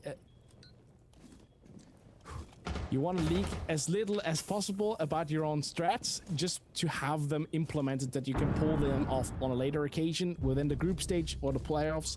And that also being said, I have the feeling that teams are playing a lot more aggressive in qualifiers than they will do in a given group stage or a playoff match on a later occasion, as the odds losing something now is not that high since you have a second chance.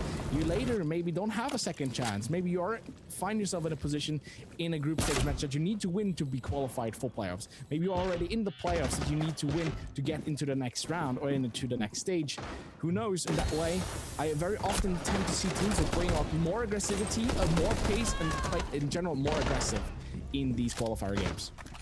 Who doesn't have a second chance anymore is John Terry, and they've identified that because of the Tachanka, they're not going to be able to plant on the default plant spots, so they have to push through more aggressively. And now Rolo's going for that plant on the super aggressive angle. Here is the cover coming through from the Suspender onto Kusik, and now it's all up to Garen alone while Rolo swings around and manages to pick up yet another round. And it's starting to look a little bit dangerous for the side of Good Intentions here, because for all of their strength on the attack, it's looking like John Terry have found their way back into the game. And I wonder at what point do the nerves start creeping in for Good Intentions. They've just come off the back of a disappointing tournament in Combine. And I think if they go into this game now, in which they were 5-1 up, and they managed to lose so many rounds back to back to back, at some point, the mental doubt has to set in. At some point, they have to start thinking, what are we doing wrong here? What has been going wrong for so long? Attackers need to We're not locate playing and at the defuse standard that we bombs. want. But also now on the they're going same, to go back to the same site, though. Try again. and on the same occasion as well, it seems to be the same thing again. Teams have no biggie just winning out the first 6 rounds. It's the 7th and last closing round that is the big issue for many teams. They have issues closing it down when it really counts, and then they just begin to fumble. It begins with minor miscommunications or one faulty decision that like leads up to these things. Well, here, 10 seconds from to round to insertion. round, the reads are beginning to spread wider apart. 5 seconds to And I have the insertion. feeling that for every round ticking in, John Terry is locking more and more in. Meanwhile, Good Intentions are losing more and more grip of the match. You see the gaps are getting wider, The chances from John Terry to like go in for these opening engages, also multi-numbering, like going in these gunfights with 2 against 1, 3 against 1 scenarios, they're upping themselves every single round, as Good Intentions are just not able to close these gaps within their own players and just pretty much help each other out. As Gani now finally on the board for John Terry, if that is not the first nail in the coffin of Good Intentions here. Absolutely massive here for Gorny, and that's another one for the mental. When you press tab now and you see I gave him his first kill. It's another part of the mental cake here that's being eaten away from Pozo, as he's entry death once again around operationals here, putting John Terry in another good position to start out this round here. Also, Spendo does get down by Music here, who's aggressive on the Echo. See the breaches starting to come in here. They do still have the Ivana, of course, but this aggressive Echo shotgun is going to make it incredibly difficult to put close up to the site. They don't really have any verticality here, as Creeds picks off Happy Cat as well. And it's starting to look bad again for John Terry. They had such a strong position early on, but that aggressive play from the Echoes opened up the round completely. It's kind of posed a question that John Terry weren't expecting to be asked. Yeah, but I also mentioned here that the gaps are closing more. We see Good Intentions play a little bit more the same style that we have seen from them privately, and also they play a little bit more in a fashion that we are used to by them. And that is something that you see, what I've spoken on earlier. As soon as they smell something is okay, we are burning our chance a little bit. No, we need to have our focus back to close this down before it is too late, before we are pushed all the way into a potential overtime. And we all know overtime means also that you have put in a lot of rounds quietly, you've lost a lot of energy, and maybe also the tank is then empty at some point, and that is something Good Intentions know for a fact. Okay, we will try to drag it all the way as long as we have to, but we will take it when the time is in. Gani tries to crawl out and will fall down to the fire, and I'm pretty much determined to say that Good Intentions, they've had enough of this match. They want to close it down now, and they're definitely in the position to do so.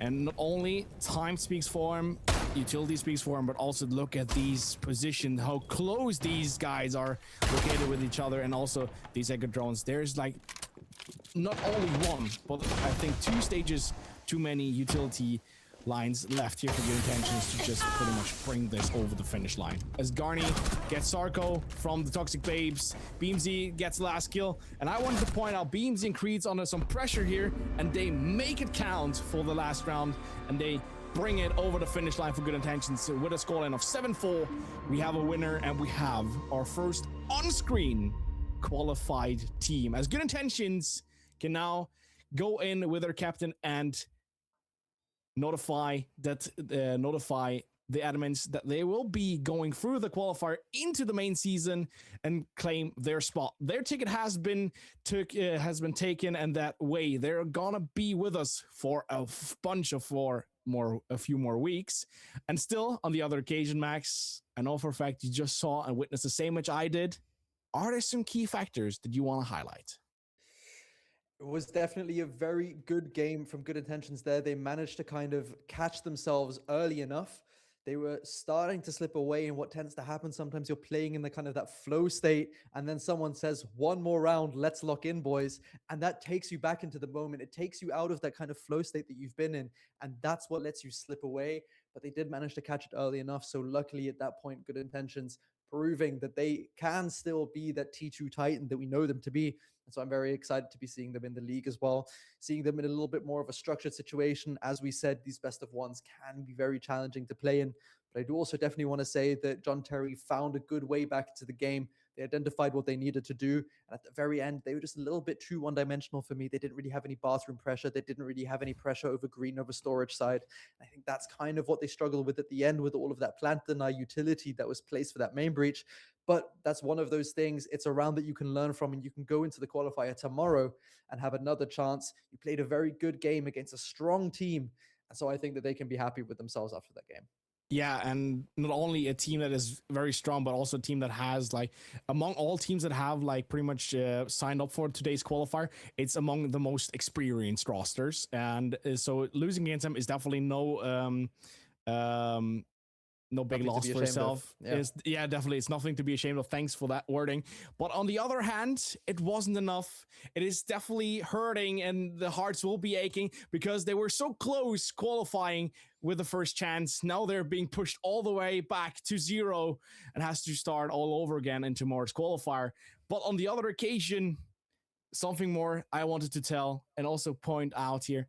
These players, these teams have been playing 3 rounds privately. They have been going on for more or less 4 hours. So from this point on, it will only get harder and harder to win up matches, to play games, because now the point is reached where exhaustion will meet the players, will meet the teams. The focus will not be the same as in the first rounds. The energy level will be a lot less. A lot of teams will play more slower in gameplays. They will play a little bit more passive in a lot of gunfights. They will play it a little bit safer in given scenarios when they have the upper hand. So from this point on, I think we will see a change in the matchups. But before we will put that up to the test, I've heard we need another hydration break. So see you after that one. Und wir gehen auf die vollen 3 Maps.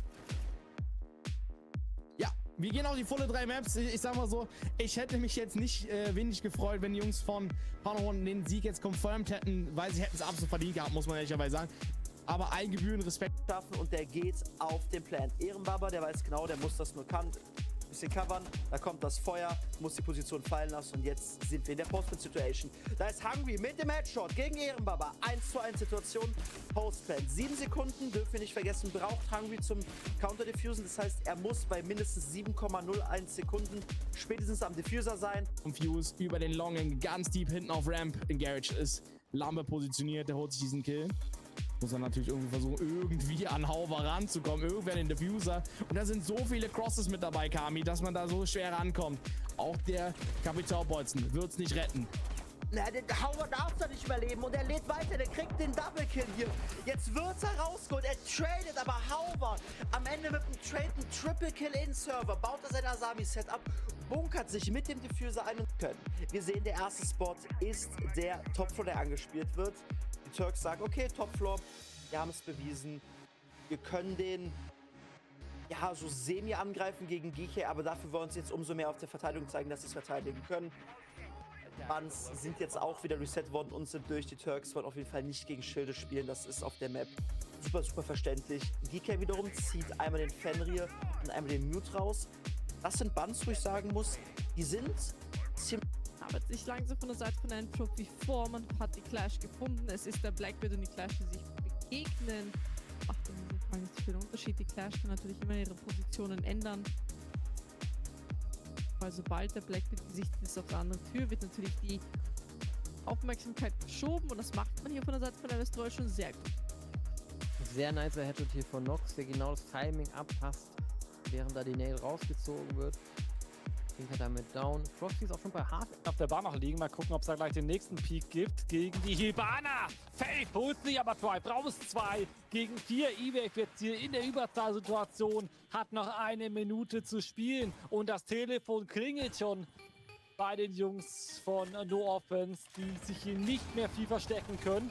Oh, den ersten nicht bekommen. Johannes erholt sich Sanity weg und Moritz hat da keine Möglichkeit mehr, sich auch noch Faith am Ende zu ziehen. Ja, wie du gesagt hast, Mama ruft an, Miracoli ist fertig und so schnell sind die Jungs halt auch von EOF auf der Seite und clearen sich hier. Und der First Ghost Triple Kill von ihm, holt sich Johannes heraus.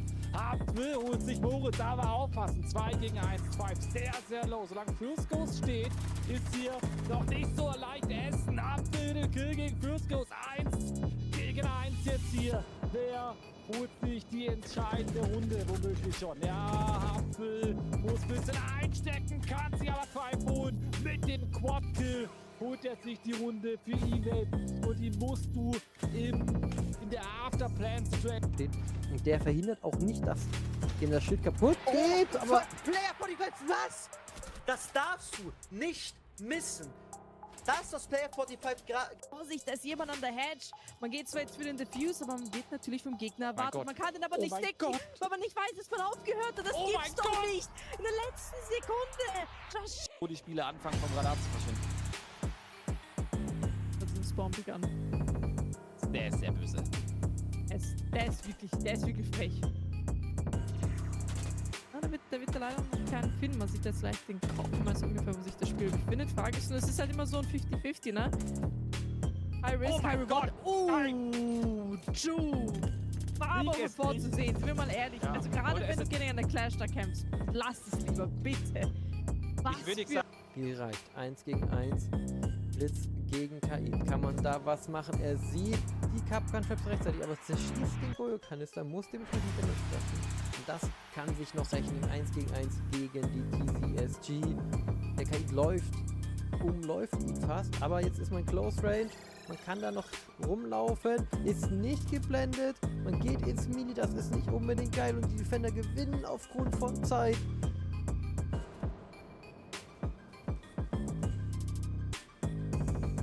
Froxy aber hat einen geinjured, kann das nicht confirmen. Jetzt sind es Nächstes D7 Down? und Shugi gegen Sushi. Nächstes Down, du hast es gesagt. Sushi alleine ist jetzt der diesen Traum hier am Leben erhalten kann, im Upper Bracket zu bleiben. Mit der Oh, Super die Shorty. Shotgun. Geht ran, kriegt es mit der Super Shorty.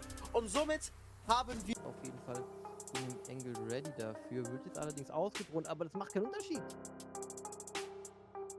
Gieser nicht wirklich da mit dem Auge für Faith. Der Ding von Faith war auch ein bisschen früher angesetzt, auch von Gisela, bevor die Drohne durchgekommen wäre. Hätte Gisela eventuell noch eine Sekunde warten können, wäre Faith eventuell Track gewesen, dann hätte das Ganze anders aussehen können. Aber Faith holt sich den nächsten auf Striker. Panoza holt sich Schwarz. Und somit ist es Max alleine gegen 4. Einmal das Szenario der letzten Runde umgedreht und diesmal und Andy Early gegen Eiffelton und Red Cannon. Red Cannon hat sich den Diffuser zurückgeholt, ist jetzt auf der Bombsite. Der läuft natürlich in die Flinte von Andy Early. Red Cannon raus. Eiffelton holt sich den Kill auf Andy Early. Der kommt hier nicht durch die Rotation durch. Faith muss jetzt wissen, von wo er kommt. Der Yellow Ping ist da. Faith dreht sich jetzt um. Im richtigen Moment gerade so noch. Kriegt den Kill nicht durch. Aber Eiffelton holt sich den Gunfight. Not gegen Elend. Endet mit der Secondary. in der letzten Sekunde, das gibt es nicht. Und da fragt man sich zurecht, wie Main Stairs. Andy Early, oh, Andy Early mit dem Opening gegen Anon und der Red Cannon. Damit die Doka Ebi raus, die kurz am Durchklingen war und die IQ fallen hier sehr früh. Und einfach den Flex suchen, weil das, ja, besonders mit der Shotgun, sonst schwierig wird, Kills irgendwie zu finden. Und gerne, man hört ihn natürlich auch ein bisschen, die Smoke kommt raus, um den Blitz hier zu covern. Jetzt die Frage, läuft man da durch die Smoke durch oder läuft man aneinander vorbei? Man läuft aneinander vorbei, aber der Ehrenkill bringt Striker auch nicht viel mehr als eine höhere Zahl auf dem Scoreboard. Ja, höhere Zahl auf dem Scoreboard bringt dich aber auch nicht weiter, wenn die Runde nicht gewonnen wird. Somit, die sehen also 2,5 Stunden gekommen. Nur Deli mit dem allerersten Frag überhaupt fürs Team. Also, die wirken noch nicht ganz wach, die Jungs von Chill Guys. Ja, Nero wird jetzt hier nochmal ein kleines bisschen aggressiver, spielt um das Mira-Window in Consul Office drumherum. Muss natürlich aufpassen, da das Reinforcement links nicht gesetzt ist. Somit sind da ein paar Blindshots jetzt gerade auch in seine Richtung gekommen. Er verliert ein kleines bisschen AP, aber zieht sich zurück. E1D wird gezündet von Fanu, das inzwischen geschafft hat, sich bis Meeting vorzuarbeiten. Gleichzeitig mit Delay über Secretary am Start. Das ist ziemlich Schlinge da oben zu, aber auf der anderen Seite macht das auch Ryzen wirklich gut. Die zieht sich Stück für Stück zurück, bekommt Support über die Vertikale, Schwarz mit dem Frag, Striker ebenfalls mit dem Headshot dabei und somit ist es nur noch Jack und das könnte hier fast die nächste Flawless Round sein für Ryzen. Es sei denn, Jack findet hier noch den einen oder anderen Kill, aber das ist auch nur noch Statistik polieren, was hier stattfindet. Er hört die C4s, Schwarzi mit einem aggressiven Take, bekommt hier den letzten Kill und das sieht wirklich sehr, sehr dominant aus gerade. Das sieht... Du kannst es zwar reinrepellen und versuchen, irgendwie den Planet Down zu bekommen, weil Close wartet tatsächlich schon die Shotgun, die jetzt ein bisschen aggressiver geht und tatsächlich auch KS rausnimmt. Damit ist ein weiterer Spieler auf der Attacker-Seite down, noch Daly und Jack, und die sind unfassbar low, haben nur noch 16 Sekunden Zeit. Nero extrem passiv auf den Yellows, der ist aber jetzt... Genius Goods einen besseren Nutzen gehabt, die gleich Offense zu spielen. Und jetzt ist da Guess Who's back mit dem Triple Kill. Holt sich Faith raus, kann dann von Phoenix gestoppt werden, der sich auch noch Scaler zieht. Was? Faith holt sich nix Q und plötzlich wendet sich das Blatt. Das komplette Spiel dreht sich in wenigen Sekunden. Penelope alleine gegen 2. Holt sich da noch Phoenix raus, muss sich aber jetzt hier noch irgendwie den guten Two-Face ziehen und den bekommt er nicht mehr, denn der rennt um sein Leben. Da könnte man Nero finden, das ist dann KS gegen Nero. Nero geht ja auch ein bisschen aggressiv, lässt sich auch direkt da somit mit den paar Bullet-Shots spotten. und zieht sich da vorher zurück, geht hier nicht aggressiv rein, weil er musste es ja auch vorerst nicht. Ich glaube, sie haben die Info da. Barzi inside von der Lounge unterwegs Richtung Main. Geht jetzt super aggressiv gegen Fano, der sich hier in den Main Door befindet. Damit ist der Use erstmal down. Das ist eine Menge vertikales Potenzial, was hier verloren geht. Barzis Position natürlich aufgedeckt nach diesem Kill. Ein bisschen Kontrolle jetzt über Exhibition. Und das wird direkt denied vom Striker, der mit der vertikalen über den C4 hier einen ganz wichtigen Kill bekommt. Damit verabschiedet sich nämlich auch die Smokes und die Firebolts von Capitao aus dieser Runde. Nero bekommt Jack und da fällt die Attack komplett auseinander. Guckt ihr das an? Ein Kill nach dem anderen. Der gesamten Map behält Ryzen die Kontrolle und gehen hier flawless aus dieser zweiten Runde heraus. Die haben richtig Bock auf Console. Die haben richtig Bock und die legen hier ordentlich vor. Wirklich auch gut verstecken kann. Zusätzlich ist Max ebenfalls noch mit am Start. Das ist eine 3:4-Situation. Ja, schade, Gisela geht jetzt hier down. Somit sind es nur noch 2 Leute, die das hier irgendwie regeln können. Max bekommt hier einen, bekommt hier 2 Kills und dann ist die Runde auf einmal wieder drin. Es sind allerdings nur noch 16 Sekunden. Kein Diffuser und Kili kriegt den Headshot auf Striker. Es wird eine 1-1-Situation wieder zwischen Kili und Max. Der ist allerdings im oberen Stockwerk unterwegs und kann über die Vertikale den Diffuser halten. Kili rettet mal wieder die Runde für die Just Chill Guys und bringt ihnen einen zweiten aufs Scoreboard. Also mein Herz hat Zeit zu arbeiten und vielleicht sogar mit der Smoke was möglich zu machen. Ich muss sagen, ich verstehe gerade nicht, warum Snoop sich die Mische mal zerschießt. Man weiß, da werden Drohnen gebunden und man zerschießt sie nicht, aber naja, er wird was dabei gedacht haben. Aber Snoop denkt sich jetzt erstmal, Leon, den hole ich mir raus, statt den Mute-Jammer. Und jetzt ist es Genau so. The Red Cannon gegen Coach und am Ende Volto mit dem finalen Kill. Und die Flawless-Runde geht's auf das Konto von Secret Powder und somit 3 Runden hat Wese Company bisher gewonnen. 2 Runden Secret Powder. Die nächste Runde. Wir haben Hardware-Potenzial ist nicht so ideal auf der Seite von Just Chill Guys, muss man ganz ehrlich sagen. Wir wollen hier scheinbar alles über die Vertikale regeln. Die wollen das hier über die Vertikale regeln und sofern man hier ein bisschen versucht linear zu spielen, holt sich Kili hier, sag ich mal, die erste Visual, der wird auch gedownt und gecleared von Gisela. Striker holt sich direkt den nächsten auf Jack und somit haben wir den großen Salat. Es geht auch in Runde 6 so weiter, wie es angefangen hat. Ryzen drückt hier dieses Spielsystem durch, die ganze Hälfte. Und was mir, sag ich mal, noch mehr Angst macht, haben wir gerade hinten aus der Regie nochmal erzählt bekommen, das hier ist nicht der Map-Pick von Ryzen, es ist der Map-Pick von Just Chill Guys. Und auf seiner eigenen Map nach der ersten Hälfte potenziell mit 0:6 hinten zu liegen, das tut mehr als nur weh. Du hattest im Vorfeld gesagt, dass wir Consulate noch gar nicht gesehen haben von Ryzen, ne? Ja. Und ich glaube, man sieht warum. Naja. Also. Es hilft dann noch den Toxic Babe, dann so ein bisschen Zeit rauszuholen, aber geht nicht auf den Diffuser, er muss jetzt ran. Striker ist drin, hat ihn reingebaitet. Jetzt muss man hier gucken, ob Jack den Kill ziehen kann. Jack holt sich den Kill und hat genug Zeit, in aller Seelenruhe diesen Diffuse zu tätigen. Somit stellt man hier seitens Chill Guys auf 3:6. Die Hälfte hat man geschafft. Die zweite Hälfte kommt erst noch. Junge, ey, die sind wirklich nicht tot zu kriegen. Das ist unfassbar. Also also Just Chill Guys, die wirklich halten sich mit der letzten Kraft irgendwie noch im Game. 3 Runden hängen und kann nicht gleichzeitig irgendwie eine Waffe haben. Wer eine Waffe in der Hand haben kann, ist Two-Face. Eben, mit dem Tatanka. Ja. Und er holt sich dann hier auch die ersten Frags raus. Mit dem ACOG an der Garage. Und ich frage mich, will Regaming einfach nur ganz schnell in die Defense? Nein! Two-Face, Quad-Kill hier! Er geht hier einfach straight gegen den Glass und am Ende bleibt es beim Quad-Kill, denn irgendwie hier was finden, um sich reinzuspielen. Aber das gleiche System ist wie auch letztens. Jetzt holt sich Striker die Vertikale, die man seitens Daily gar nicht im Blick hat. Fano wird geholt von Max Flawless. Und Nero holt sich den letzten Flawless zum Ende. 7:3 der Standing. Somit holt man sich den zweiten Map-Punkt und geht somit, sage ich mal, für die nächste Map auf Series Point. Und bei Phoenix weiß man eigentlich, wo der sein müsste, aber man hat nicht damit gerechnet, wo hier Snooze unterwegs ist. Guess who's back bekommt aber beide. Wie ist der, bitteschön, da gerade nach dem Drop? Hier auf beiden Seiten, alles noch drin. Letztendlich wird es wahrscheinlich dann einen Push geben. Man wird versuchen, in der Lautstärke, würde ich mal fast sagen, schon, da dann zu submission irgendwie. Jetzt Penelope gegen Phoenix. Snooze holt sich Guess who's back. Und dann sind da die Attacker, die einfach mal reinpushen und die Gunst der Stunde nutzen, um hier irgendwie noch diese Runde für sich zu entscheiden. Und wenn es eben nicht mit einer... Und das ist halt die Frage, hat man es auf dem Schirm? Ich glaube, Max hat sich schon mal umgedreht. Ist der Meinung, der hat da irgendwas gehört Gar oder nichts. könnte eventuell was irgendwie anbahnen, aber die anderen Jungs, also Giesler und so, die haben gar nichts. Die stehen da vorne rum und der holt sich den ersten, kann er sich den zweiten holen, den zweiten Double, Jack auf Double. Und wo ist Max? Wo ist Max hingelaufen? Nero ist auch unten. Die sind ja förmlich aneinander vorbeigelaufen. Und Jack, der bestraft das doppelt vorerst.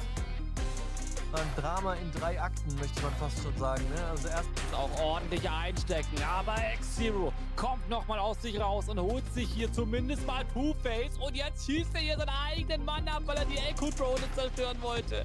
Um es schon mal zu blenden, der Defense gar nicht genug Zeit dafür zu geben. Redmark kommt raus auf den Planter, der Pre-Fire sitzt nicht, er kommt dann doch zu früh, jetzt muss er nachladen, wird dabei vielleicht gecatcht, nein, er kommt nochmal in die richtige Position. Die geöffnet dieses Mirrorfenster für den besseren Engel auf dem Planter. Er weiß auf jeden Fall, wo er ist, aber er wird von hinten jetzt geholt. Two-Face kann sich dann mit der Piste die Kills sichern und damit auch das 5:4. Ja, das hätte man besser ausspielen müssen. Vor allem hatte man ja da Gut sind. Und jetzt haben wir noch 15 Sekunden. Leute, ihr müsst auch on Zeit kommen. Der Head wird jetzt gedroppt, C4 kommt allerdings raus, kann gerade noch rechtzeitig zerschossen werden. Aber man hat den Pro nicht auf dem Schirm, dann ist es ein 1 gegen 3 und Faith ist einfach in Service. Eine kleine Maschine. Monty möchte wahrscheinlich die Kontrolle über und er bekommt. Sehr gespannt, was wir hier am Ende sehen. Oh, schön aufgepasst von Capitao. Man kann da einen injuren, jetzt kommt das Feuer hinterher, der HEE kommt hinterher. Man kriegt aber diesen Kill nicht confirmed. Burst X ist auch raus. Jetzt aber Everest von Shio rausgezogen. Und da ist dann auch ein Nerf gegen Tolchi, kann ich den Frag sichern. Aber auch das wäre wieder fast ein Refrag geworden von Sloth. Aber da ist Sushi. Der rappelt immer noch und kann genau diese Kills. Gut sind. Und jetzt haben wir noch 15 Sekunden. Leute, ihr müsst auch on Zeit kommen. Der Head wird jetzt gedroppt, C4 kommt allerdings raus, kann gerade noch rechtzeitig zerschossen werden. Aber man hat den Pro nicht auf dem Schirm, dann ist es ein 1 gegen 3 und Faith ist einfach in Service. Eine kleine Maschine zu gehen. Das ist natürlich erstmal ein guter Gedanke, besonders mit dem Puls und Runde der Warden. Vergisst ein bisschen zu lange, dass er noch ein Gadget hat, wird deswegen vom Blitz umgeholzt. Als erstes verloren. Jetzt Sledge ist unfassbar viel Utility, wenn wir gucken, was wir auf der Seite von den Turks haben, mit zum Beispiel einem Castle, ja. Also, es ist einfach diese frühe Aggression generell, ob sie das jetzt über die Clash oder die Spawn Peaks irgendwie machen, ist einfach wirklich gut zu sehen, dass die Turks die Vorteile dieser Map zusätzlich nutzen, um es denen hier so unentspannt wie möglich zu machen. Und diesmal geht sogar der Bandit Tricky durch. Ja, Bennett geht durch, der geht durch. Man hat die Vertikale, sag ich jetzt mal, daher versucht die Vertikale auch zu halten. Kriegt da damit, sind sie denn mehr als zufrieden. Oh, aber Tom hat ein ganz Gespräch was dagegen. Und jetzt erstmal Koray. Ein ganz schnelles Ende. Ja, da Tubarao, Kaid-Kombo. Wir haben den Tubarao gesehen. Schöner Runout-Versuch von Pangoro und der zweite Peak erfolgreich auf Shens. Sich über die Vertikale im ersten Stock aufzubauen, um auch da nicht wirklich zu riskieren, dass man hier einen Shot von einem C4 auf die Vertikale hintergeworfen bekommt. Jetzt Also, Chase mit Shenzo. Ich wollte sagen, ich bin auf diese Distanz von dieser Shotgun aber auch schon gewone-shottet worden.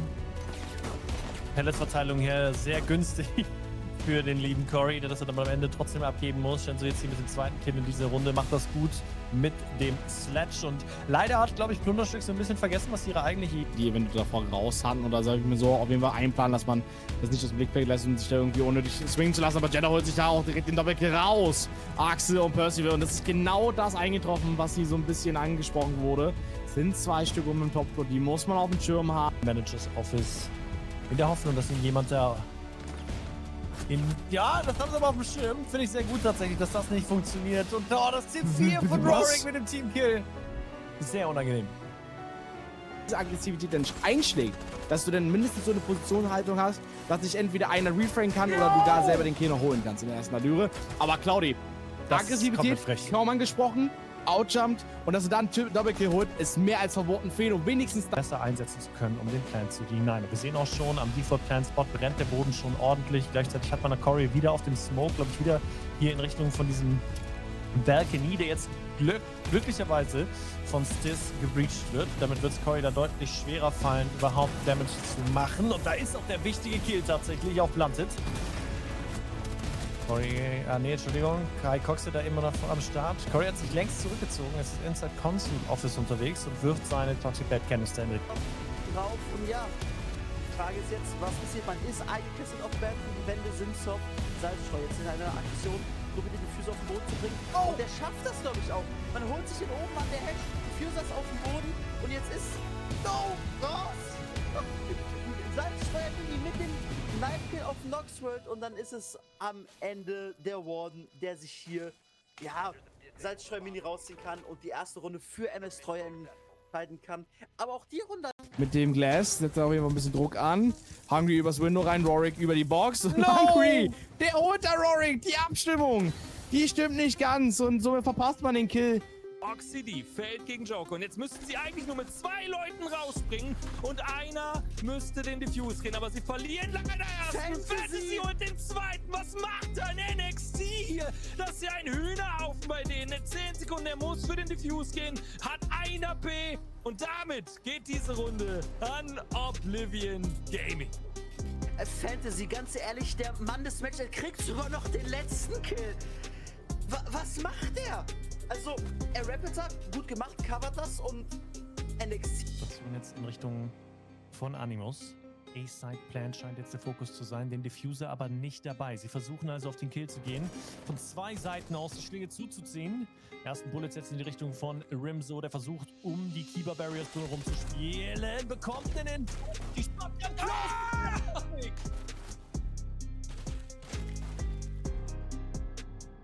Die MK17 habe ich da eigentlich gerade bei Ying als die absoluten Vorteil gesehen, aber ein bisschen Krach, macht nochmal Lärm. Oxidi, der ist schon auf dem Spot, muss aber seinen Plan-Versuch abbrechen, denn da ist noch eben die Razor Blue Shell. Man kann den Plan jetzt durchsetzen und so langsam sollte Oblivion aber mal Gas geben. Gegen der Hedge kann man nicht gegenkommen. Da kommt dann noch der eigene Team-Frag. Das war keine gute Runde. Da hätte man vielleicht mal ein bisschen früher agieren müssen. Hat denen da das Leben ein bisschen zu leicht gemacht auf Seiten von NXT. Ja, da war die Ruhe einfach ein bisschen zu.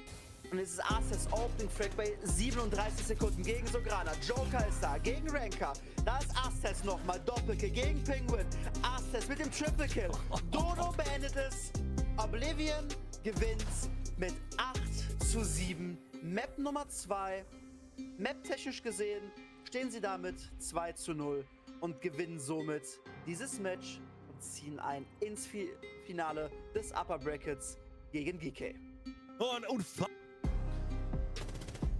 RJ inside von IT. Wehrt sich zwar, aber der Pokéball reicht. Die Contact zum Sieg in dieser Runde. Jay schon super low. Bei den vielen Gunfights, die er ja hatte, wir haben es am Ende hier auch nochmal gesehen. Du wirst einfach confident, ne? Du hast 6 Runden am Stück gewonnen und das auf der Tech Nighthaven Labs. Das hat killtechnisch extrem gut Das würden sie einfach Top-Down-Clear nutzen, wollen die Decke aufmachen und Bodo, der öffnet auch mit einer Kugel den Kopf von Bio und von daher hinterher. Double 1. 2. Der dritte wartet auf Side, ist eine 1-1-Situation. Ehrenbaba hat aber den Diffuser in der Tasche. Kann also versuchen, mit dem zu arbeiten. Es ist noch 1 Minute Zeit, also eine Menge Möglichkeiten, um Bio hier aus der Reserve zu locken. Setzt erstmal mit dem Plant an. Bio mit der Rotation in Richtung vom Hallway, will über Games auf die Side rotieren. Er sieht ihn. Bio kriegt den Kill. Bio kriegt den Kill. Gibt nicht auf, zieht Packful raus. Es bleibt weiterhin richtig spannend. In den letzten Sekunden geht dieser Kampf, er hört nicht auf, die Zeit tickt, der Diffuser muss jetzt sitzen, man versucht es, aber Nifs und nimmt nur viel Schaden von jeder Cam. Rorik holt noch einen weiteren Spieler, alles an Nifs und ist die Maestro-Cam am Ende des Tages. GK holen sich den Sieg, den bitteren, erkämpften Sieg. Zum 7:4 erneut am Ende doch nochmal gestellt. Für Panahone. Wir sehen das auch hier, es wird probiert, ein bisschen eigene Utility zu destroyen. Beide kommen da drüben über, ich glaube, Exosuit ist der Call. Exosuit ist da der Call. Und Skipper, schöner One-Tap gegen Lambe. Somit wird die Runde schon fast als besiegelt. Das geht ja hier. Und der Blitz rennt los, rennt nicht auf sein. Man hört, der Flash geht hat doch irgendwie connected. Da ist der Oryx gegen die Wand. Oryx rennt gegen die Wand, ist blind, kommt durch die Wand aber nicht durch. man hat die Diffuser gut rausgeholt. Skipper zieht jetzt aber auch nochmal einen Kill. Und somit geht Packbull auf den Plant. Ich glaube nicht, dass Panon das gerade hinein kann. Wenn sie jetzt hinein könnten, würden sie sich die Runde sichern. Man stickt den Plant. 2:2 Post-Situation. Da ist Packbull, Rorik. Die können sich die finalen beiden Kills ziehen. Und somit gehen wir auf die 6:2 Führung von GK. 6:2 im Matchpoint steht. Es ist die erste Map von einem Best. Einfach Schlag auf Schlag. Situation, wieder eine 1 gegen 1 Situation. Skipper gegen Hoover. Zeit tickt und man weiß, wo sich die Spieler befinden. Die Smokes kommen, man versucht dieses für den eigenen Nutzen zu benutzen. Aber Vorsicht, der Kill ist down. Wieder ein No-Hit. Das gibt es doch nicht. GK. In dem 1 gegen 1, man lässt wieder den Victory, den Gegner. Man gibt raus, der geinjured liegt dort auf dem Boden. 5:2. Das ist extrem schwer. Der Injure ist da. Man versucht jetzt hier nochmal aufzuheben. Passiv zu spielen. Man sieht dort das. Guter Frag nochmal. Ausgleich ist da. Wir haben eine 3:3-Situation. Das ist natürlich überhaupt nicht gut für den ersten EC. Frank. Gerade wirklich wie so ein Reh im Scheinwerferlicht wirkt. Belandet, in der Seerunde war gerade der Fahrer und der wollte nicht ausweichen. Der hat draufgehalten und hat sie einfach mal gnadenlos kalt gemacht, Ja, im wahrsten Sinne. Ja, er hat einfach draufgehalten. Und es macht er 1, 2, 3 und schwuppdiwupp war die Runde wieder vorbei. So kannst du auch Runden wählen. Regaming jetzt aber auf der Defense-Seite. Sie haben jetzt einmal noch eine kurze Verschnaufpause, müssen erstmal den Operator bannen. Bannen auch erstmal prompt den Blitz raus. Straft wurde man und leider kann man nicht wirklich etwas aus der Situation rausarbeiten. Man versucht so noch ein bisschen etwas über Yellow, aber der Flank ist direkt da. Nicht wirklich eine Lösung. Volto jetzt mit dem Glas nochmal mit der Main Breacher. Hat die Smoke nochmal getroffen, möchte sich irgendeinen Vorteil damit erschaffen, aber der originale Push, erste Idee, die sie versucht haben, wurde komplett denied. Da war man noch vielleicht ein bisschen vorsichtig, als man die Smokes platziert hat, als mit dem Firmware direkt vor dem Breach offen. Tja, jetzt, was muss Team Vertex machen? Nur nicht biegen. Oh mein Gott, das Brett hat gesessen. Washi, nicht nur als Valkyrie, sondern auch mit der MPX, swingt um die Ecke, drückt Volto einen direkt durch. Vertex gewinnt das mit dem Flawless.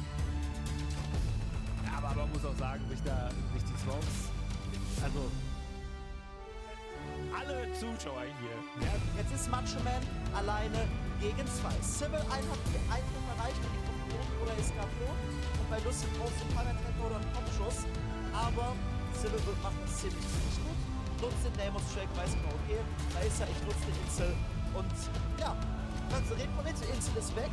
Und jetzt ist Macho Man alleine, plus den Long Angle, gewinnt den Gunfight und der Windschiel. Nach Startschwierigkeiten gewinnen sie diese Runde, gehen damit mit 1:2. Die dritte für Da Vinci. Stärken und Schwächen.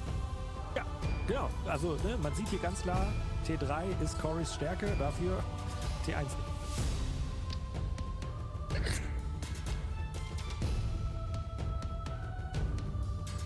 Ich lasse jetzt einfach so stehen. Entschuldigung, muss ich zurücknehmen. Er macht einen super Analysten am besten.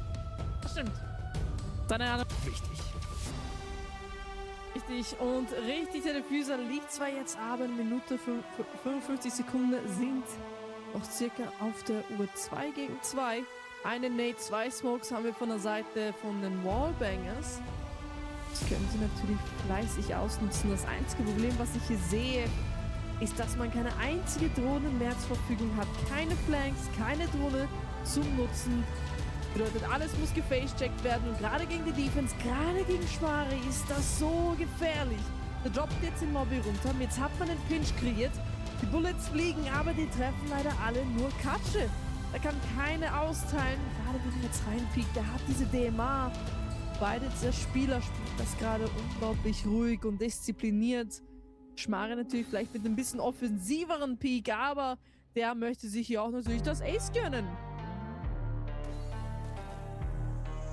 Entspannt. Eingenommen werden und Icox, der macht sich natürlich hier ganz schnell breit mit dem Blitz, geht auch direkt rein. Tomussi jetzt mit dem Double Kill. Er ist wieder zurück, der junge Mann, den wir gebraucht haben von der Seite vom Plunderstück. Der ist jetzt ein bisschen aufgewacht. Da kommt gleich der Triple Kill von ihm. Er sucht sich noch mehr. Der Caneo möchte ihn herausfordern. Die Pistole ist ausgepackt. Wer braucht das denn? Ui, ui, ui. Der Quad Kill. Daya. Jetzt der letzte Mann, der steht. Und Tomusi, ich glaube, der hat einen großen Hunger auf diese Gegner. Sieht er jetzt noch klein die Beine. Weiß, wo er sich befindet. Die Bullets kommen. Das Ace noch mit dazu. Was für eine Runde nach dem Rehost.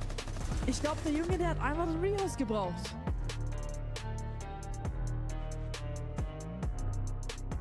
Mal gut los, Shiro hat man sich rausgenommen. Allerdings Slomo mit dem Kill gegen Schwarzi. 4 gegen 3. Der Drop, der Push, der Engage, der muss jetzt perfekt sein. In den letzten 15 Sekunden. Ansonsten holt sich Comeback den Win. Und es sieht nicht gut aus, Rice. Das muss ich zugeben. Salzstreuer holt sich Nero wieder mit dem Kill gegen Demon. Jetzt hier der nächste Gunfight. 3 gegen 1, 2 gegen 1 und am Ende ist es Comeback. Die sich hier den Sieg holen. Die das größere Scope hat. Porsche, der muss eigentlich noch Enter drücken. Da kommt das C4 geflogen, kann nicht connecten. Noisy zieht es aus der Luft und er hält den Angle. Wer trifft er? Wer trifft er diesen ersten Schuss? Noisy braucht nur einen Schuss, dann ist er down. Noisy down, 1 gegen 1. Und es ist Panax am Ende gegen Pushy mit dem Double Kill. Und das war einfach clean gemacht. Und Project XY geht hier auf Map und Matchpoint auf eine Defender-Sided Map. Ja, und wieder so eine Runde, die sich da im oberen Stockwerk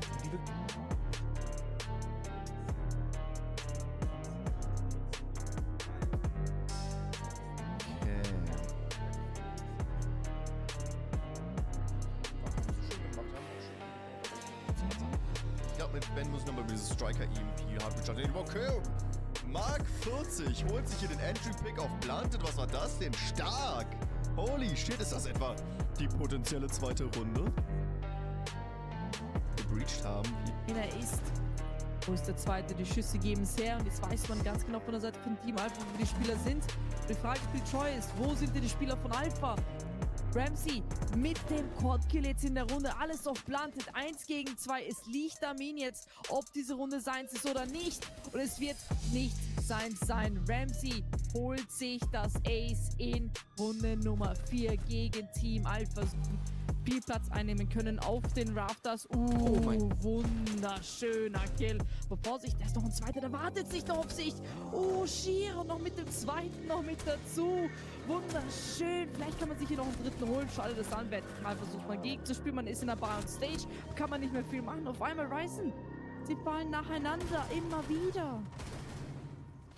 Nero jetzt mit dem Kill gegen Salzstreuer. Max holt sich Demon. 3 gegen 2 Situation. Man kann wieder ein bisschen ausgleichen, aber Shiro, der hat ja gerade hier wirklich Head-Aim des Todes und der scheint hier noch nicht aufzuhören. Er ist noch am Start, hält hier weiter in Comeback im Game, bekommt jetzt hier nochmal ein kurzes Spitzchen vom Dog, damit er auch wieder voll belastbar ist und sich in den nächsten ziehen kann.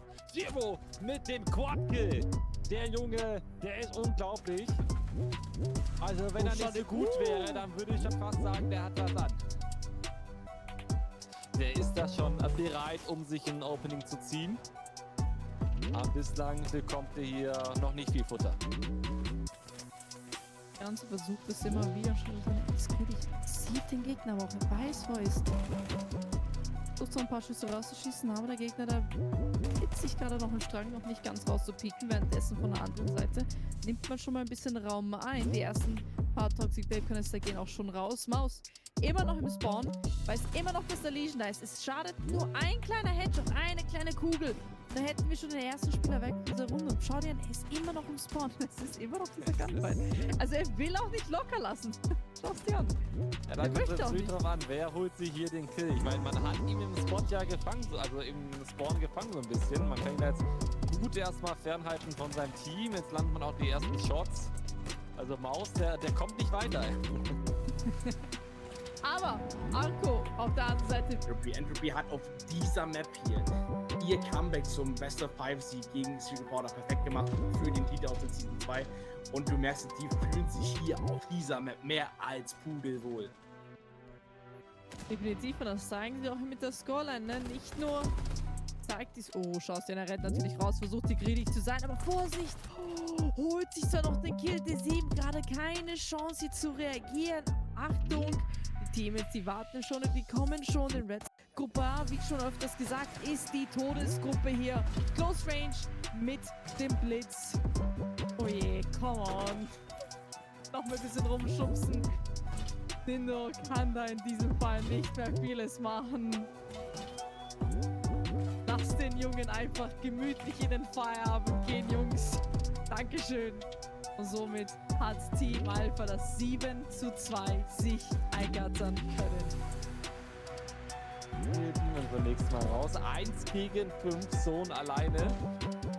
Gegen ein komplettes Team. Eine Aufgabe, die sicherlich hier nicht mehr zu bewältigen ist für ihn.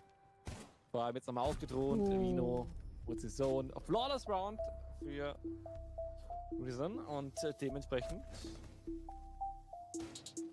geht's hier weiter. 1:1. Wunderschönes C4 könnte vielleicht noch ein bisschen wehtun, aber gerade noch so nicht geschafft. Hat aber dafür gesorgt, dass die Ram sehr viel Schaden genommen hat. Schon das an 40 Sekunden noch auf der Uhr. Wie startet es jetzt das vertikale Spiel? Der ist noch ein Maestro, den wir dealen müssen. Kein TP, kein Nichts. Wir haben noch die F-Nets und somit ist der Meister weg und der Triple Kill noch dazu. Koji holt sich noch einen weiteren Spieler. Es bleibt knapp und spannend bis in den letzten paar Sekündchen rein. Das Fenry Gadget wird nochmal zeigen, wo sich die Spieler hier befinden und wo einer ist. Wo ist der zweite? Die Schüsse geben es her und jetzt weiß man ganz genau von der Seite von Team Alpha, wo die Spieler sind. Die Frage für die Troy ist, wo sind denn die Spieler von Alpha?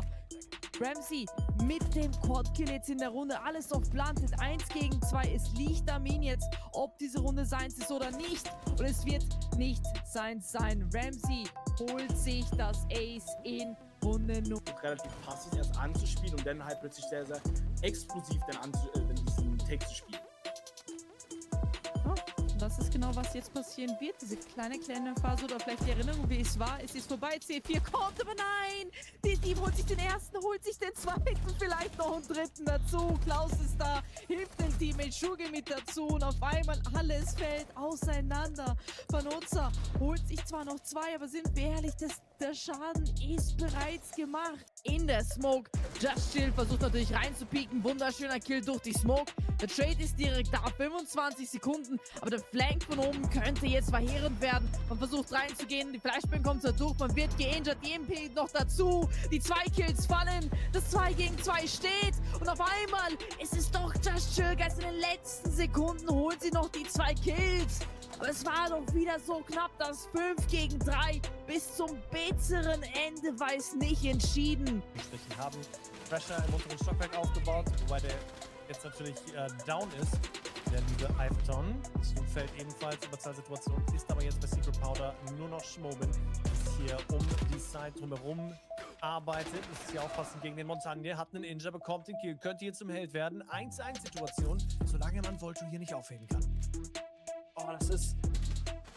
Nein, der Flores kommt in die falsche Richtung. Man fliegt rum, verpasst ganz knapp die Hits. Ja, Volto geinjured, The Red Cannon noch am Leben. Gegen Schwurbin, Low HP, kann sie nicht mehr geheilt werden, einfach weil man die Scorpius-Roboter nicht heilen kann. Volto jetzt wieder auf den Beinen. Schwurbin, der will hier zum Held werden. Flashbang geht durch, kann ihn nicht flashen. Schwurbin holt den ersten für den Quad-Kill. Und jetzt ein 1 gegen 1. Schwurbin ein Kill vor dem Ace. 8 Sekunden auf der Uhr. Geht hier runter, HE ist durch. Er geht einfach weg. Er wartet einfach. Er swingt. Findet niemanden. In den letzten paar Sekunden Schwurbin mit dem Ace. Holt sich... Natürlich diese eine Bandit Charge jetzt an dieser Wand. Das ist natürlich nochmal ein bisschen schwieriger machen. Natürlich kann man weggeben, indem man die Keeper Barrier kaputt macht. Aber so leicht wird es natürlich nicht.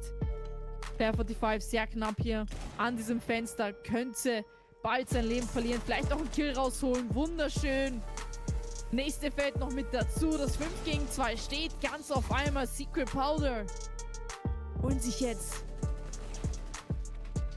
derlei Kills durch Aggressivität. Ist ein paar Schüsse kommen. C4 so mit dazu. Wunderschön. Triple Kill ist für Player 45 in dieser Runde. Aber wenn wir ehrlich sind, die Spieler von der Seite von Team Leisure auf einmal so gut, wo sie waren mit den Traden, haben wir leider von Trades und Refrags nicht wirklich vieles gesehen in den letzten 2 Runden.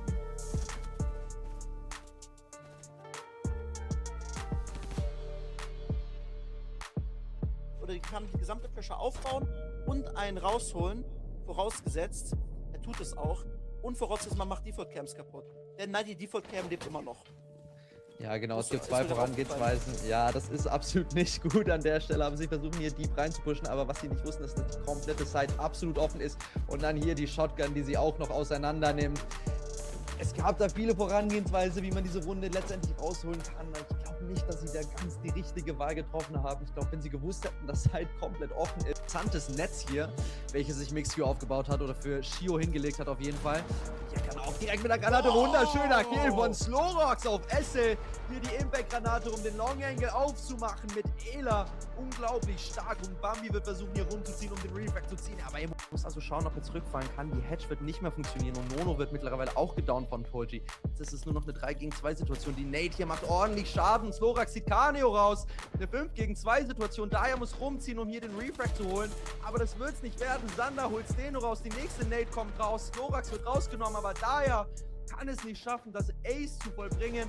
Polji holt die erste Runde für Team Vertex. Wir sind im Gebäude, pushen uns langsam aber richtig sicher Richtung C-Support. Das ist das Nomad-Gadget, trifft aber auch Nono auf der Nomad. Slorax gewinnt das Ganze, sieht da unten noch einen Geinjurten, kriegt auch den raus.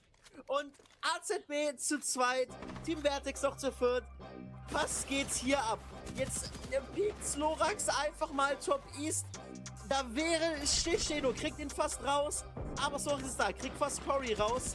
Und was geht hier ab? Bitte was? Steno guckt im falschen Moment weg, kriegt Burstex trotzdem noch. Somit ein Frag gesichert, piekt die ganze Zeit auf Tolji. Hat ihn nicht in der Hand. Slorax aber mit dem Triple Kill kriegt ihn raus, Nate auf den Boden gedroppt. Cory im wenigen HP, unter dem er alleine gegen 3. Slorax am Ende mit der Deagle. Defender sind alle auf dem Spot. Man weiß ungefähr, wo Burstex ist. Der hat gerade eine seiner Granaten rausgeworfen auf Keneo und wird noch gleich die zweite währenddessen Team Vertex, die warten einfach ab. Cory finish Caneo, ein Teamkill, der fatale Folgen haben kann. Die beiden müssen blind ohne Insel reingehen. Defender sind alle auf dem Spot. Man weiß ungefähr, wo Burstex ist. Der hat gerade eine seiner Granaten rausgeworfen auf Keneo und wird noch gleich die zweite währenddessen Team Vertex, die warten einfach ab. Cory finish Caneo, ein Teamkill, der fatale Folgen haben kann. Die beiden müssen blind ohne Insel reingehen. Aber der Solid Snake kann natürlich nie nach unten schauen. Deswegen selbst der Solid Snake Scanner bringt ihm in der Situation leider wenig und sie haben ihn gar nicht auf dem Schirm. Keine Flank, die da steht. Claudi muss nur noch ein bisschen hochlaufen. Da holt er sich den ersten an. Die schaut direkt raus, kriegt keinen zweiten. Jetzt wissen sie, dass der Flank da ist. Der Blitz kommt auch direkt, um ihn rauszuholen. Banani holt sich einen Coxet auf den zweiten und jetzt ist es nur noch der Blitz, der am Leben bleibt. Panosa dann auch rausgeholt. Richtig schön Zeit gewastet am Anfang und der Flank von Claudi genau so, wie es geschrieben steht. Oh, er weiß es nicht, weil es natürlich auch keine Punkteanzahl gibt. Ich weiß noch, früher war ja drin, wenn man jemanden geinjured hat. Im Infinite ja sowieso nicht. Aber was ein Pick. Er dreht sich um, zündet sein C4 und haut einfach mal Bambi auf den Boden. Und Ekel droppt einfach nicht, weiß nicht warum. Ich auch nicht. Ich wollte jetzt einfach mal so weitermachen, als ob da nichts passiert ist. Aber Bambi wird auf jeden Fall auch rausgeholt. Burstix confirmed er den halben Kill. Die Zeit tickt gegen ihn runter. 40 Sekunden sind noch auf der Uhr. Claudi Nummer 1 gegen 3. Oh, Claudi, geht einfach mal rum. Kriegt den Kill. Dann ist seine Waffe leer. Die SMG-11 hat nicht viele Schuss. Er muss nachladen, probiert dabei noch wegzurennen. Kriegt das Ganze nicht mehr hin. Und somit Nordsuits gewinnen jetzt. Hat er noch mal so ein bisschen Zeit bekommen, die Runde zu holen. Yellow Heavy pusht ihn. Wieso pushen sie ihn denn? Wieso geht ihr nicht auf Plant? Und jetzt im 1 gegen 1 mit Plant ohne Cover. Und Andi kann das Ganze vorne mit Sound spielen. Kann vielleicht sogar noch runtergehen, wenn Intel da ist. Aber er kann auch einfach ein C4 zücken, dann mit dem Attacker forcen zu laufen und das C4 trifft, egal wo er da stünde. Und damit ist es die nächste Runde für E-Wave und das ist schon der Matchpoint. Es ist der Matchpoint. Underly piekt in den Scope von Ecoxe. Somit ist Underly raus. Und Team Hijack, sie haben die Überzahl, setzen den Breach an und gehen Richtung Spot. Da steht aber noch einer im Weg. Da ist Hapfel, der ganz genau weiß, wer auf ihn wartet. Geht rum, Hapfel mit dem Double Kill. Kriegt die beiden raus, das Plant-Duo ist Top East rein. Und ja, Leipzig eSports, sie sind Top East drin. Aber zu Stalky Attack da einfach, weil sie nicht weiter vorankommen. Jetzt erstmal Jack gegen Polgy. Snorax aber hinterher gegen Reno. Somit fehlt die Flankwatch wieder einmal. Ich habe gerade nicht drauf geachtet, wie viele Gadgets Gridman schon platziert hat, aber ich glaube, es waren nicht allzu viele. Nein, sie hat auf jeden Fall noch ein paar in der Hosentasche und wer auch in der Hosentasche ist ELX und nämlich die von MixQ. MixQ! Es ist unglaublich. Jetzt zieht sich Nero jetzt langsam ein bisschen zurück, weil er weiß, dass die Shotgun da auf Close Range absolut den Vorteil im Gunfight hat. In der Zwischenzeit Osama rausgezogen, das war's für Ivan und jetzt muss Claudi ganz alleine auf der So, last Shotgun alive hier. in dem Rappel. Wo war der? Da. Siehst du? Die Prophezeiung. Ja. Siehst du, und Nero weiß auch genau, wie spät es ist. Nero weiß absolut Bescheid. Natürlich. Es ist allzeit bekannt. Es ist Claudi. Claudi im Upside-Down-Repel ist wie Cory zum Teamkill. Es ist 1:1 das Schimmer. Auch das kann ihn so ein bisschen retten. Ja, genau. Und Claudi muss jetzt schauen, wie er diese zwei Gunfights isolieren kann. Und natürlich ist jetzt das Thema für Nord bis Süd, dass sie nicht isoliert werden und dass sie halt eben diesen Refrag ziehen können. Sie sind alle ziemlich low HP und so ein C4, das kann schon richtig gefährlich werden hier, wenn es richtig fliegt. Die Shotgun und die SMG-11, das sind beides Waffen, womit man absolut mit so viel Leben noch gewinnen kann. Das C4 fliegt hier rüber und holt den ersten auf den Diffuser. Das ist Panosa, raus für die 7, zählt rum. Holt sich zumindest im Englischen sagt man das so. Ich weiß nicht, ob man das auch so ins Deutsche übersetzt, aus dem Sprichwort, aber auf jeden Fall, Punkt bleibt derselbe. Was ich dazu sagen muss, in den ersten 4 Runden, ja, Nord bis Süd haben komplett ins Gesicht bekommen, aber der Ansatz war oft richtig. Und das ist das, was mich motiviert hat, noch so ein bisschen, wenn sie sich fangen können, was die Gunfights angeht, dass man sie wieder sieht. Aber genau das haben wir ja letztendlich gesehen. Hier der erste Schuss jetzt, dann von Ivan, der es schafft, Panosa rauszuziehen, der ein bisschen zu aggressiv overpeakt hat. Trade mit der Gumine, aber, wie schon angesprochen, das reicht nicht.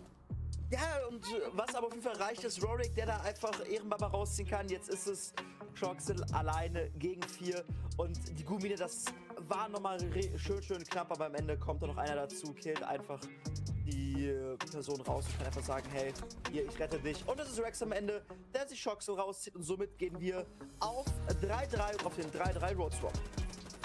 Und 3-3 Roll-Swap ist, sag ich mal, ein sehr, sehr guter Roll-Swap für eine der zwei Mannschaften. Ich glaube, wir können beide sehr, sehr gut rauslesen, für welche Mannschaft das, sag ich mal, der gute Roll-Swap ist. Seine Map nähern, merkt man den Teams schon ein bisschen an, dass sie ein bisschen Spiel schon Indos haben und die Energie ein bisschen nachlässt. Ja, ich meine, es ist die dritte Map des Tages. Die haben lange jetzt gespielt. Auch bei uns die Energie. Der Outfall kriegt den ersten, der kriegt den zweiten Bein in der Drohne. Lampe, das darfst du nicht. Lampe, das darfst du nicht und das darf nicht ungepunished bleiben. Ist es aber. Es bleibt total ungepusht natürlich aktiv. Und auch da sage ich eigentlich, geht's vorbei, aber Packbull sagt, nein, Jungs, haut den Monty um und kann einfach sagen, hey, Double Kill hinterher, jetzt ist es noch ein 1 gegen 2, es ist alles machbar. Ying hat keine Candelas mehr, somit müssen sich gerade auf ihre gesamte Frag-Power verlassen. Diffuser ist nicht auf der Hand der beiden Attacker und hier ist die Frage, wer sieht zuerst einen Kopf vom anderen, wer kann hier den Kill sehen. Das Defense ist gewonnen. Muss man jetzt aber auch irgendwie schauen, dass man irgendwie diesen Twister drehen kann, weil die Jungs von Giga, die wissen eigentlich auf dieser Bombe, die wir jetzt spielen, da musst du eigentlich den Punkt mitnehmen in der Defense. Aber das sieht hier ganz gefährlich nach was anderem aus, muss man aber auch ein bisschen im Hinterkopf behalten, ob man potenziell weiß, dass ein Packbull da unten ist, da könnte ein sehr, sehr cheekiges C4 kommen, ich sehe da potenziell gleich 3 Leute fallen, aber nein, man hat Packbull auf dem Schirm und holt. Also es ist eine Menge an Aufgaben, die du hier in 3 Minuten bewältigen musst und das müssen die Jungs von Giga natürlich auch in einem gewissen Tempo halt alles hinterherziehen. Jetzt hat man das große Problem, dass Rexon halt natürlich von seinem Team geblendet wird und das ist halt der große Nachteil, weil Selim und Thiese somit einfach durchziehen können. Die sind nicht genauso heavily flashed.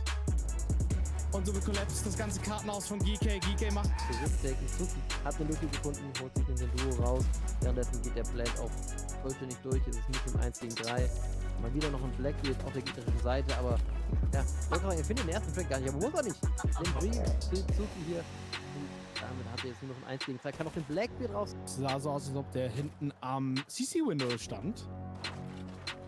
Aber ich habe es nicht so wirklich mitbekommen. Kann auch sein, dass er in Gym gestorben ist. Das habe ich nicht so mitbekommen. Aber anderweitig, du hast ja einen Zoom gehabt in der ersten 2 Runden, die halt in die Pocket gegangen ist von Jigays, der sehr aggressiv reingespielt hat. Einmal wieder aggressiv gegenspielen oder halt komplett sein lassen. Weil wenn du da so halb reinpiekst gegen den Nume, der weiß halt, dass er swingen kann, dass er halt da sind ganz gehypt, um das halt rauszuholen. Das ist halt so ein bisschen so ein Smack ins Gesicht von Alphadon, der dann aber auch geholt wird von KSA. So viel Druck von den Jungs von White Tigers, dass man sich jetzt hier wirklich verteidigen muss. Gibt jetzt erst den ersten Druck, holt schnell so den zweiten.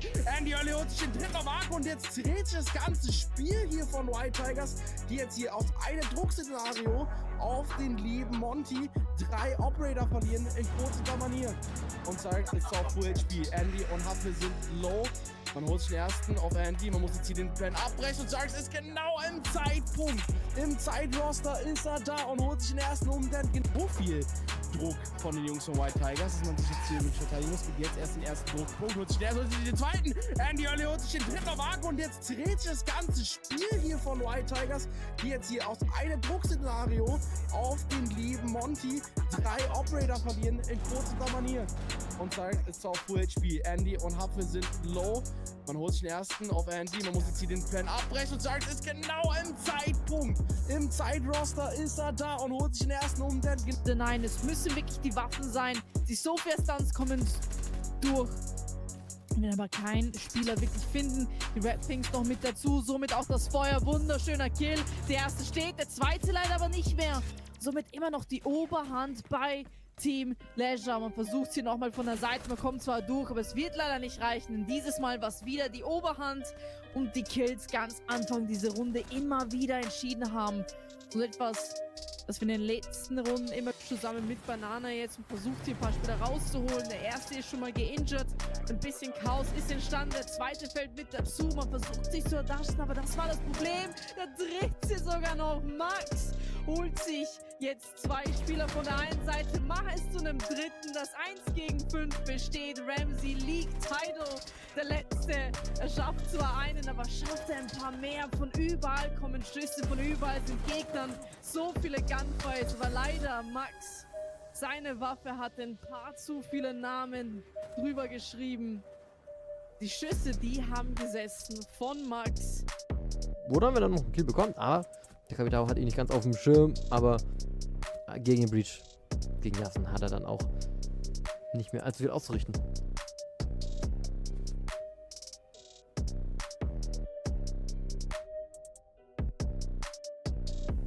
Die Top-Floor-Kontrolle nimmt, weil der komplette Bereich oberhalb von der Bombe natürlich hier breachable ist. Aber er sieht ihn nicht. Er sieht ihn nicht. Longarm. Er kann ihn. Er sieht ihn. Snoop gegen Cloudy.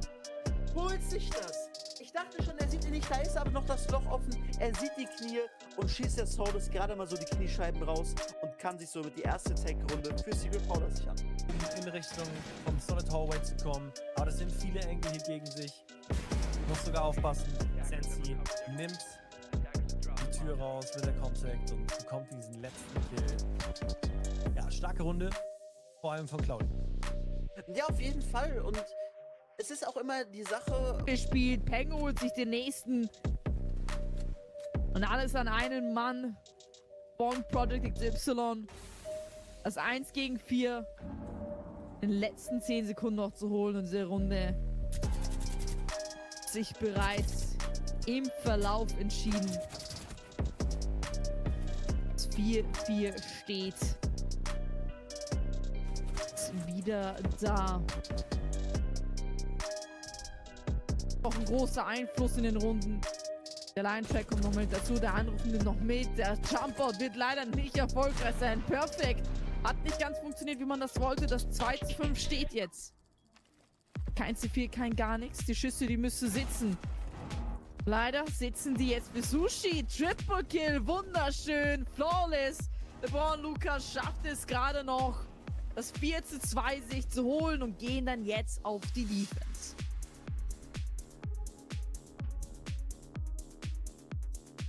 Close Range und holt sich den Kill raus, aber mit dem Knife noch dazu. Das 2 gegen 5 steht. Man macht ein bisschen Schaden, nicht ganz für den Kill. Und während ich das sage, Zeido piekt nochmal rein, holt sich noch einen weiteren. Wird zwar gerefragt direkt, aber das 1 gegen 5 steht. Es ist zwar jetzt ein 1 gegen 4, hätte fast eine Flawless sein können. Aber es muss ja. Man merkt hier gerade von der Seite von Never Gonna Lose, sie möchten das wirklich in diesen kleinen Ecken ausgespielt haben. Oh je, Mine! Schafft nicht ganz den Kill zu holen. Da ist der erste hinter, der zweite geht gleich mit drauf, aber Dramatic rotiert gleich mit rundherum. Der Demonstrack ist auf ihn. Man hat die genaue Information, der Plant wird durchgeführt, da ist der Danger. Und muss es aber jetzt nochmal vorsichtig sein. Man holt sich den nächsten, der dritte könnte es sein. Und ja! Es wird nochmal confirmed. Dramatic mit dem Quad-Kill. Das Ace noch mit dazu. Und der Klatsch, ich meine, als Abandoned Chick mit reinkriegt. Aber hier nochmal ein kleiner Pinch. Man sieht's, man möchte hier auch gleich von den Stairs. Gut, setzt sich wieder hin. Also, das war ja mal ein Schuss. Monty. Respekt. Ich muss sagen, Jimmy, der ist aufgewacht. Where sind, bin ich mir nicht sicher. Die Shots kommen raus. Blackbeard chillt natürlich stark. Auch ein Shotgun Close hier. Wird doch noch rausgezogen. Corey mit dem allzeit bekannten Teamkill. Es ist wunderschön, dass er das auch noch mitgibt. Käse. Und sich an den Skolax mit einem 1 gegen 4. 50 Sekunden. Und Drama fehlt vielleicht ein Kill noch vor den 20ern. Und da haben wir es. Die 20er-Bombe zuletzt nochmal delivered. Und somit Never Gonna Lose holen sich hier die ersten Punkte. Ja, richtig starkes Spiel von Never Gonna Lose. Die waren schon am Anfang auf der Attack extrem stark unterwegs. Dann ist es Monty was anzustellen. Ein gutes Teamwork bis jetzt. Muss aber vorsichtig sein. Nono, wenn er ein bisschen oversteppt, könnte er rausgeholt werden. Denn der Pinch wird gerade schon aufgebaut. Und Steno, er sorgt dafür, dass Nono wenigstens ein bisschen sicherer auf den Stairs spielen kann. Er versucht es doch nochmal um die Ecke zu swingen. Aber wird leider ohne Erfolg sein. Ich kann das Gekicher von Corey schon im Hinterkopf hören, wie er gerade mit der zweiten Echo-Runde da hochgefahren ist. Tanio schafft es auch noch, Sushi rauszuziehen.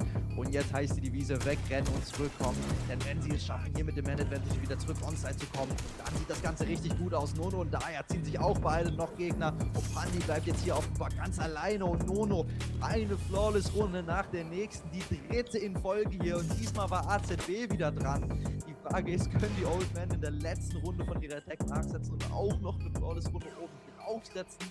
Oder sind wir jetzt mit 3 Flawless-Runden hintereinander ein bisschen am Ende angekommen? Auf jeden Fall eine starke Defense, der Echo da extrem nerven. Wird aber immer noch nicht vollzogen. Man kann immer noch nicht planten und jetzt endlich stehen und man hat die Pinks, man versucht es. Das sind 2 Magazine daneben! Das darf dir nicht passieren, der Ping ist doch da! Zur Not tappt doch durch, bis dein Teammate sagt, ey, du hast ihn getroffen und dann schießt durch. Aber nein, Panosa versemmelt 2 Magazine, Millimeter neben Steno. Diffuser Deswegen muss nur noch schauen, wie der Ace da durchpusht. Haben jetzt auch die Informationen auf den Spieler Back, Deep Armory. Da ist auch noch ein C4 vorhanden. Dieses muss auch berechnet werden, wenn es Richtung Plant geht. Smoke geht down, um den Angle von Ivan zu covern. Und jetzt kommt Kokse mit dem Plant. Der Plant, oder nicht Kokse, schon Jack mit dem Plant und Kokse mit dem C4. Das C4 misst aber und deswegen geht der Plant down. Das Schild von ELX wird gedownt. Und jetzt bleibt nur noch Ivan am Leben, der gegen 2 Spieler schießen muss. Gegen Exe holt er auch noch raus. Double Kill in der Runde jetzt und der letzte Kill. Sie haben den Info, genau diese Info, die ich vorhin besprochen hatte, die so unglaublich wichtig ist. Sie wissen genau, von wo Jack spielt. Er hat natürlich den Long Angle hier auf den Diffuser, was ist unglaublich schwierig, macht keine Keeper-Barrikaden mehr zur Verfügung. Er muss hier durchpushen, er muss rumziehen, um den Kill zu holen. Er sieht ihn nicht und Ivan zielt Jack auch noch raus, wie er ihn da wegkommen lässt. Ich sag die ganze Zeit, Ivan, es ist Planted übrigens. Unglaublich, dass sie planten aus allen suchen, hier irgendwie den Kill auf Katsche zu kriegen, solange Katsche am Leben bleibt, können sie hier nicht planten. Deswegen pusht er ihn jetzt. Katsche zieht rum, zieht Burstex raus, Macho und Slorax zieht 2 und Macho zieht auch noch die Mira von McCandy. Was sich da gerade in Stock abgespielt hat, das ist ausbreiten wie möglich, um einfach zu sagen, hey, die Zeit lassen wir ihn gar nicht, um die Runden zu holen. Shio wird hier gedownt. Sushi wird noch vom Macho Mann rausgezogen. 12:4 steht er jetzt inzwischen. Noch einen holt er sich raus. 13:4 hier. Jetzt er muss den Diffuser legen oder er muss den Kill ziehen.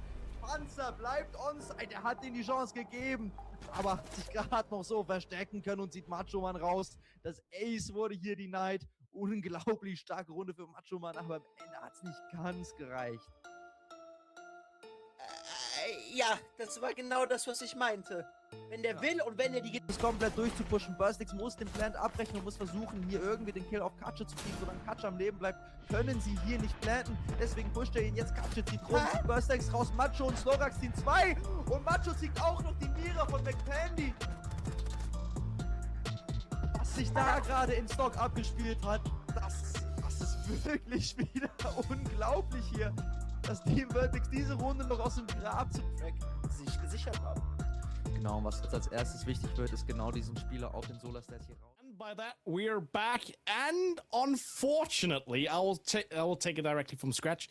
Not in the fashion that we wanted. As the round of the last 8 concluded, we got done with the last 8 teams that all automatically qualify for their seeded spots. Then we only had the seeding matches remain, and a lot of teams chose to FF those. We tried to wait and see if we will grab a semi-final or a final, because there were still a few teams saying that they would like to participate and play through these seeding matches. But in the end, we waited for long, nothing happened, and that way we got done and dusted with a result that we are gonna read out loud for you now. Good Intentions will strike first place. Meanwhile, Maestro Eska will take second place right before Panohone and Turbini Carpus on third and fourth place. Fans of Addicts, Scam Academy, Piston Cup winners, and Turks will be on the places 5 till 8. And by that, we have our first 8 competitors for the Meisterschaft EU edition season number 2. And by that being said, Max, a few of these teams we are talking about are well known. Among these teams, there are a lot of experience. Are there some surprising teams on your end? Did you say, okay, it was a surprise for me that these teams made it through? Or do you say that you saw these 8 teams all the way from the beginning?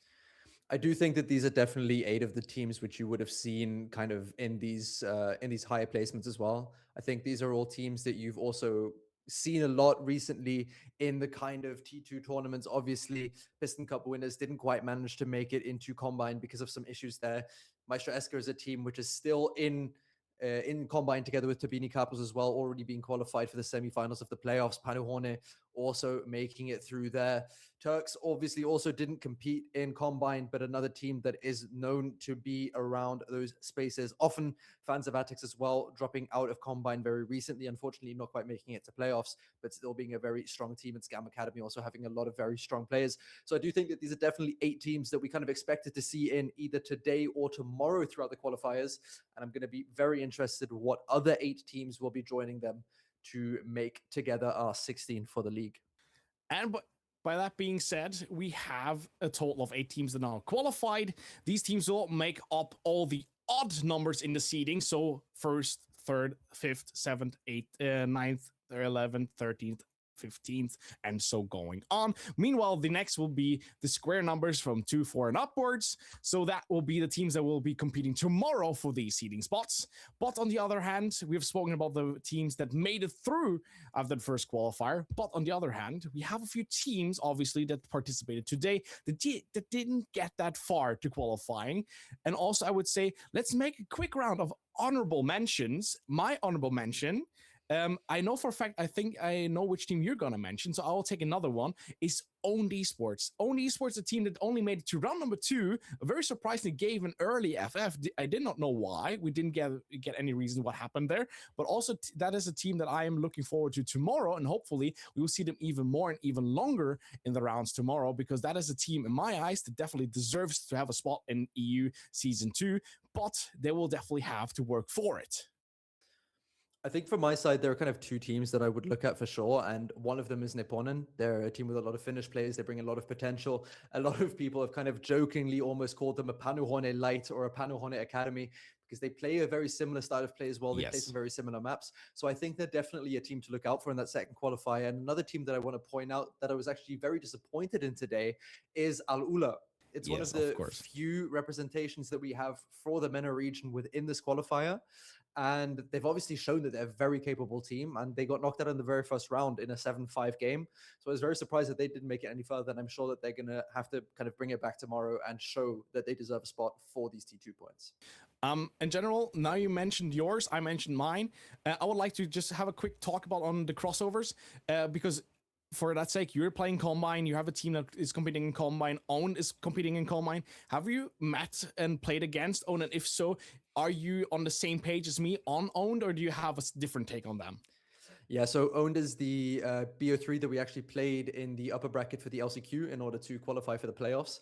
We played them in a BO3 series. All 3 maps were 7-5s. I think some of the scorelines were a little bit flattering at times, but Owned is definitely a team that you have to respect a lot. They have players like Hoaxy, who I believe has the single most kills in all of Combine currently, so he's the record holder for that there. Obviously, there's a lot of games in Combine as well, and especially when you play all of these maps, you get the opportunity to get a lot of kills, but very strong performances there. Also players like Sukarana, who are incredibly strong and can really kind of move matches on their own. So Owned definitely one of the strongest teams in T2 at the moment, and I think they haven't shown everything that they're capable of yet. So of course, like we said, there was a FF today. Unfortunately, we're not quite sure why. They would have had a difficult bracket with Fans of Atix and Panuhone as well, but definitely a team to look out for tomorrow. Yeah, and like you just had your calls on my team that I mentioned now, I want to have a very quick cross-section on the teams that you mentioned. For the first of them, to Alola, I definitely also got a lot surprisement moment coming in when I saw that they got knocked out in the very first round, because not only is it one of the biggest teams out of the MENA region, but it's also a team they qualified for EVC. EVC is like among the biggest international tournament that we have in Siege. And they qualified for that through the E-Series, or Saudi E-League during one of the series that they have there. Gained a spot into the EVC, and that will be the 6th team from the Europe MENA region that will be there to represent this given region. On the other hand, as you mentioned, Nepponen, in general, both Panuhone and also Nepponen are Finnish teams, and these Finns, they have a very specific playstyle, and I like the playstyle. They're so adaptive, they have so many layers to themselves, and it is a team that has pretty much shown over and over again what they're capable of and what type of plays they can pull off. Not only is a team-based meta, but also like is individuals. These players are definitely a force to be reckoned with, and I'm more than hyped to see what they can bring in a potential qualifier tomorrow. But when we speak about tomorrow, Max, I think we both will see each and every one out there tomorrow again. But do you want to have some more words about tomorrow's qualifier? I think we've already spoken about some teams that'll be coming in to kind of prove a point, that have a bit of a chip on their shoulder, and maybe we'll even see teams that weren't able to play today come in tomorrow as well. So I definitely don't think it's as easy as saying, hey, these teams, they're going to get through for sure, and then we've got our final 16 sorted. I think the games tomorrow are going to be incredibly interesting, and you also don't have that buffer anymore. So it is do or die now. At this point, you need to make sure you get into that top 8. No point in complaining about unlucky seeding or we got a bad bracket or whatnot. At the end of the day, excuses don't matter. If you want to be one of the best, you have to beat the best.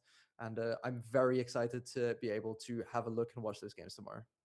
Yeah, and by that being said, I hope you all will have a great rest of your evening. Got through the day tomorrow, and then we speak back here on the channel of Meisterschaft when we hit the second qualifier at 6 p.m. tomorrow. Until then, we see each other. Bye-bye.